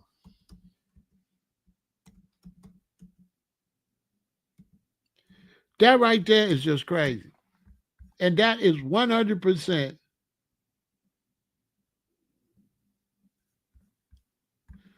racketeering. That man crazy. Look, y'all. Diddy had lost his damn mind. So now imagine all the other businesses that have been doing business with Combs Global. They tripping. Let me tell you something. The other people that he's been doing business with under Combs Global are tripping. They freezing all them accounts. They don't want to do any more business with him. Period.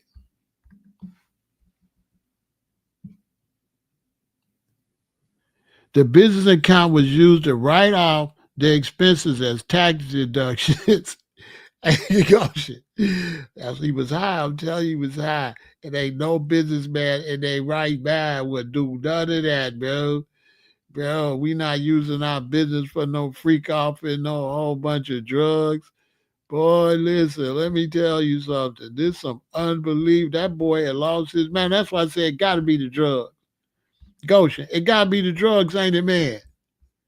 Got to be. Goshen, if me and you do that, we on drugs, ain't we? Goshen, if me and you was to do that, we high, ain't we? Goshen, if you got a good job and you got a job credit card and you take your credit card or your business account from your job and do that, you got to be out, don't you? You lost. If I do that, I'd have lost my whole mind. I don't use my business accounts for nothing but the business. I don't use them. I don't go to the store. I don't go buy food. I don't buy personal food with that. Unless I'm at work and it's lunch for work. But I do not go grocery shopping for my house with my business credit card.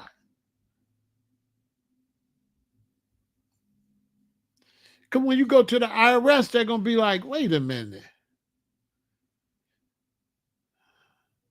Why was you at the grocery store all the time? You trying to write that off? Now I'm going to have a good reason. TY. Can you believe this? That's why TY, a lot of people don't understand because they don't know how stupid this guy was. This guy, TY, this guy had lost his man. So when a lot of people listen to the trial TY, they didn't understand all that. I'm looking at it, I'm saying, he did what? He used this for freak offs. He used, which goes back to me saying it was called global, because I believe he got them videos on the dark web. Because the government protected him because they never went into what were you doing with the videos. Y'all notice that? They never said, and what were the videos for? They danced around that. They didn't go into the details on how the videos were being shot. Was he always in the room or was he shooting them from a different room? Remember, dude said he went and the laptop was open and he closed the laptop? Okay, what was he logged into on the laptop?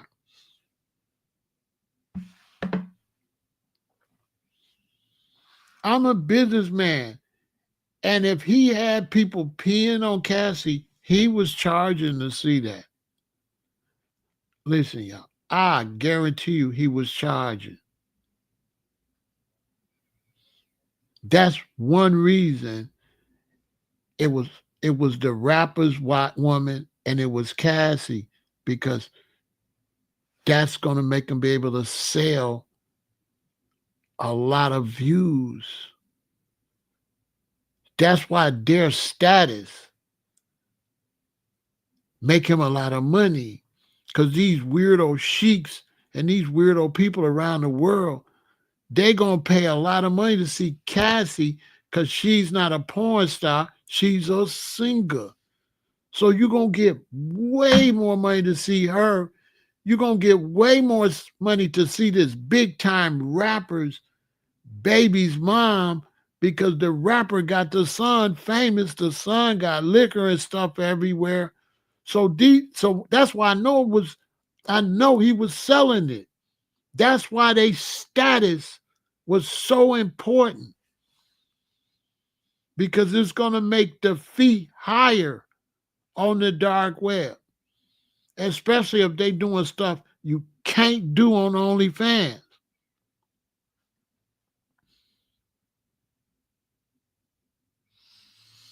Use of the videos was never mentioned.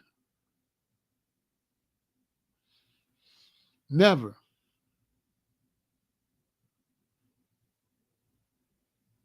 Never. And neither was anybody else that was there. That's why I'm going to go back to what I was saying. Let's go back to what I was saying earlier. Watch this. That's why I'm going back to what I'm saying. When you look at this situation, one of the main things that give it all away is this.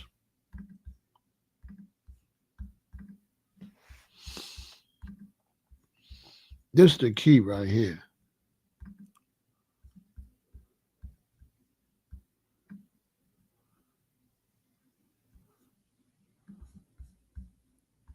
This is the key. Let me show you this.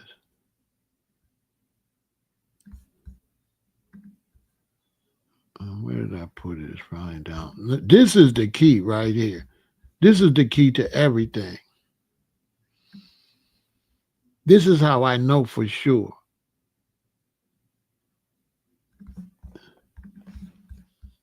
Once again, they're at the hotel. Cassie takes something and try to escape. A big commotion happens in the hotel. Nobody comes out of none of the rooms. None of the rooms. It's clear that all the rooms is empty. It's also clear it's a little bit after everybody checked out. which shows you that Cassie was stealing something because he took something from her. She tried to steal some footage. Nobody's in none of the rooms. The footage that happened to her, some guy filmed it on his phone. All the other film is gone. My question is this: where is the footage of this hallway for 5 days? Where is the footage of the entrance to the hotel for 5 days? Who came in that hotel and who left before all this happened? Because all these rooms was empty. They had checked out.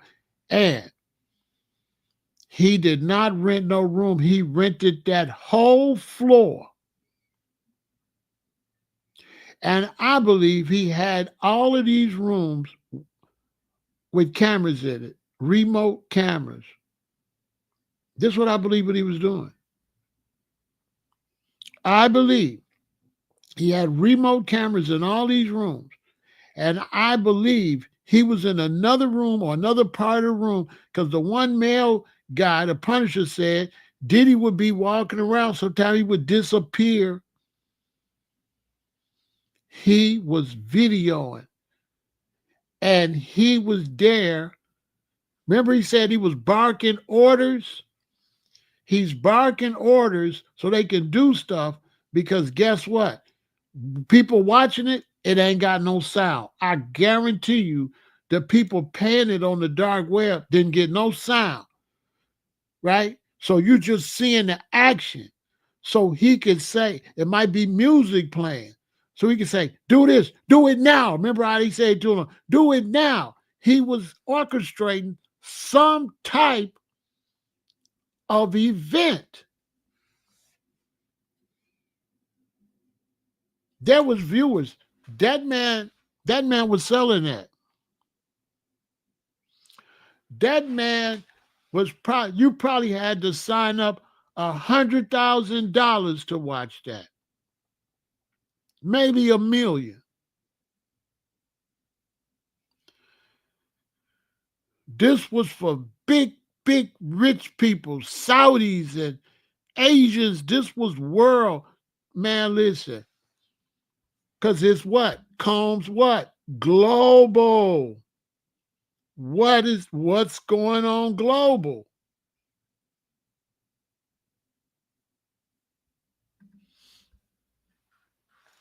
The dark web.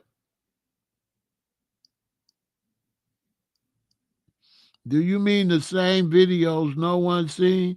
I don't know. You got to ask me the question so I understand what you asked me instead of doing the smiley faces. Because when you say no one's seen, you don't have no proof no one's seen.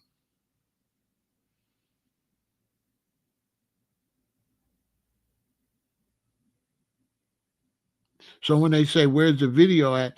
If it's live on the dark web, ain't going to be no video. Ain't going to be no evidence. Once you watch it and the stream ends, it's gone. So was it video or was it live stream on the dark web and not video? And then he would shoot videos personally himself to blackmail them. But you have to ask yourself, how much money was he willing to spend without making none? Who believes he spent all that money for them hotels and all that? Who believes he got all that baby oil just for his own personal? No. He had that baby oil to make them look a certain kind of way for that simulcast.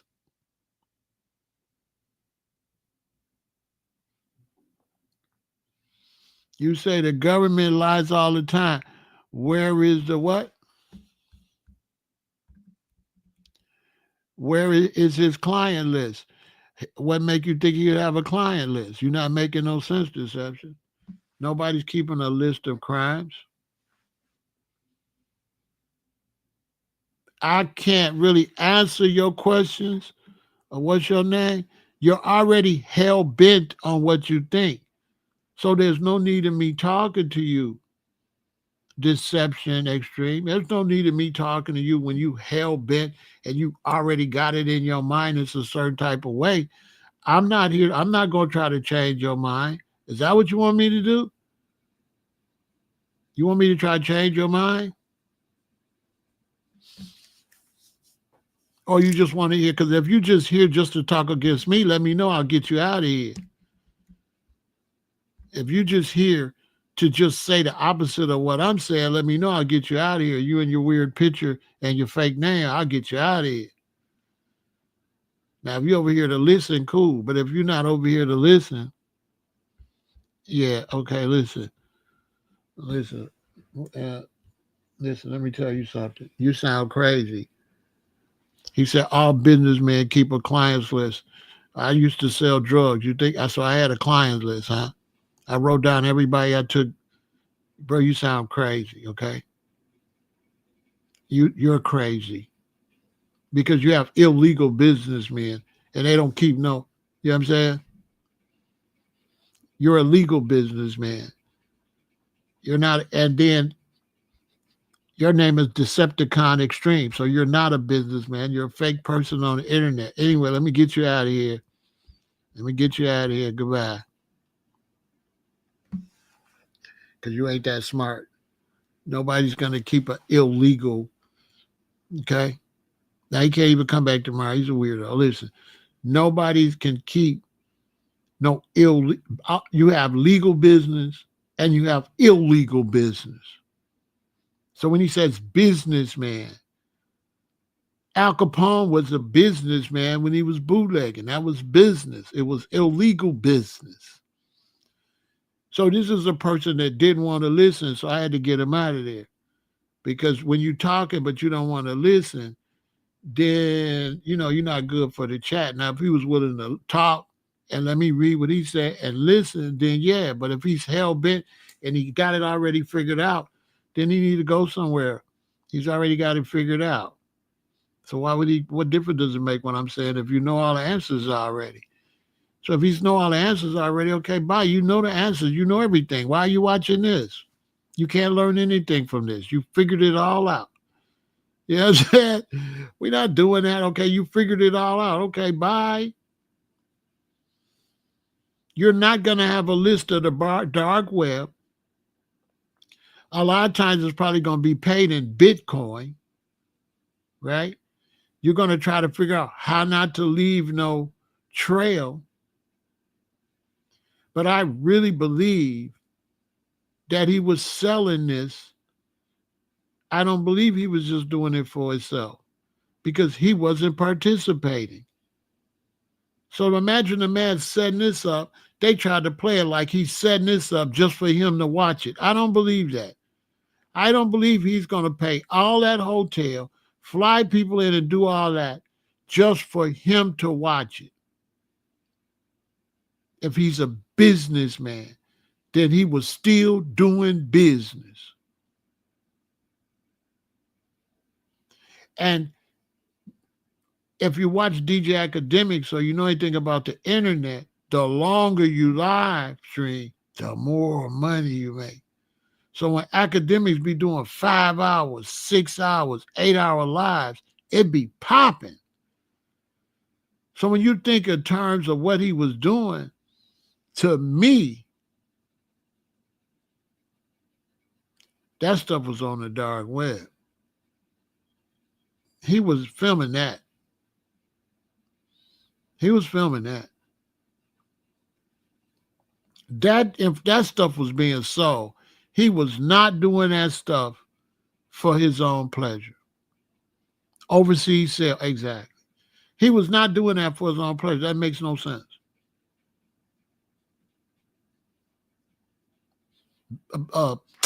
You got, listen, you paying all this money where you damaging these hotels. You know you making some money. Who gonna bring a bathtub, a child bathtub, and fill it up with oil in a hotel, other than you're filming it and selling it, and you're trying to make this seem crazy. You're selling it.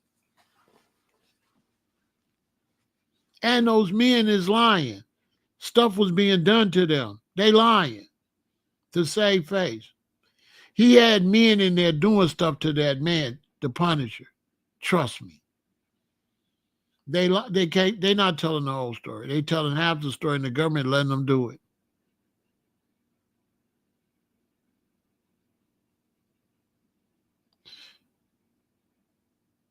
Nah, ain't nobody gonna have no paper trail or nothing on the dark web. I told dude it was on the dark web. I told dude on the dark web, as long as you pay, he don't know your name.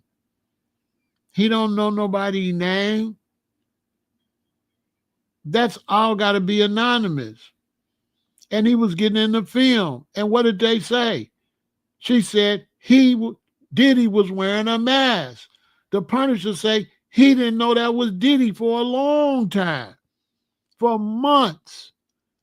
Diddy wore a mask. He was getting in the film too. Nobody knew who he was. Diddy was wearing a veil, they said.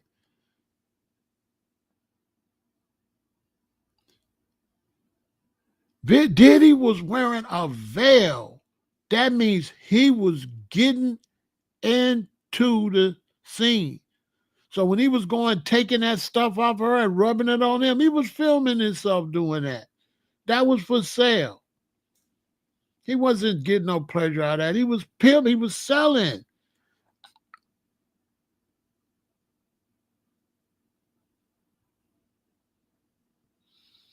Exactly. That OD guy told it all. I got that video. He told it all. He said Rick Ross and Meek Mill and all of them was there. He told it all. The government don't want all that part because there's some rich people and some big business people, the ones that sick the government on Diddy. I believe that Diddy threatened to expose somebody like he did Cassie. Cassie said that he threatened to show the video of her and ruined her. I believe that Diddy threatened somebody. He might have threatened that liquor company. Somebody from that liquor company might have came to one of them things. It's a happen. Think about it. Think about it. Like, who sicked them on him? I believe he threatened somebody.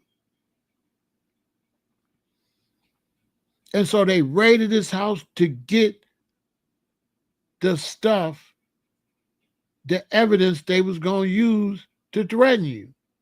So if you got footage on me and I'm filthy rich, I send the feds to get the footage.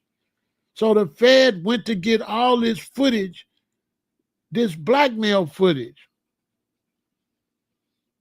That's what I believe. They went to his house and they went to get all that blackmail footage.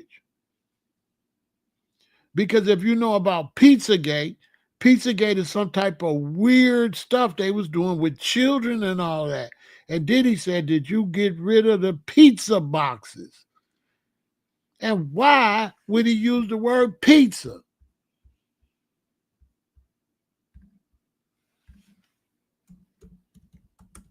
Right then I said, wait a minute.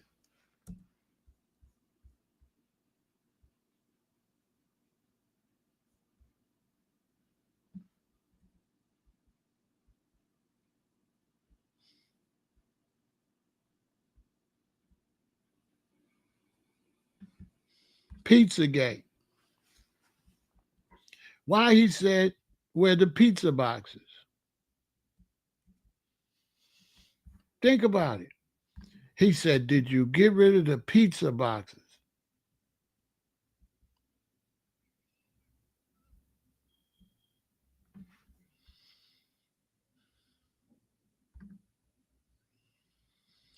Did you get rid of the pizza boxes? And I said, why he use pizza? Because that's what they call them. But why pizza though? Look, Elon Musk and others spread meme reviving unfounded Pizzagate conspiracy theory.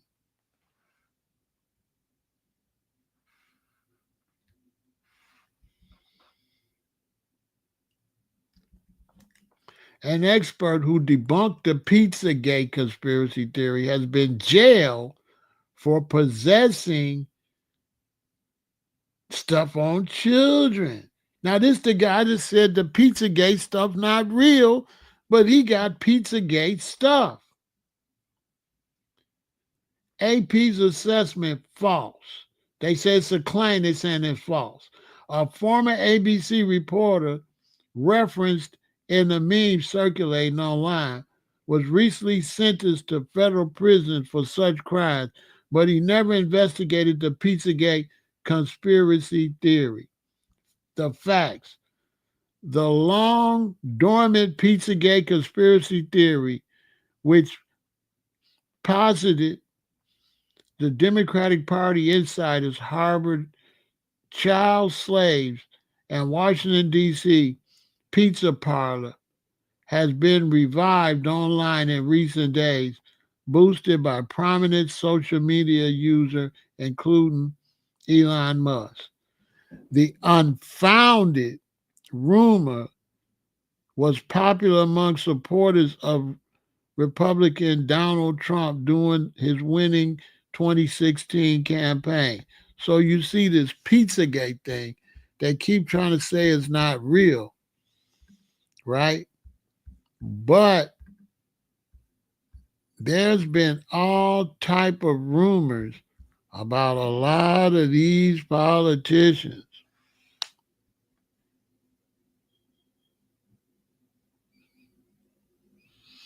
And they struck back. I think he threatened somebody. And I think he got too big for his britches. And I think he was because they said Diddy had an elaborate recording devices all over his mansions. And they said when he had those wild parties, they said every room was being recorded. They said one of his parties, they gave people drinks or whatever, and nobody knew where they was at. Everybody was gone. Right?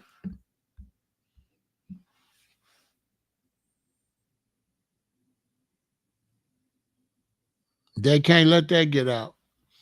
They can't let that get out. Look how they protected Bieber and all of them. DiCaprio. Look how quick they went to. Oh no, they. You know what I'm saying? They said that all his stuff, every room had cameras. He's recording the whole thing. And he was spiking all the drinks. Because I forgot who that was. So they went in there and they drank something and they was out of there. That he spiked everybody's drink. I just watched that last week. That everything at his party is spiked. Everything. That the whole party don't know where they at. Even his bathroom, yeah. So you go in the bathroom, you do something with a woman, y'all try to sneak off, he got it. And you know people doing that a lot at them kind of parties. They got illegal substances everywhere. They all get out their mind. And you know it's the early party. Everybody get there 9 or 10. Then it's the main party. Everybody, 11 to 12. Then people start leaving. Then it's the other party. 1, 2, 3, 4, 5, 6 in the morning, all the next day and all the next night. That party. And he got it all on footage. So imagine who we got on footage. So they not so they gotta get they after him. I believe they want that footage and they want him. And that calling his son said, did you get rid of the pizza boxes? Hey man, when this conspiracy, if it ever really come out, it's gonna be heavy. Because he went after that rapper's son's mother. He did that on purpose. He hunted her down just because who he was. How much money is that to have her, and how much power is that? And how much could he use that to disrespect that rapper? Right now, that rapper is probably not happy that his son's mother is out there like that. And Diddy got to look out for him too. He gonna take that very, listen, man, dude gonna take that very seriously. Diddy got some big enemies. How many other people's baby mamas and stuff he got like that? And what happened to Kim? And what happened to Heavy D? And why all them people got sick that worked for him?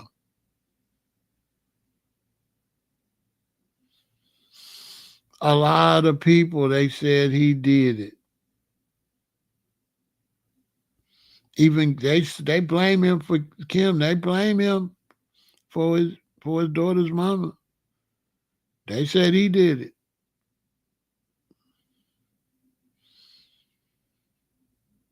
And now look what's happening. Fat Joe, bow. I mean, all you gotta do is look. And they saying Lil Rod is a problem. They saying the Lil Rod lawsuit is a serious problem.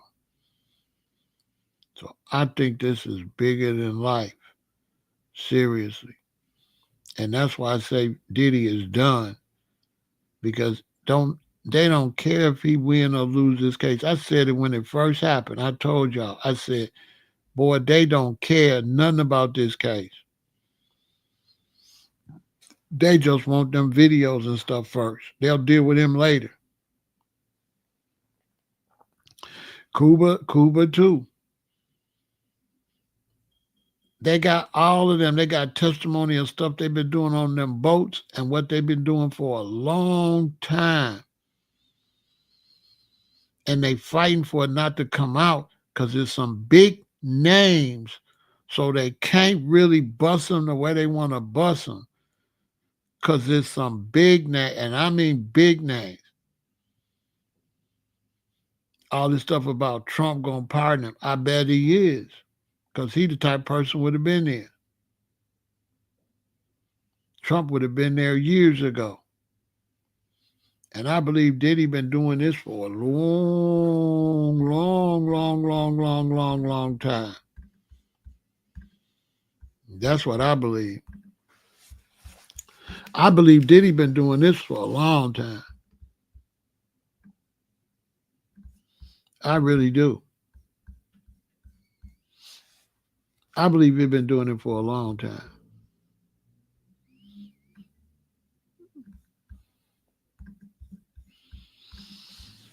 Way back with Diddy. That's why Diddy was talking about ecstasy.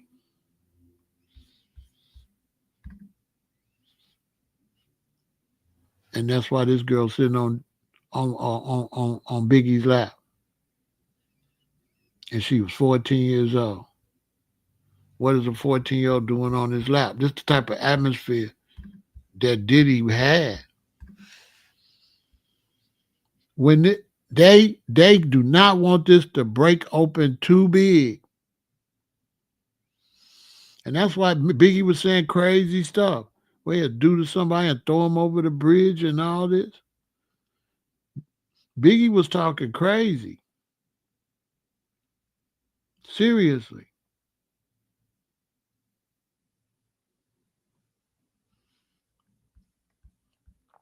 And they cannot let this, they can't let this go. They got to get, Diddy is in a lot of trouble. Because he did what they call like open up a can of worms. Same with this girl. She wasn't nothing but about 16 or something. Sitting on Diddy lap. You could see his own substances way back then. Look at his eyes. You talking about when it comes to sex, the X makes sex spectacular. I believe the ecstasy started all this. Think about it. That ecstasy era is the era R. Kelly and all of them. Just think about it.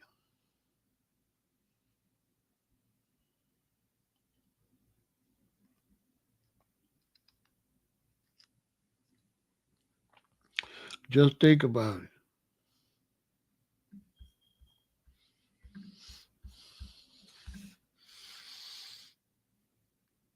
And we're never going to hear all of this.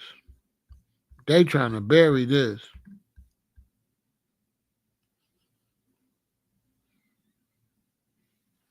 Who do that?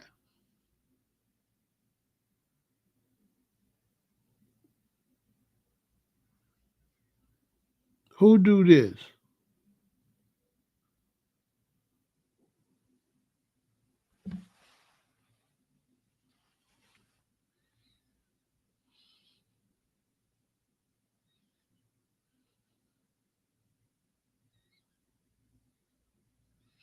Heck yeah, Tough Woman. They went and destroyed that stuff. Tough Woman. They went in there and got that all they could get. They went and got all they could get. Because it's too incriminating.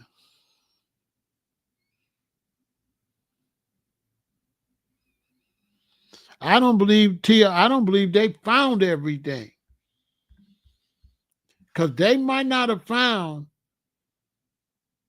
them pizza boxes. Because he said, did you get rid of the pizza box? He said, yeah. And then the son said, they went to the wrong house. Ha, y'all went to the wrong house. It was in the other house. What was in the other house?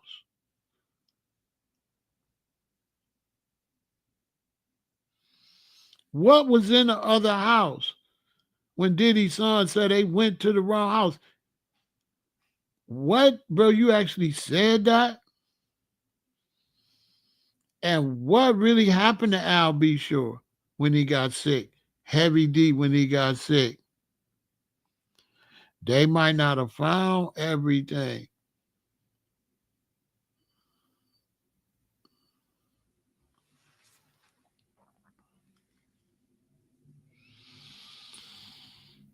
It's definitely not what they've been showing us.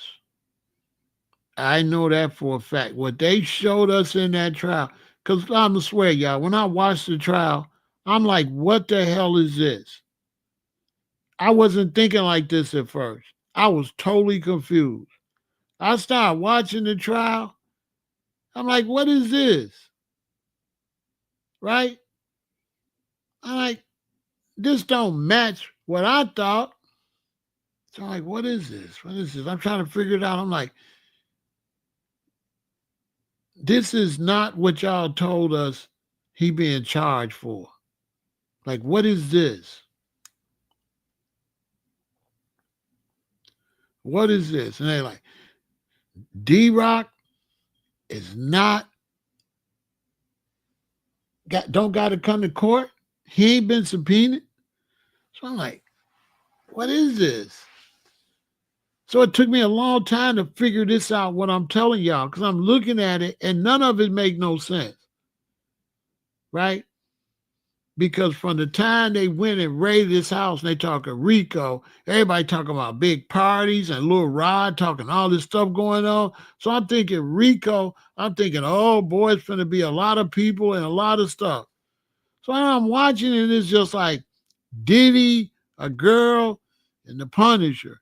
I'm like, well, that ain't no freak off. That's just three people. So I'm trying to figure it out. I'm like, This ain't no freak off. So I'm thinking, wait a minute now. This is not no freak off. This is not what we thought a freak off was. And I'm like, there's something to this. I'm trying to figure out what is something to this. Like, this is not it. And I kept thinking, and I was like, okay, they rented his house. They raided. They didn't grab him to a lot of months, a month or so later. So that didn't make no sense because usually when they raid, they arrest you, but they left him out.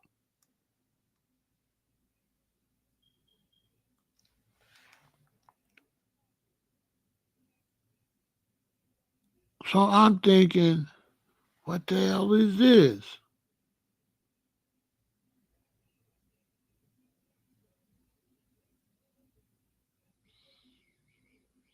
You know what I'm saying? So I'm like, what the hell is this? What is going on? What is this? Then I realized, oh, they're trying to have a trial without exposing all the other people that's on the footage that they are looking for and that they got. So they're trying to get the ringleaders without incriminating all of the participants. And that's when I said, oh, so it's like these people was doing it and all of these people was caught up in it. He would be able to extort these people. He's got all this footage, so they trying to bust him and the people work with him doing it in a way not to expose all of the people that was really in the freak offs. So I'm saying, why would they do that? Oh, because he is trying to extort the other people. He's threatening them that if you don't do this, I release the footage. I got you at my house. Because look how powerful he can be if you have a party and he's got cameras all over his house and nobody knows. And he's got all these big executives, all these big musicians, and he's got them in vulnerable moments doing stuff, drunk, high, doing stuff, not knowing. He recorded it all. So he was like this wicked person extorting people, blackmailing. Yes. And that's when I figured it out. Because Cassie said he kept threatening to blackmail her and show the footage, but they never showed you the footage that he was threatening to show. What footage? Did the footage that he was threatening to show of Cassie, have they ever mentioned that footage? No. Do they have that footage or is it in the pizza boxes? So that's when I said, oh, dude got information on these big rich people and they want it. And they don't want to do nothing to him until they get it because they might got orders of something to happen to him, release it. That's what's going on with this trial. That this trial is happening while they still looking for footage. They looking for stuff. They looking for footage before they really stick it to him. And they finna grab his sons. They might grab his mama. Boy, they gonna grab whoever they gotta grab to find that footage. They gonna make that boy give up. They gonna make him give up that footage. But either way it go, he know too much. Yeah, he knows too much. And what they'll do is they'll put you to sleep if they have to. And then disavow what anybody else say. Because he playing a dangerous game. Because I do believe he the type of person try to extort everybody that he got on film for it. He seemed to be that type of like a one of the villains in a movie. He seemed to be the type that would film everybody come to his parties and extort them or have it over their head. He seemed like that type of person. The type of person don't even want to pay Biggie Smalls or pay nobody. Exactly, Goshen. He's got information over everybody, and he's sloppy. So he's telling on himself with everything he do. Because what is really Combs Global? That's what I'd like to know. And what is this weird symbol that he got the C and the G? Because it's something to this symbol. I just can't put my finger on it. In the middle, it looked like the fish that the Christians be using. But it's something to this symbol. This CG is saying something. But I can't put my finger on it. But it's going to come to me. I don't like it, though. It's something negative. Y'all see the CG? It's a weird vibe to it. And Combs Global. What is he doing global? He on that dark web. So look, that's all I'm going to say about that. Y'all have a good night. All of this is just theory. But the sentencing is coming up. And it's very, very interesting. Very interesting. Because the sentencing is coming up. And right before the sentencing is coming up, they got another case to lock them up. They finna go and lock them up again. So all he gonna do is walk out into some more cuffs, which is crazy when you think about it. What's the odds that they're gonna have closing arguments and a new case on the same day? You tell me. I wouldn't want to be him, though. You know what I'm saying? So look, y'all stay positive. Thanks for supporting. Support the channel if you can. And I wanted to talk about this early because, this week is going to be a madhouse, but I'm probably going to have to come and talk about it again because it is going to be up for crazy discussion. And more than anything, watch your children. Watch your children. Watch the women. We may going to have to put tracking devices on each other because people is coming up missing. People being spotted at warehouses that are missing. And then they go to the warehouse, can't find them no more. And people are coming up missing left and right and right and left. It's some kind of ring out here that's grabbing people. It's very serious. So ladies, be safe. Keep your doors locked.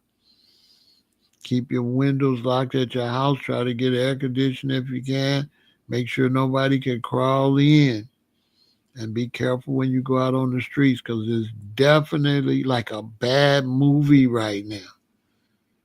It's got many of us worrying about our daughters every day, all day, and our sons too. I got 3 daughters and I'm kind of worried about them because they grabbing people off these. There's a lot of missing people, man, over the last 24 months, and especially the last 16 months, there's a lot of people missing, being grabbed, being abducted. Look into it, y'all, and stay positive. You know what I mean? Thanks for watching. Support the channel. And make sure you go over to Pharaoh Said That Live and subscribe. Victory.